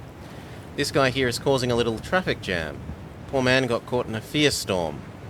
I'm not getting anywhere with him, but I have to make sure everyone in town... Everyone gets into town before the storm comes. Can we leave the train here and go in? Leave the train? Are you out of your mind? I don't think that's acceptable. Try and talk to him. Okay, go ahead and try, but... Hi friend, are you there? Yes. Calm down, I'm from train 42. Jenkins, is that you? I'm sorry, he's dead. Did I kill him? No, it was one of the storms. I don't believe you. Force the door open. You tear the mechanisms. The lock's open. Let the guard deal with him. He leads the man out, and they disappear behind the gate. The guard comes back looking pleased. Thank you for your help. I took him to the infirmary. They'll look after him. No problems. Let's get moving his train then.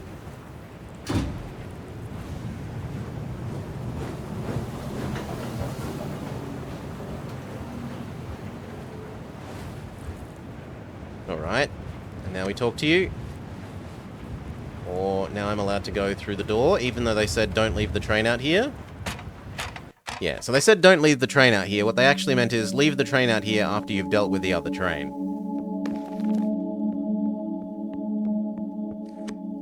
The inspector is sitting in the cold, dark office. He looks up at you and in a bored voice says, train number 42. The inspector digs through some papers. Are you Ronald Miles? No. Did you find the body of Ronald Miles? No, I found the body of Pete Jenkins. So after Miles, it was transferred to Jenkins. And now... Etienne. Just Etienne? I'll write that down. Wearing a shabby coat with a strange, rusty cage hanging around his neck. It's not shabby. His face is apparently disfigured. Oh, you aren't too good-looking yourself. The inspector doesn't react. Here's your ticket. He hands you an old yellow ticket which looks like it's been passed around for years. One standard town visit, 2 hours. Only 2 hours? You must sell all possessions belonging to the former train operator before you leave town. Make that your top priority. I thought they were mine. He looks at you silently, trying to understand whether you're joking or really don't understand. The train is yours. The possessions are the people's. What happens if I can't sell them? The items go to the people. Okay, thanks. Go on through. He opens the turnstile. Yep. The table has something.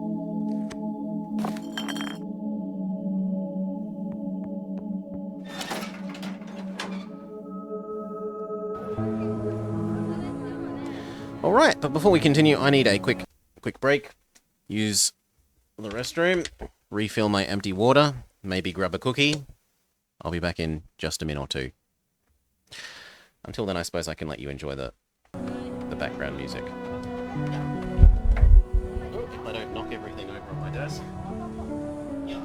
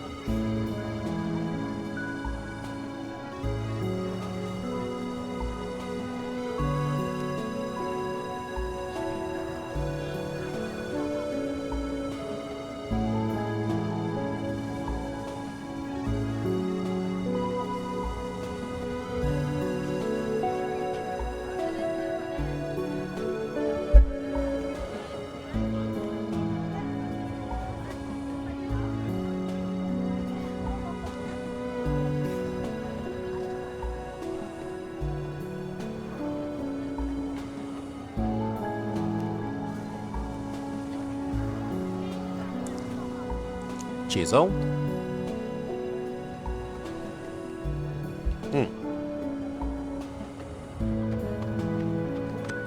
A young woman is talking to one of the travellers who passes her a strange half-empty bag.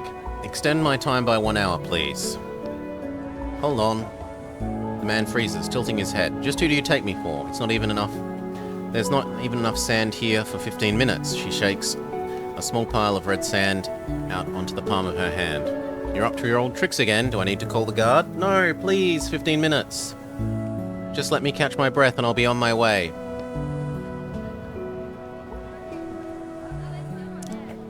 Oh, cheers, thank you. Sorry. The woman turns to an hourglass in her hand. Damn beggars, she pours the sand from her hand onto the hourglass. She picks up her radio and you hear a crackling sound. Peters, train 124, 15-minute extension. She pulls the radio back, puts the radio back on her belt, then reaches out a hand to you without looking. Shake her hand. She turns sharply and looks at you confused. I think she wants your ticket. Oh, I'm sorry. Give her your ticket. She takes out an hourglass and pours in enough sand to reach the second mark on the side. She puts it in one of the empty niches on the wall. 2 hours, starting now, good luck in town. Okay, so there's this whole wall full of them.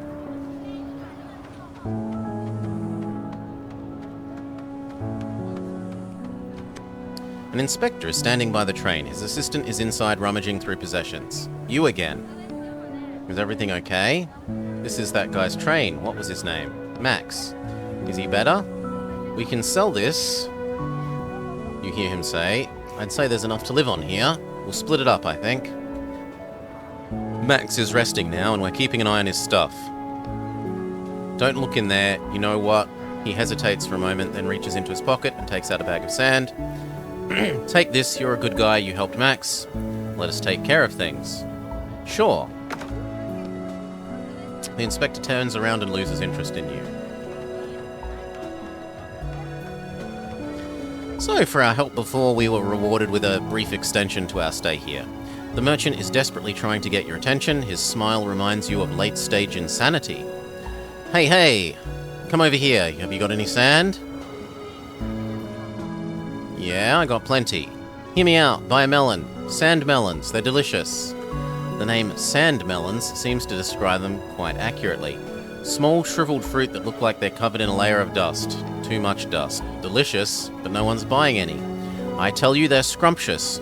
You think that I would sell you them if they weren't? As for these, pay no mind. There won't be a single one left by the evening. I should get going. Did he bamboozle us into buying one of his stupid withered fruit?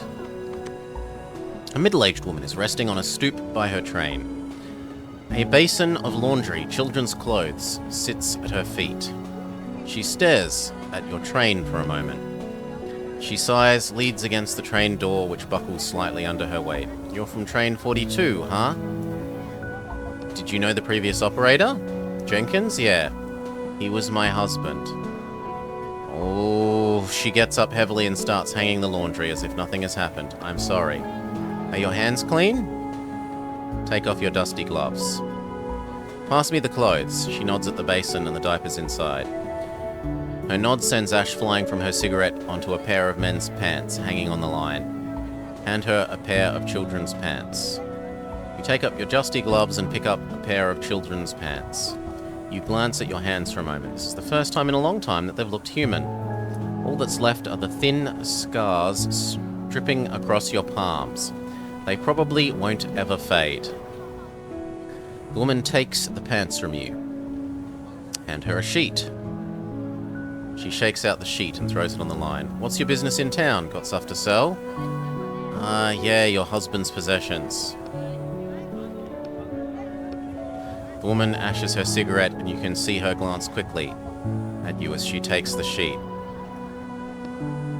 She sniffs.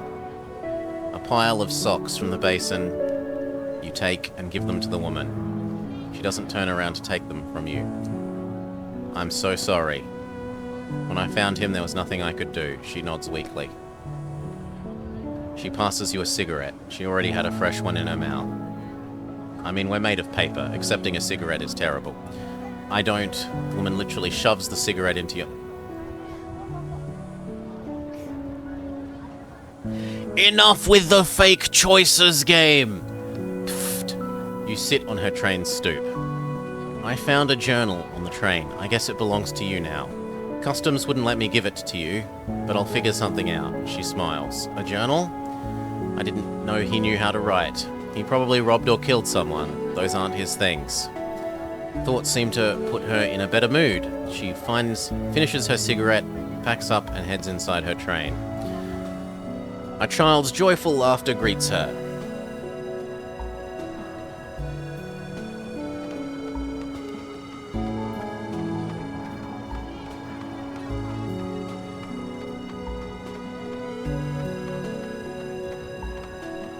He's so postmodern, he lives on a...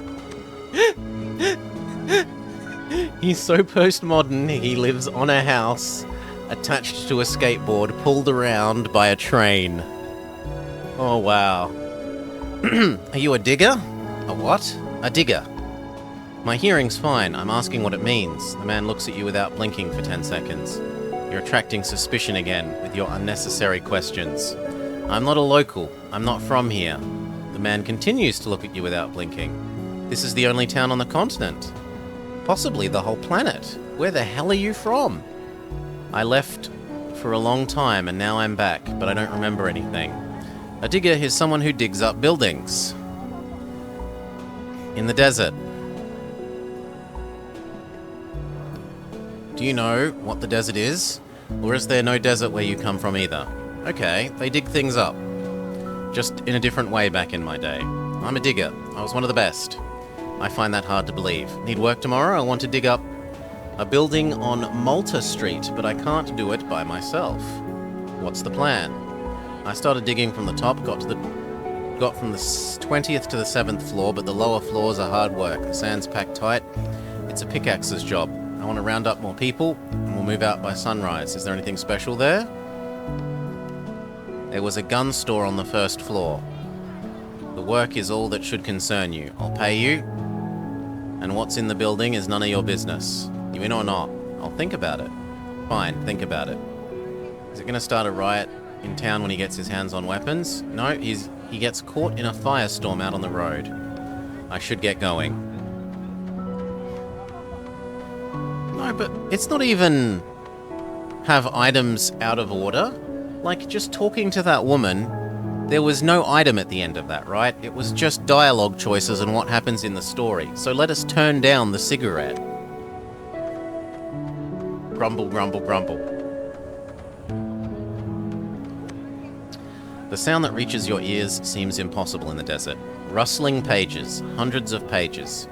The table next to the woman's train is full of books, each with well-worn covers. Every one looks like it was taken out of an antique bookshelf.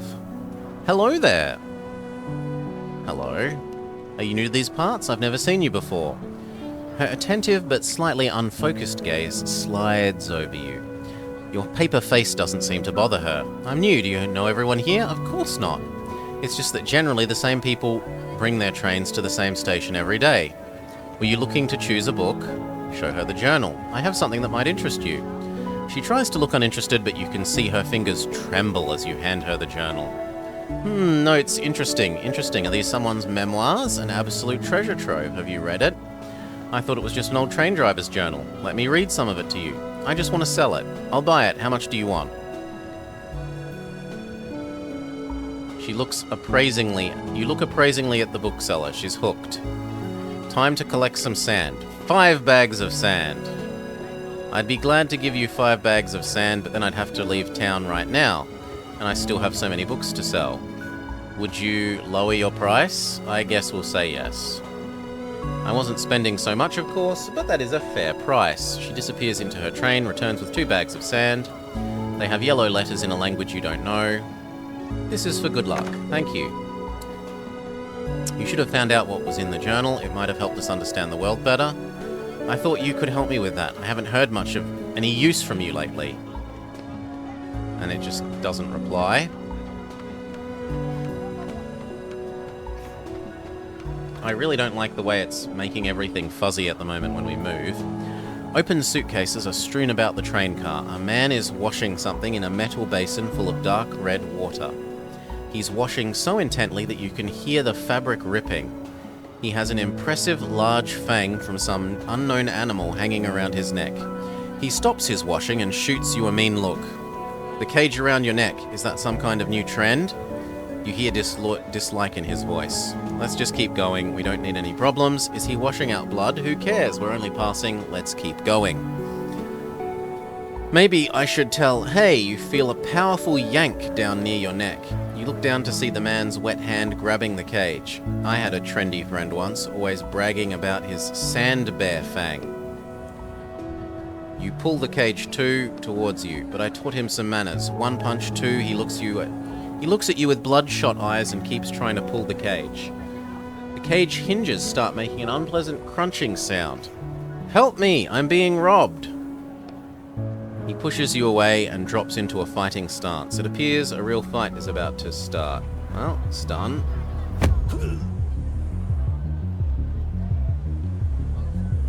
Stun. I'm a bit worried by how little chance of doing damage we're getting. I mean, it has to be hit. And hit, and you're gone. The man flies into the basin, which turns over with a crash, splashing its contents onto the ground. What a sick bastard. Are you okay? Next time you're going in my pocket, or even better, walking on your own 2 feet. You touch your neck. The string left an impressive welt on the back. It's none of your business, but we can't just let the psycho roam free. Call the guards. More attention from the guards is the last thing we need right now. Look for the rope. You look at the suitcases on the ground and notice a photograph. 2 men are smiling on the front of the locomotive. One of them, your attacker, has an arm around the other who looks pale and tired. His shoulder is bandaged and he has a fang pendant around his neck. You toss the photograph aside. There's some rope. Tie him up. What? What are you doing? What's going on? He suddenly comes to and tries to stand up. The anger is gone from his voice. Nothing's going on. Everything already happened. He spots the photo on the ground and then his eyes move to the bloody clothes nearby. His face changes. Henry. Oh no. Did I do this? And for what? He looks at the 2 bags of sand on the ground, which fell out of his pocket during the fight. Get those away from me. I can't look at them, okay? He falls to the ground and starts crying.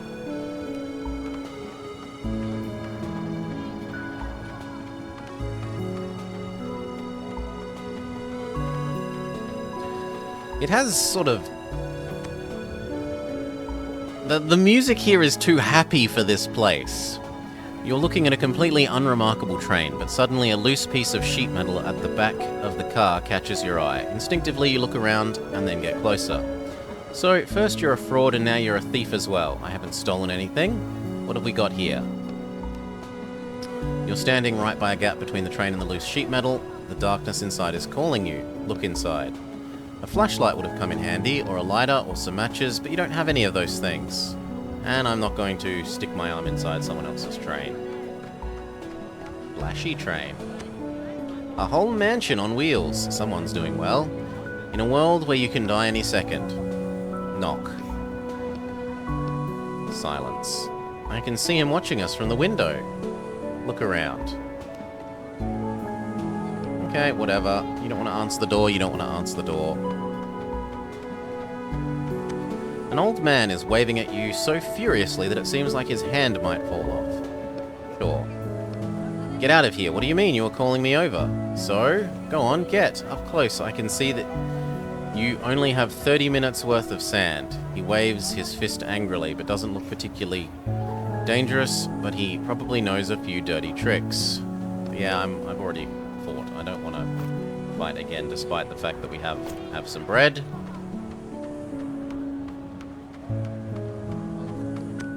The woman looks at you unkindly.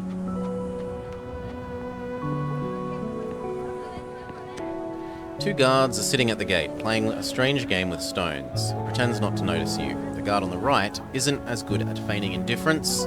He glances at you. What do you want? I need to go to the upper district.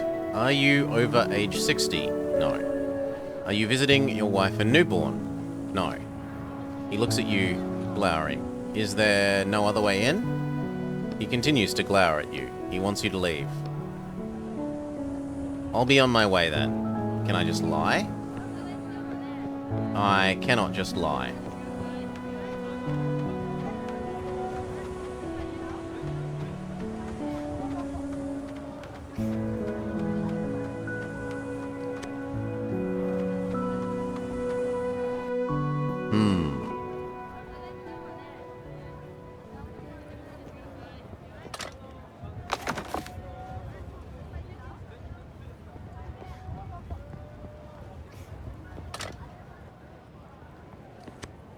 You see a woman digging around in a pile of scrap metal. She picks up something that looks like an old computer case, then rakes out the microchips and wires as if they were parasite on a ripe piece of fruit.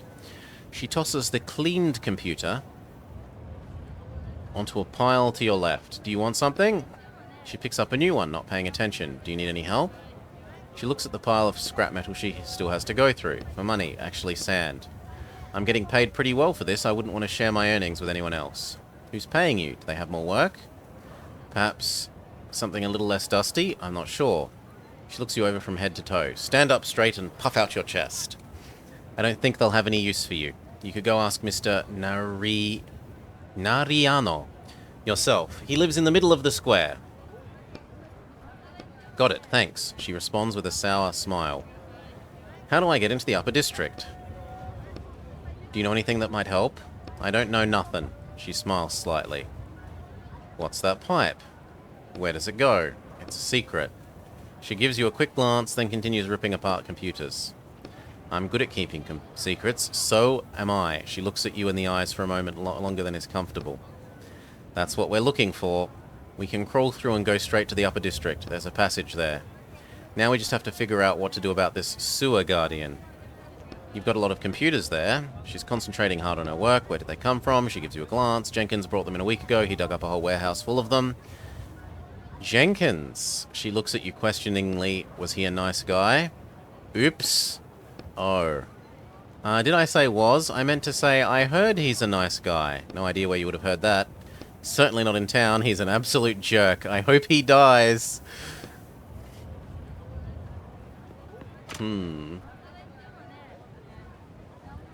So we have to somehow make the sewer worker lady happy so that she'll let us into the sewer.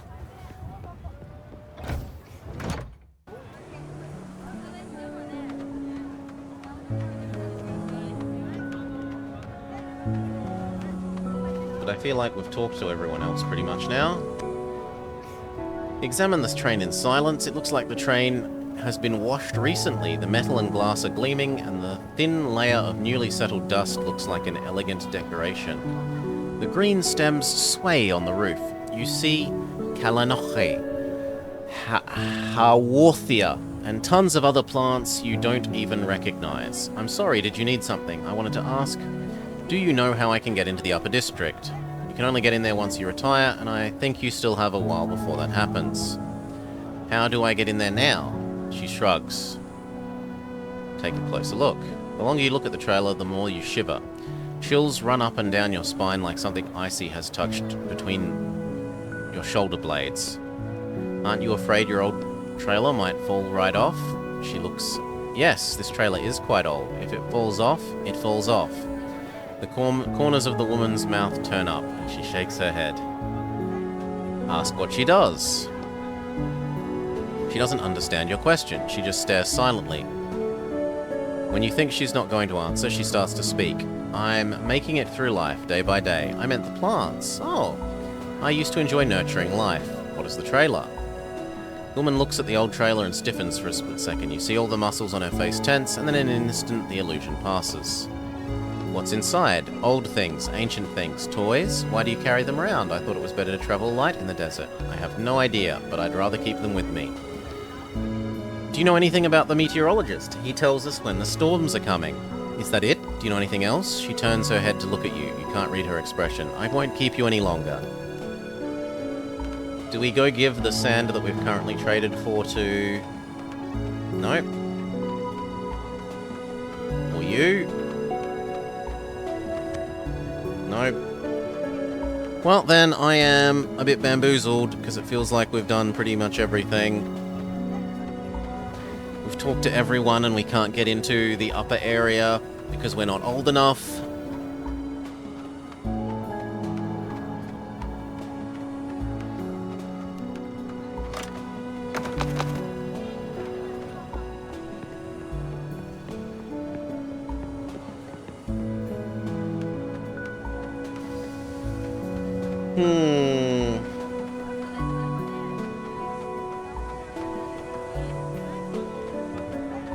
Sure. Tell me what I should do then. We need to find 10 bags of sand for Nariano. Where am I supposed to find sand? Maybe they'll have odd jobs. I guess we're forced to stick our hand in that train that I didn't want to stick our hand in.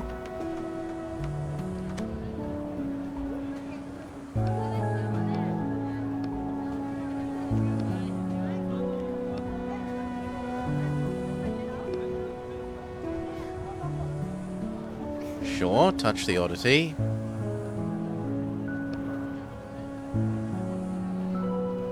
Pull it towards us.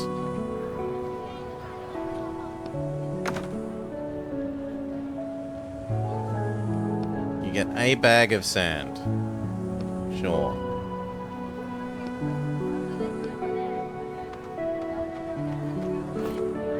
So I'm up to 6.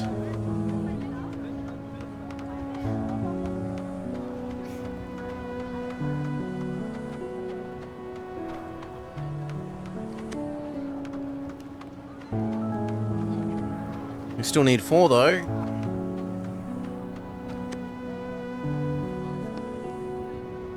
I can't say yes to him.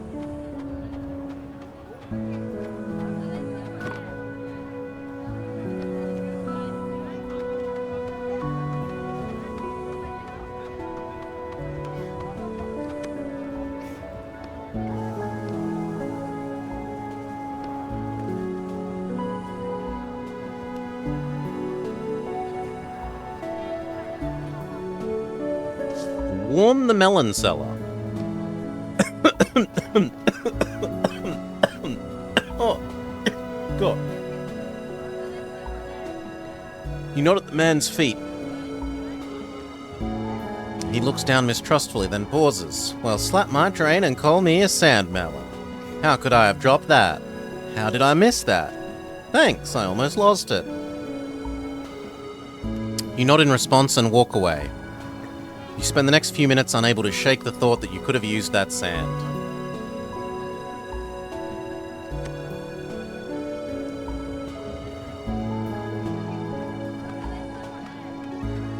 I mean, presumably there must be a way of getting enough without being evil.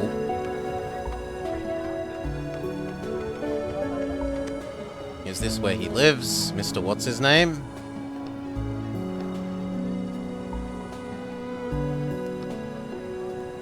He squints. I'm trying to find a way into the upper district, aren't we all? I don't plan on living there. I just need to take care of one thing. Tell the truth. I need to get something. Something important. A man of business. I'd say about 1 bag of sand important. 5 bags? He gestures, keep going. 7? 10 bags. Now you're speaking my language. He transforms from a reserved aristocrat into a jolly businessman. Not a bad start to the day, helping those in need. He steps forward and shakes your hand. I have things I can sell you. Dealing with junk doesn't fit my status anymore. Could you tell me where I could get that much sand? You just need to find what works. I'll be back once I have the sand. Fair enough.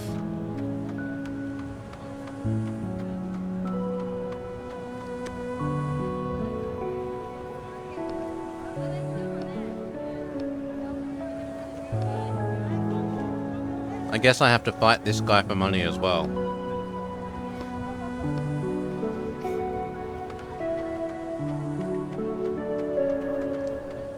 And yet it's not allowed.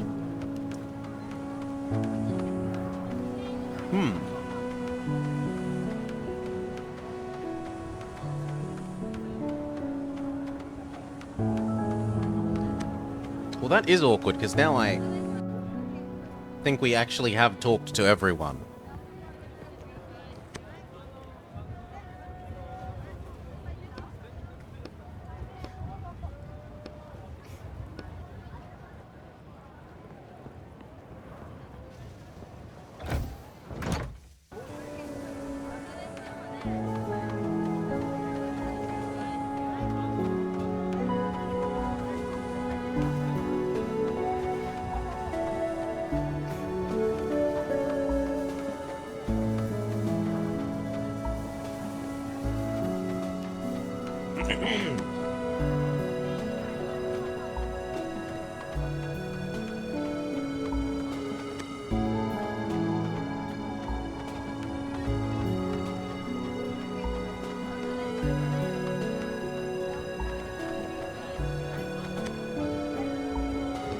I can't join his digging crew.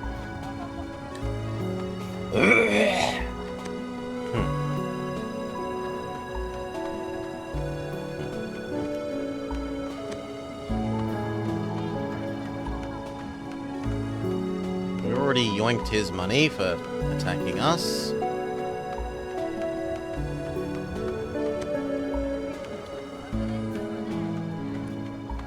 We stole her bag.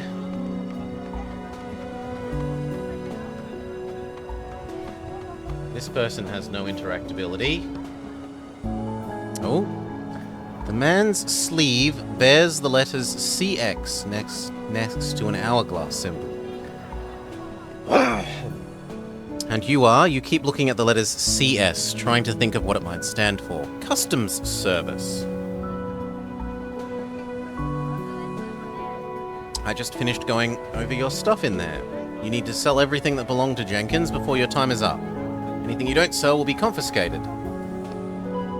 And that's mine. Can I see the tag?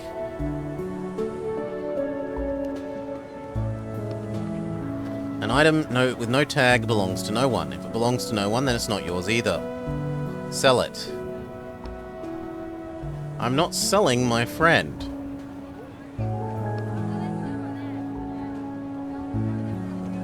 No.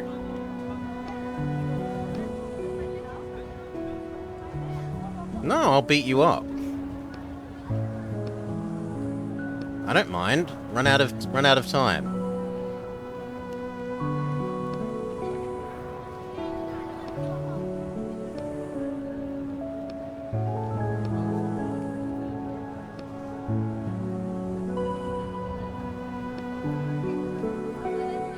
Nope.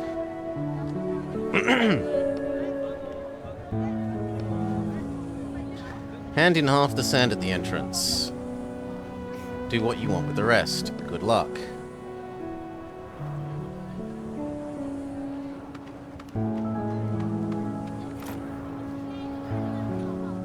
So, no meaningful change. Yeah. Like, we fought other people here. I don't get why can't we fight him?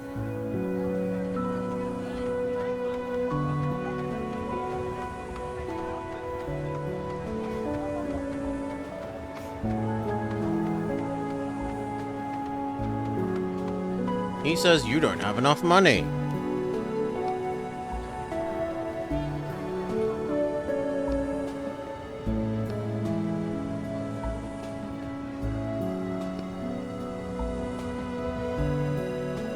He's trying to sell his train.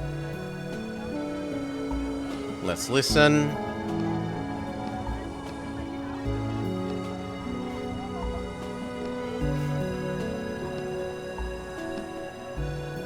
You can't be older than 20. I'm 35. You're still too young.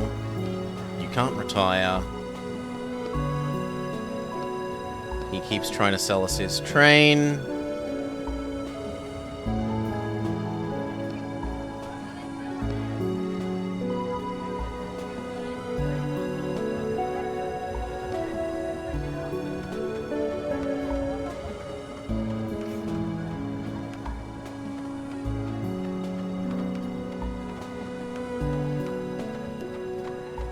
See, this just makes me want to leave here and never come back.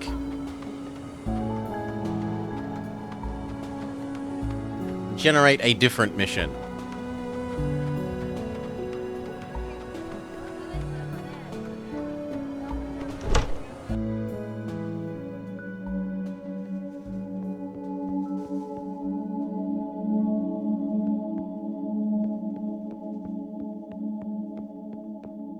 And yet, seemingly, I'm not allowed out either.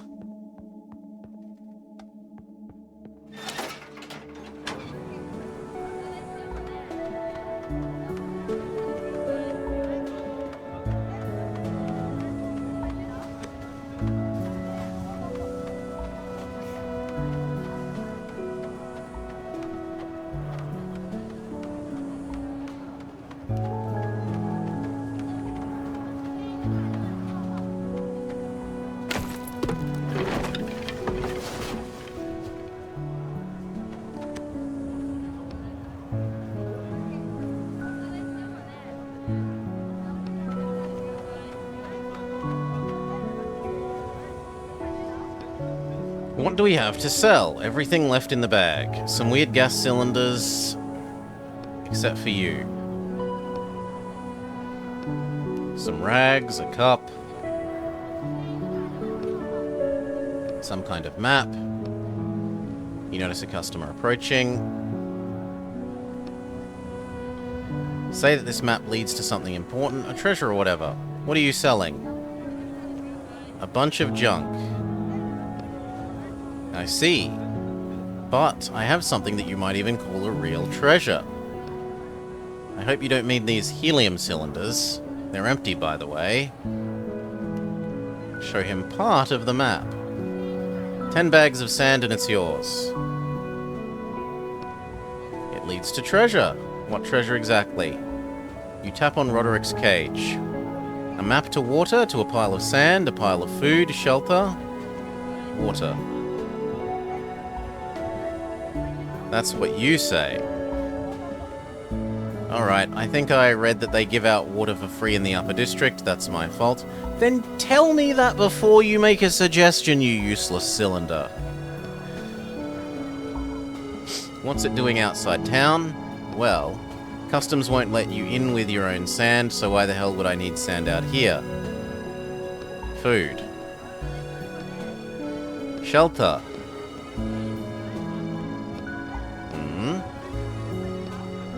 10 bags, you say. I'll give you 5, but if the shelter isn't there...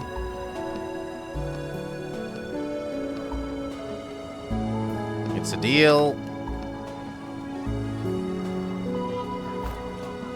We now have the required 10 bags of sand to give to Mr. Richman.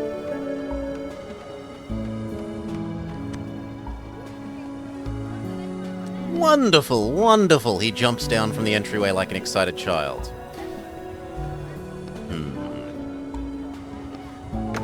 He counts the bags. Give these to Janine, the woman who does the salvage work. Tell her that I sent you.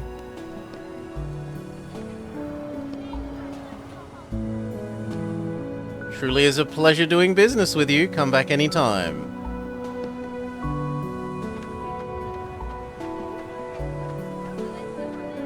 We were scammed.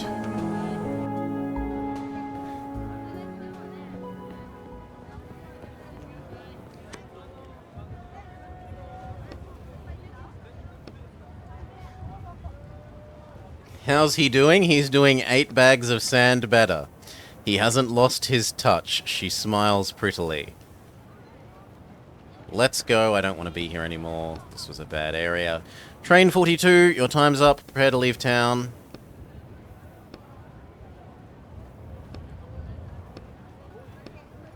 Let's go. She clears away a small heap of scrap metal from against the wall to pull a lever there. Thank you. She smiles again. A little advice. Trust a bag of bricks. Trust a bag of bricks. No going back now. Needless to say, it smells awful inside the pipes. This is just a drainage pit for the square. It's not the sewer system, so it could be worse. Take it apart. Pry apart the boards. Okay, climb over the pile. Trust the bag of bricks. Brick, no mortar. Put your trust in the bag of bricks. Your pant leg gets caught on a nail. Free one of your hands to carefully unhook the nail. I can't get at it. Your pant leg is finally free. You jump the rest of the way over. Final warning. Etienne, operator of train 42. Your time is up. Lead immediately or you will be confiscated.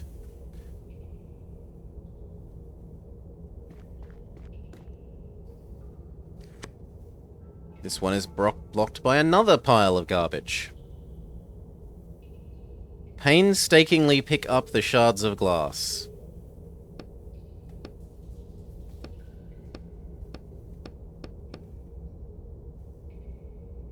Your hand twitches after our little helper guy yells at us out of nowhere, and you embed a shard of glass in your finger.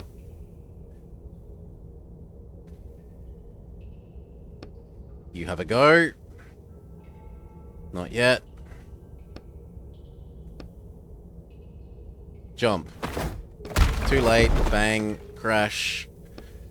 You broke down the barricade with our body, but it hurt us. Ow. We'll eat our bread. This is the last barricade. A storm is approaching and will hit in 5 minutes. Examine the pile carefully. Step over the pile. Storm in 3 minutes.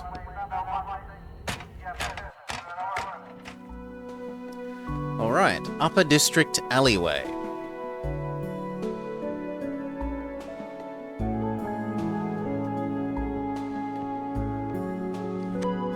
The door's locked.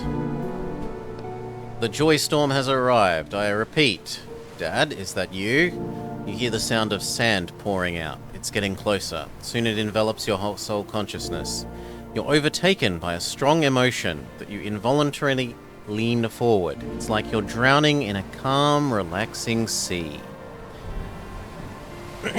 You turn your head to the left and see your sister standing beside you. You're happy, she's not in danger. You turn to the right and you see your brothers. They're next to you, all 10 of them, wearing strangely coloured armour. You look down and see that you have armour. You touch the armour, a piece flakes off, burning your hand.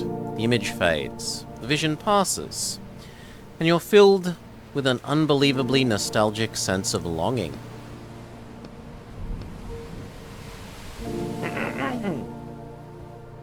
How long was I out? A pretty long time, long enough that I started to be worried about you. We need to hurry. It was strange, like I was home. I'd do that again. And the guy is gone?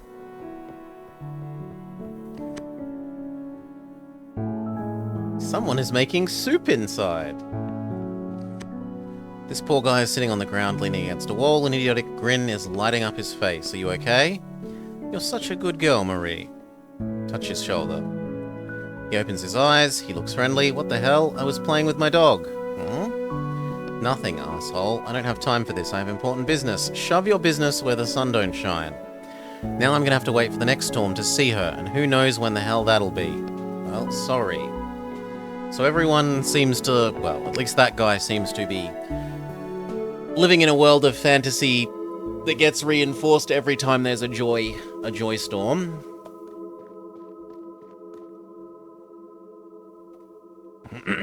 Some resting women.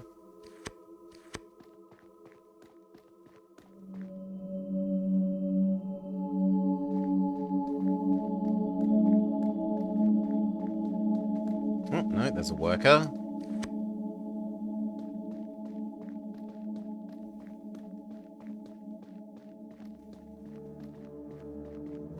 Meteorologist's wife's counter.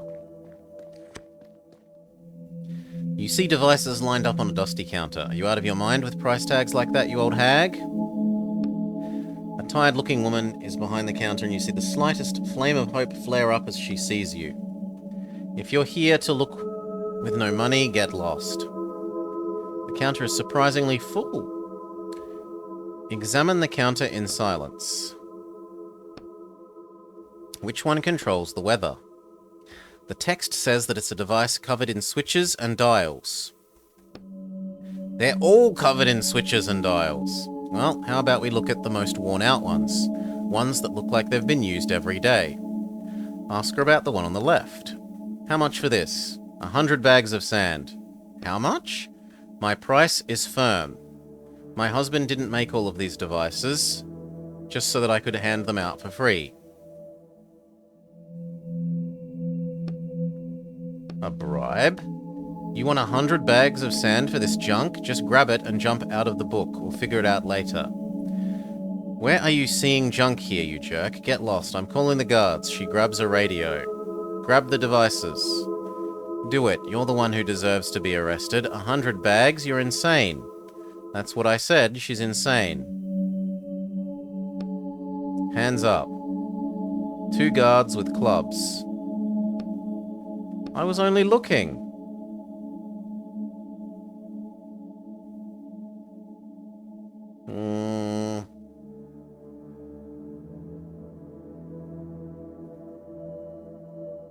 Yeah, we'll grab the first device. Why not? There's a rope tied around the device and the other end is attached to the counter. It hits your shoulder. Let's just run. Watch out.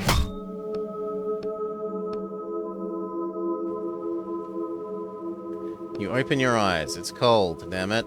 Was I out for long? Bloody guards. Did anything happen while I was away? They've stolen Watherwick.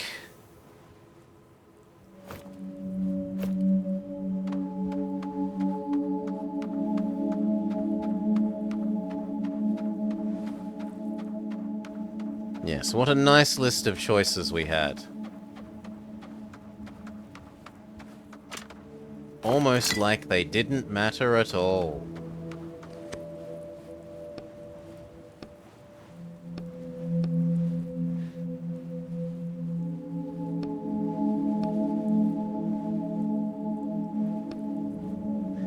The tag that you find on the man says W204. It also Shows the company Red Rem. Was he serving time too? What else could he be doing here?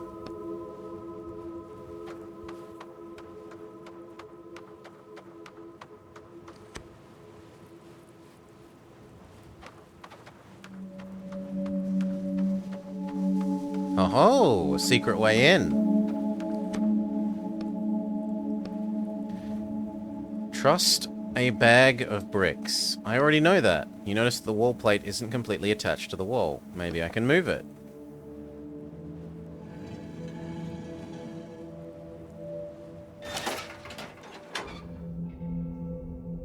We don't have to close it behind us.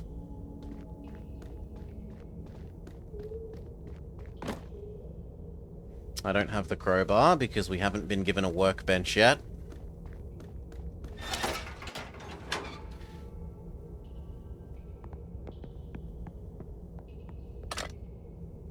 Nope.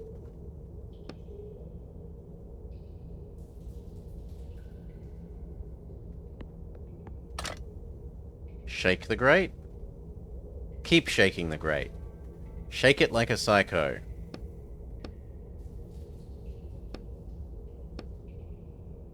Remember that you have ink you can use, and that you've used on plenty of other occasions. We inkify it. Goodbye all our ink. And you know what? I actually want to be on full ink, so I will use the ink potion.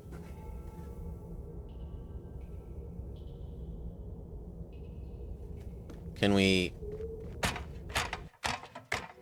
go back to town and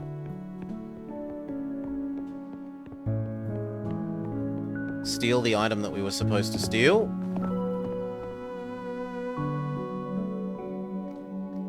And leave without Roderick?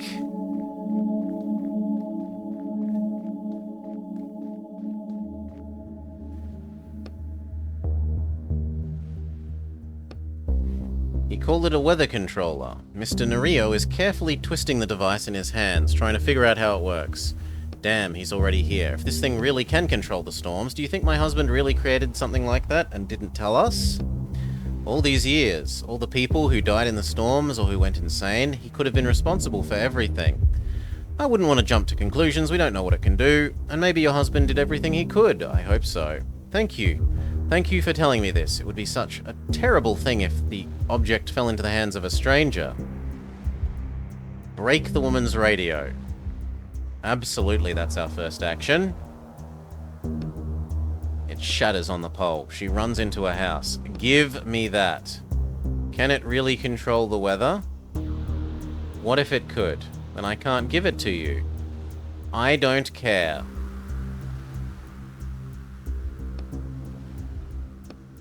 That's mine!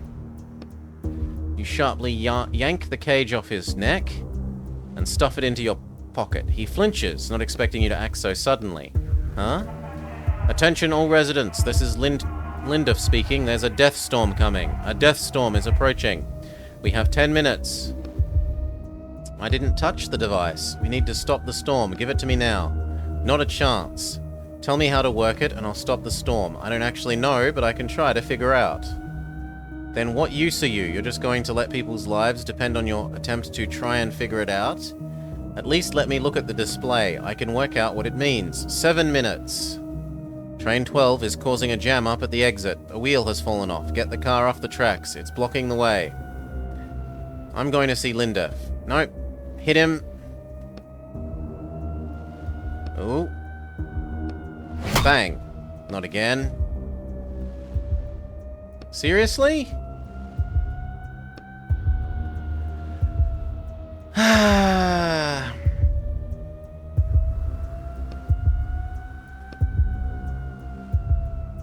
I need to check the stormometer.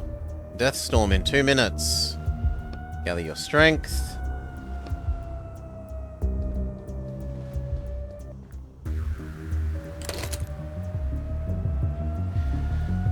Nariano is arguing with the young man, the controller in their hands. The wild wind blows through the window. The storm's almost here. Knock him out. The young man watches in silence, pressing himself against the wall. You had your chance to stop it. Now it's my turn. 30 seconds.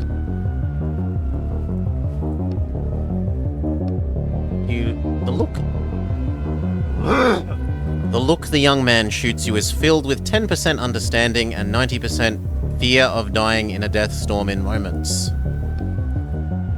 There are 3 big switches. Start with those. I'll check the text. First switch.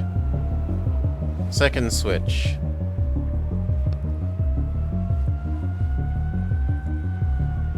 First thing. Alarm set for 4 a.m. His last shred of hope that he might have been saved seems to have just evaporated. The whole panel glows dark, and the device looks just like it did when you started. Second switch, second button. No. Third switch. Second switch. It seems to be deactivated. The switch clicks loudly as it moves, and a multitude of indicators and buttons light up on the display. Let's see. You spin the device around, trying to decide what button to push now. Wind is coming through the window, and a strange metallic taste starts to fill your mouth. Close your eyes and push a random button. The storm is still moving. Push a random button. Push a random button. Phew! You put the controller down, you hear cheers from the people outside. That was close. This is way too much for my first day.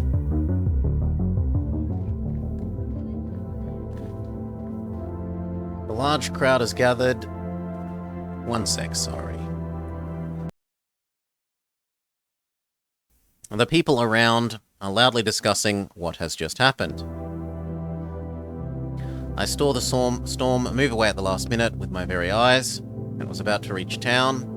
Calm down, the storm is gone, you may go. What if it comes back? Well, you'll just have to hope it doesn't come back. Why did it move away?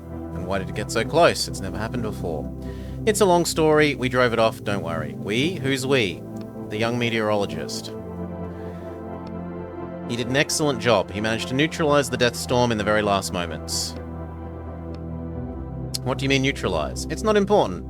What's important is that you're not in danger right now. Time for me to go.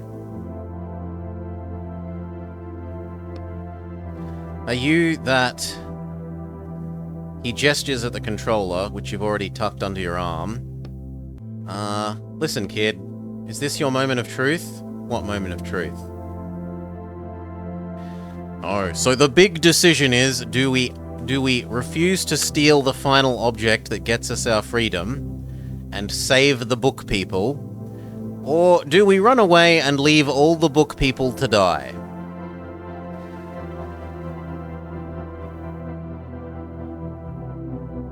But get rid of our writer's block shackles.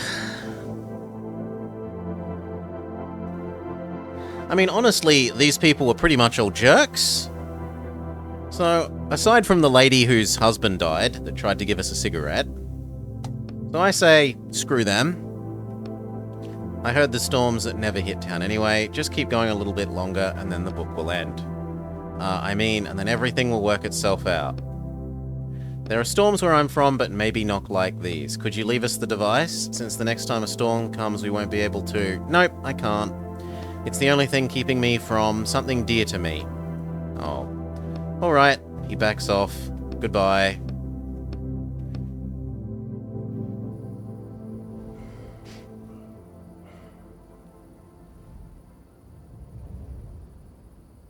There's no way that fits in the bottom of the container here, right? It's like significantly deeper than the briefcase. No, it conveniently shrinks in size now.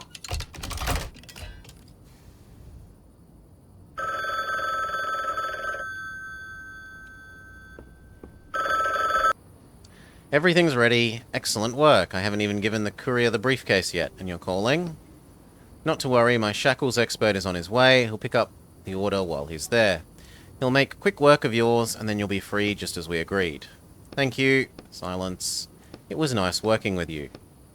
I have an offer. Are you interested in taking a few more jobs? We can discuss a bonus. No, thank you, I'm done. Suit yourself, see you soon. He hangs up. We cannot close this.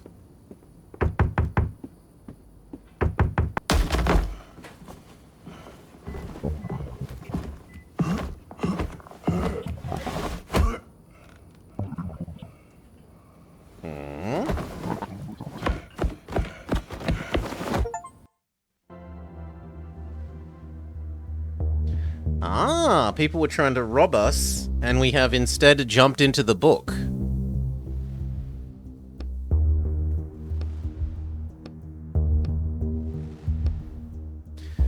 Vince was on the other side, on your side the whole time, that bastard. Deal with him quickly, and I'll get the book ready so we can go get the collector.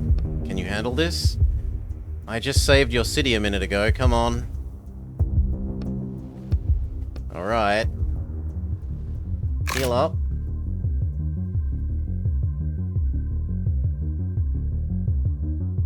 Stun.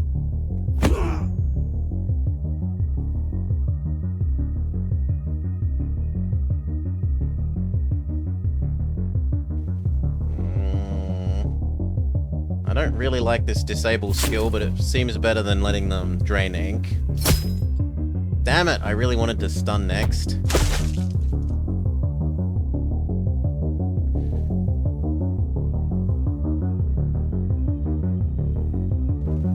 Let's see how the heal goes. We've never used this.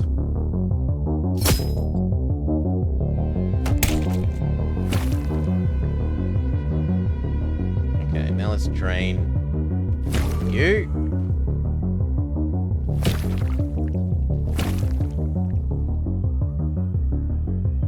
Drain you. You want to turn this into a drain battle? I don't lose health when they lose drain, but they do, so it seems like a good deal for us.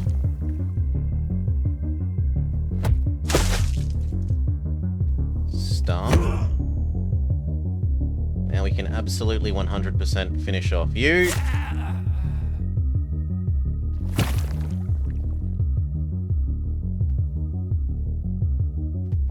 Counter drain.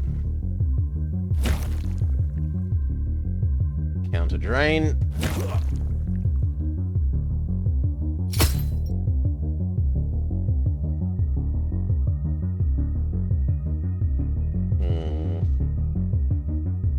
I mean, I want shield here, honestly.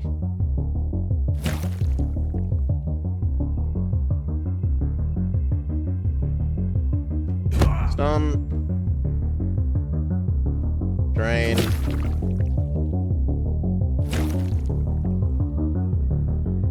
Kill. Sucks to be you. Are you okay, relatively? What book did they want to take you into? 1 second. You pick up the book. One of the thugs had dropped and look at the blank cover. The name has been erased. They said something about a collector. Is that your boss? My former boss. You want to go there? I have an idea. If you're sure about it.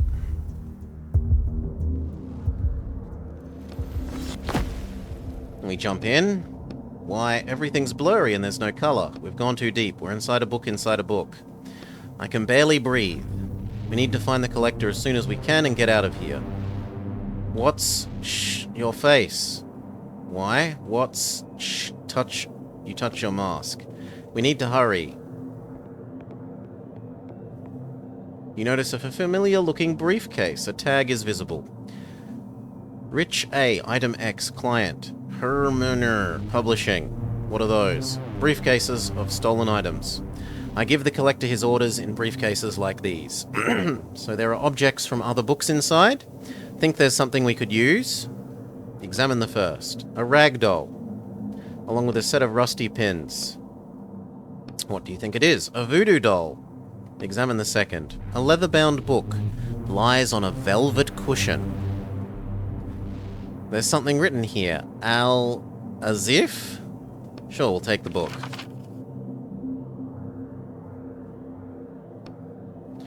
Looks like there's something else. There's a note attached that says to be sorted. I'll take the wand. Polymorph wand. Transform the target into an Ovis Aries.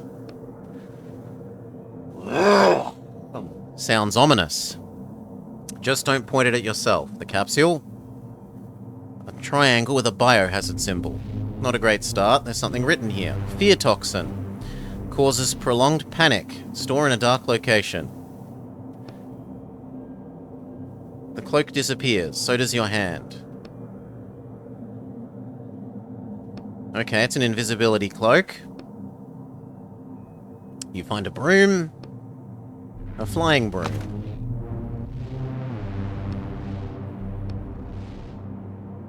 Let's go. Wait. 3 walkers are standing around a table. One sec.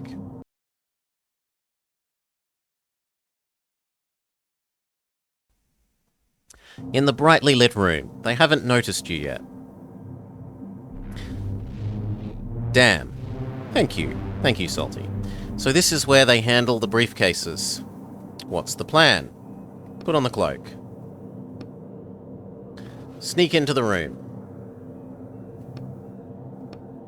What if there's something useful? Everybody freeze. There's someone here. Something just touched my leg. Hi guys, kill him.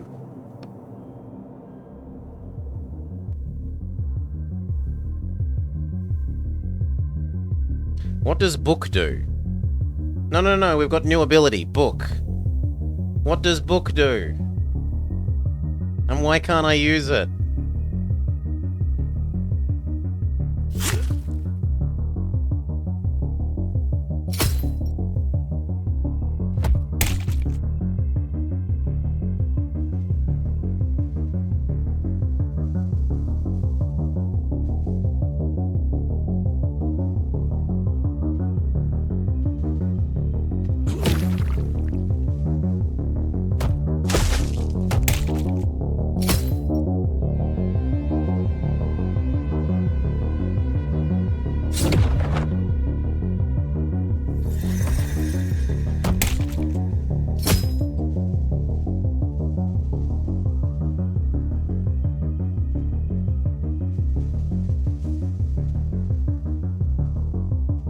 I mean, I should probably just keep doing this until I'm near full health.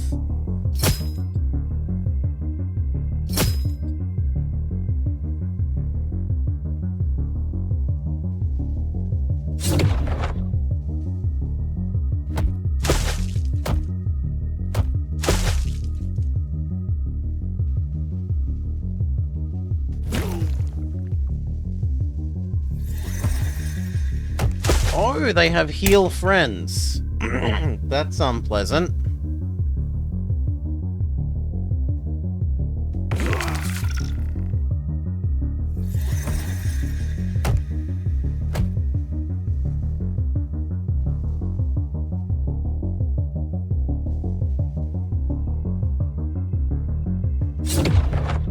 No, I think we're dead here.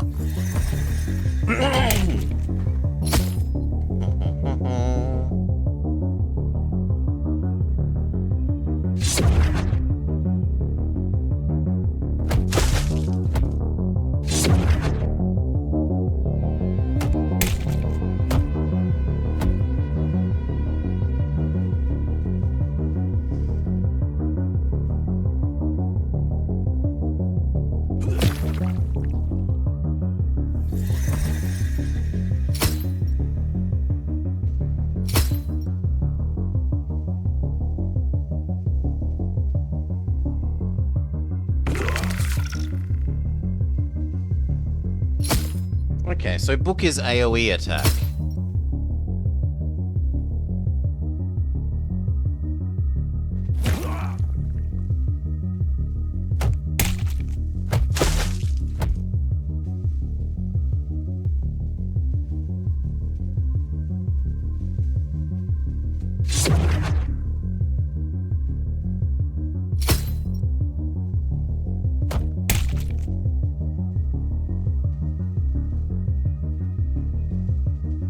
Stun is disabled. I need to Trust that one of these miss.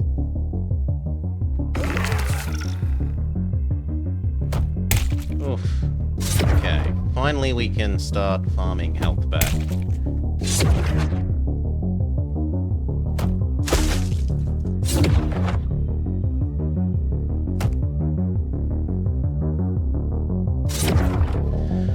Phew!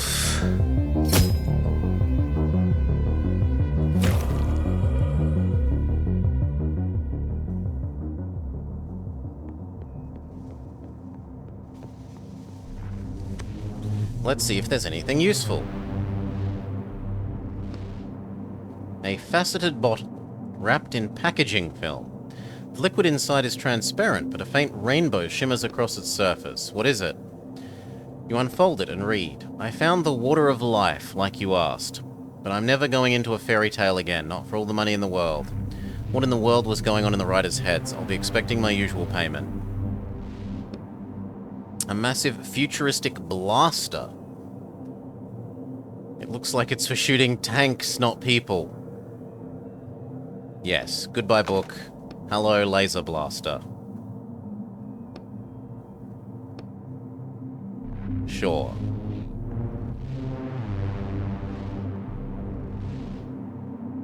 You see two walkers standing in the passageway. They seem to be guarding another set of boxes. They're discussing something quiet, completely unaware of your presence.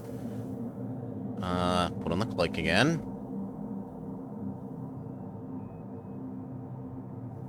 Okay. Throw the... No. I don't want to fly past on the broom either. I just want to fight them. Bring it.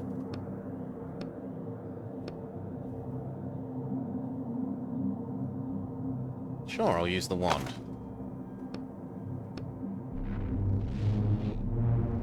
He turns into a sheep.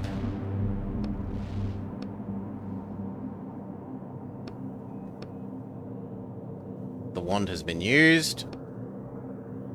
That's fine. One enemy is easy enough to deal with. Now let's have a look at Blaster. 6 damage.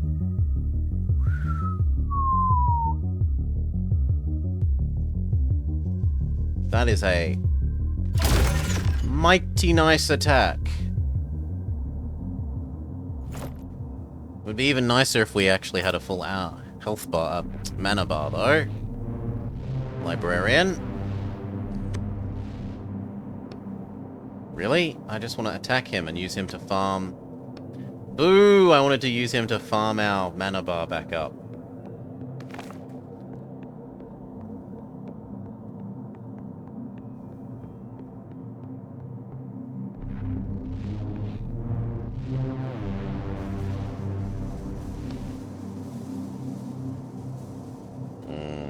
This seems like a good chance to use the Toxel.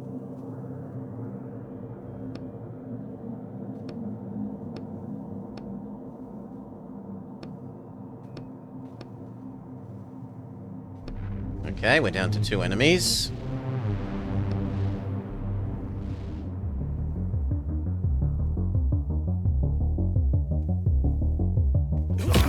I need more mana to use the blaster.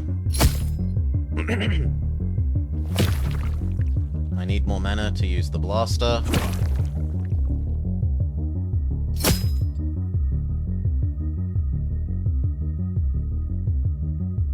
Unfortunately, I can't one-hit KO you, so we'll shield.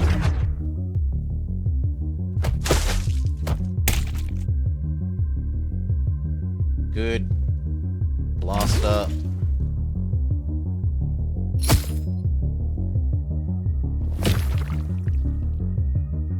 Finish him. And now we can farm back stuff. Shield. Drain.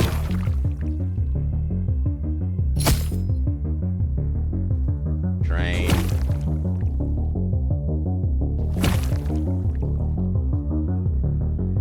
Blaster.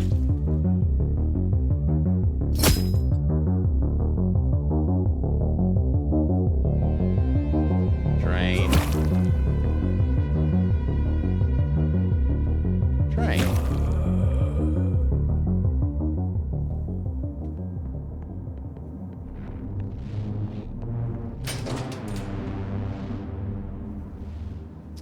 The boss's hideout.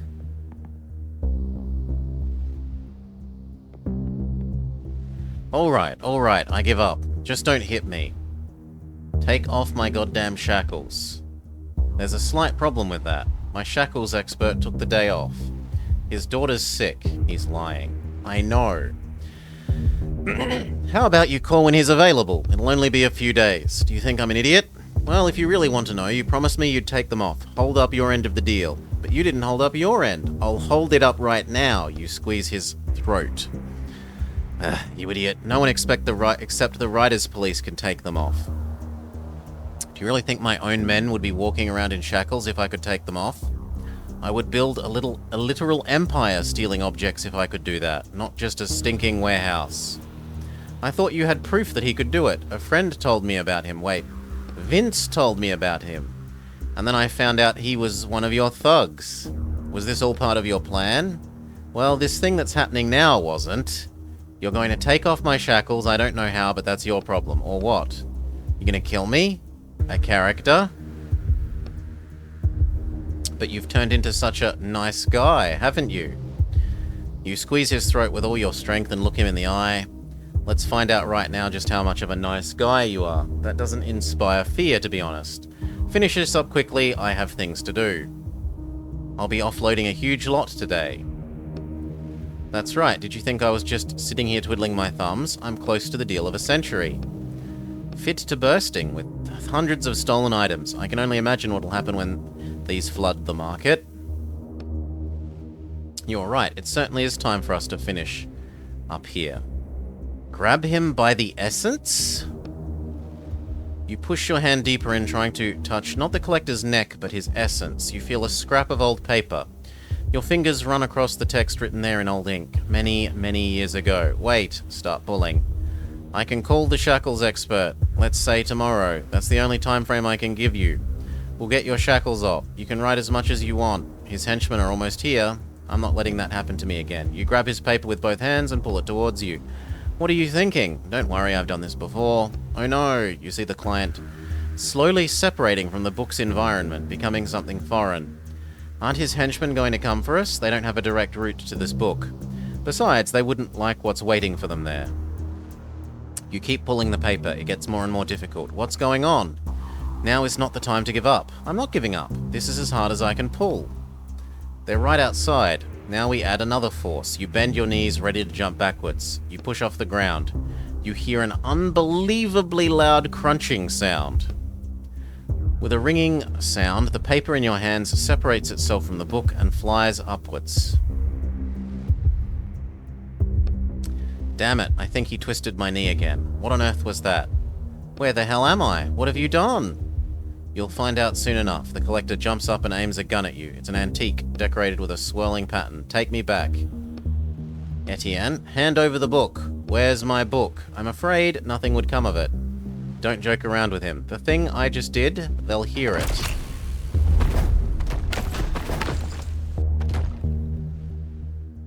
Writers police. Nobody move. Hey you, drop the gun. Another step and I shoot him. That's Leroy Roshan, the collector. What the hell is going on?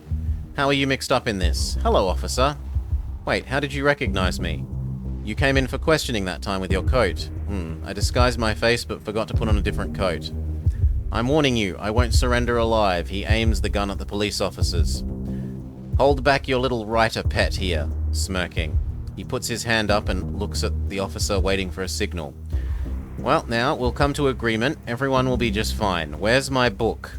I don't think we'll be coming to an agreement with you, thief. Quiet. No, we're going to make a deal, and I'm going to walk away. You're accused of stealing thousands of objects. And now you're in our hands. You aren't going anywhere. Suddenly turning to you. This is all because of you, you bastard. The shot rings out. You close your eyes. Damn it. You open your eyes and look down. The metal of Roderick's cage protected you from the bullet. But there's not much left of it now. You see a small, ragged scrap of paper. Derek, you moron. I said stop talking. Sorry, boss. Are you alright? Now it's your turn. Hands up. You look at the remains of the paper in your hands. Don't make us use force. He's just in shock. It's best if you come with us. We'll talk about this at the station. Hold on, what's that in his hands? It's a character, and not one from this book. Are you out of your mind? You're carrying around a stolen character, even in your current situation? I can't take an isolated character. Call for backup. You shove the officer. His head slams into Derek, who staggers backwards, eyes shut. Jump out of this book.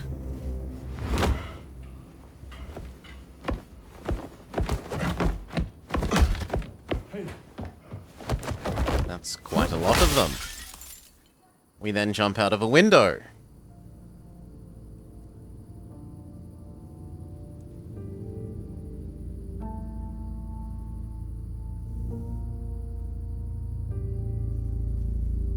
The end?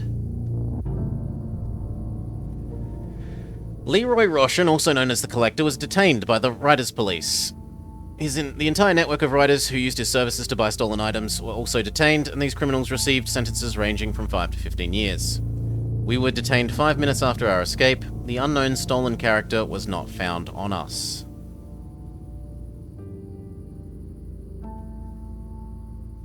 "28 years later. After we serve our 30-year term. The Mastermind, complete Book 7. Well, I think this is his house. You run a hand over your face. Alright, now I'm ready.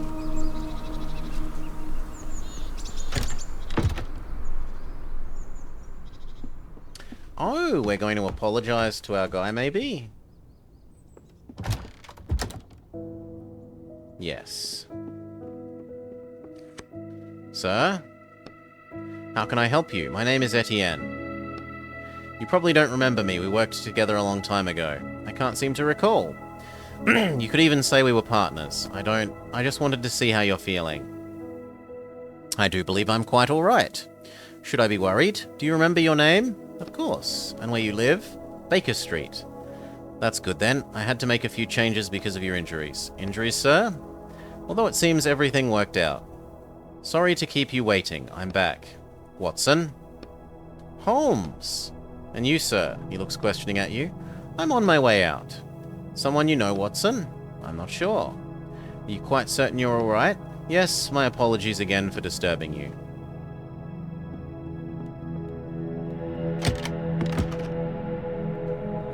Well, time to head back. I'm glad you're doing well, friend. The end? I think it worked. Well, Warwick, it's time for me to figure out my own stuff. So Roderick was actually Watson or Holmes, and we just put him back in his book, it would seem.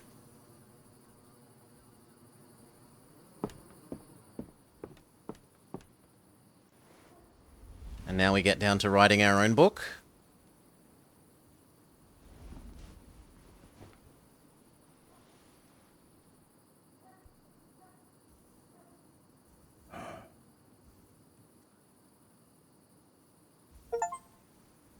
Happily ever after. Complete the epilogue. Game finished. So I'd very much like the premise of the game, jumping into books. I think that's a fantastic premise, the ability to move objects in and out of books. Lovely. The story? Good enough music. The fake choices. I don't mind the turn-based combat system, that's alright.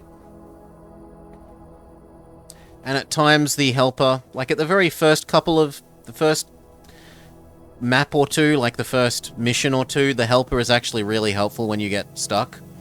But from then on, the helper gets more and more vague and useless, which I don't quite like, so there's definitely work that could be done there. I wouldn't mind seeing another game like this where they polish it up and maybe have a bit better story. Otherwise, I'm relatively happy with this. I'm not unhappy having played it. Alright. Cheers all. Thank you for joining me. I hope you had a lovely time. That's it for today, which is an early end for the day, but I have some real life things to do. I hope you'll enjoy I hope you will join us another time. Those of you here live, who's up and about that I can throw you onto? Tomorrow, what is tomorrow? Tomorrow is Saturday, and I think we are promised, let me check, but I believe we are promised to do more, yes we are, to do more, let's jump to the end cutscene thing. Tomorrow we are promised to do more Saturday, and instead of that, Saturday is... we are promised to do more... boop. Except that it's too big.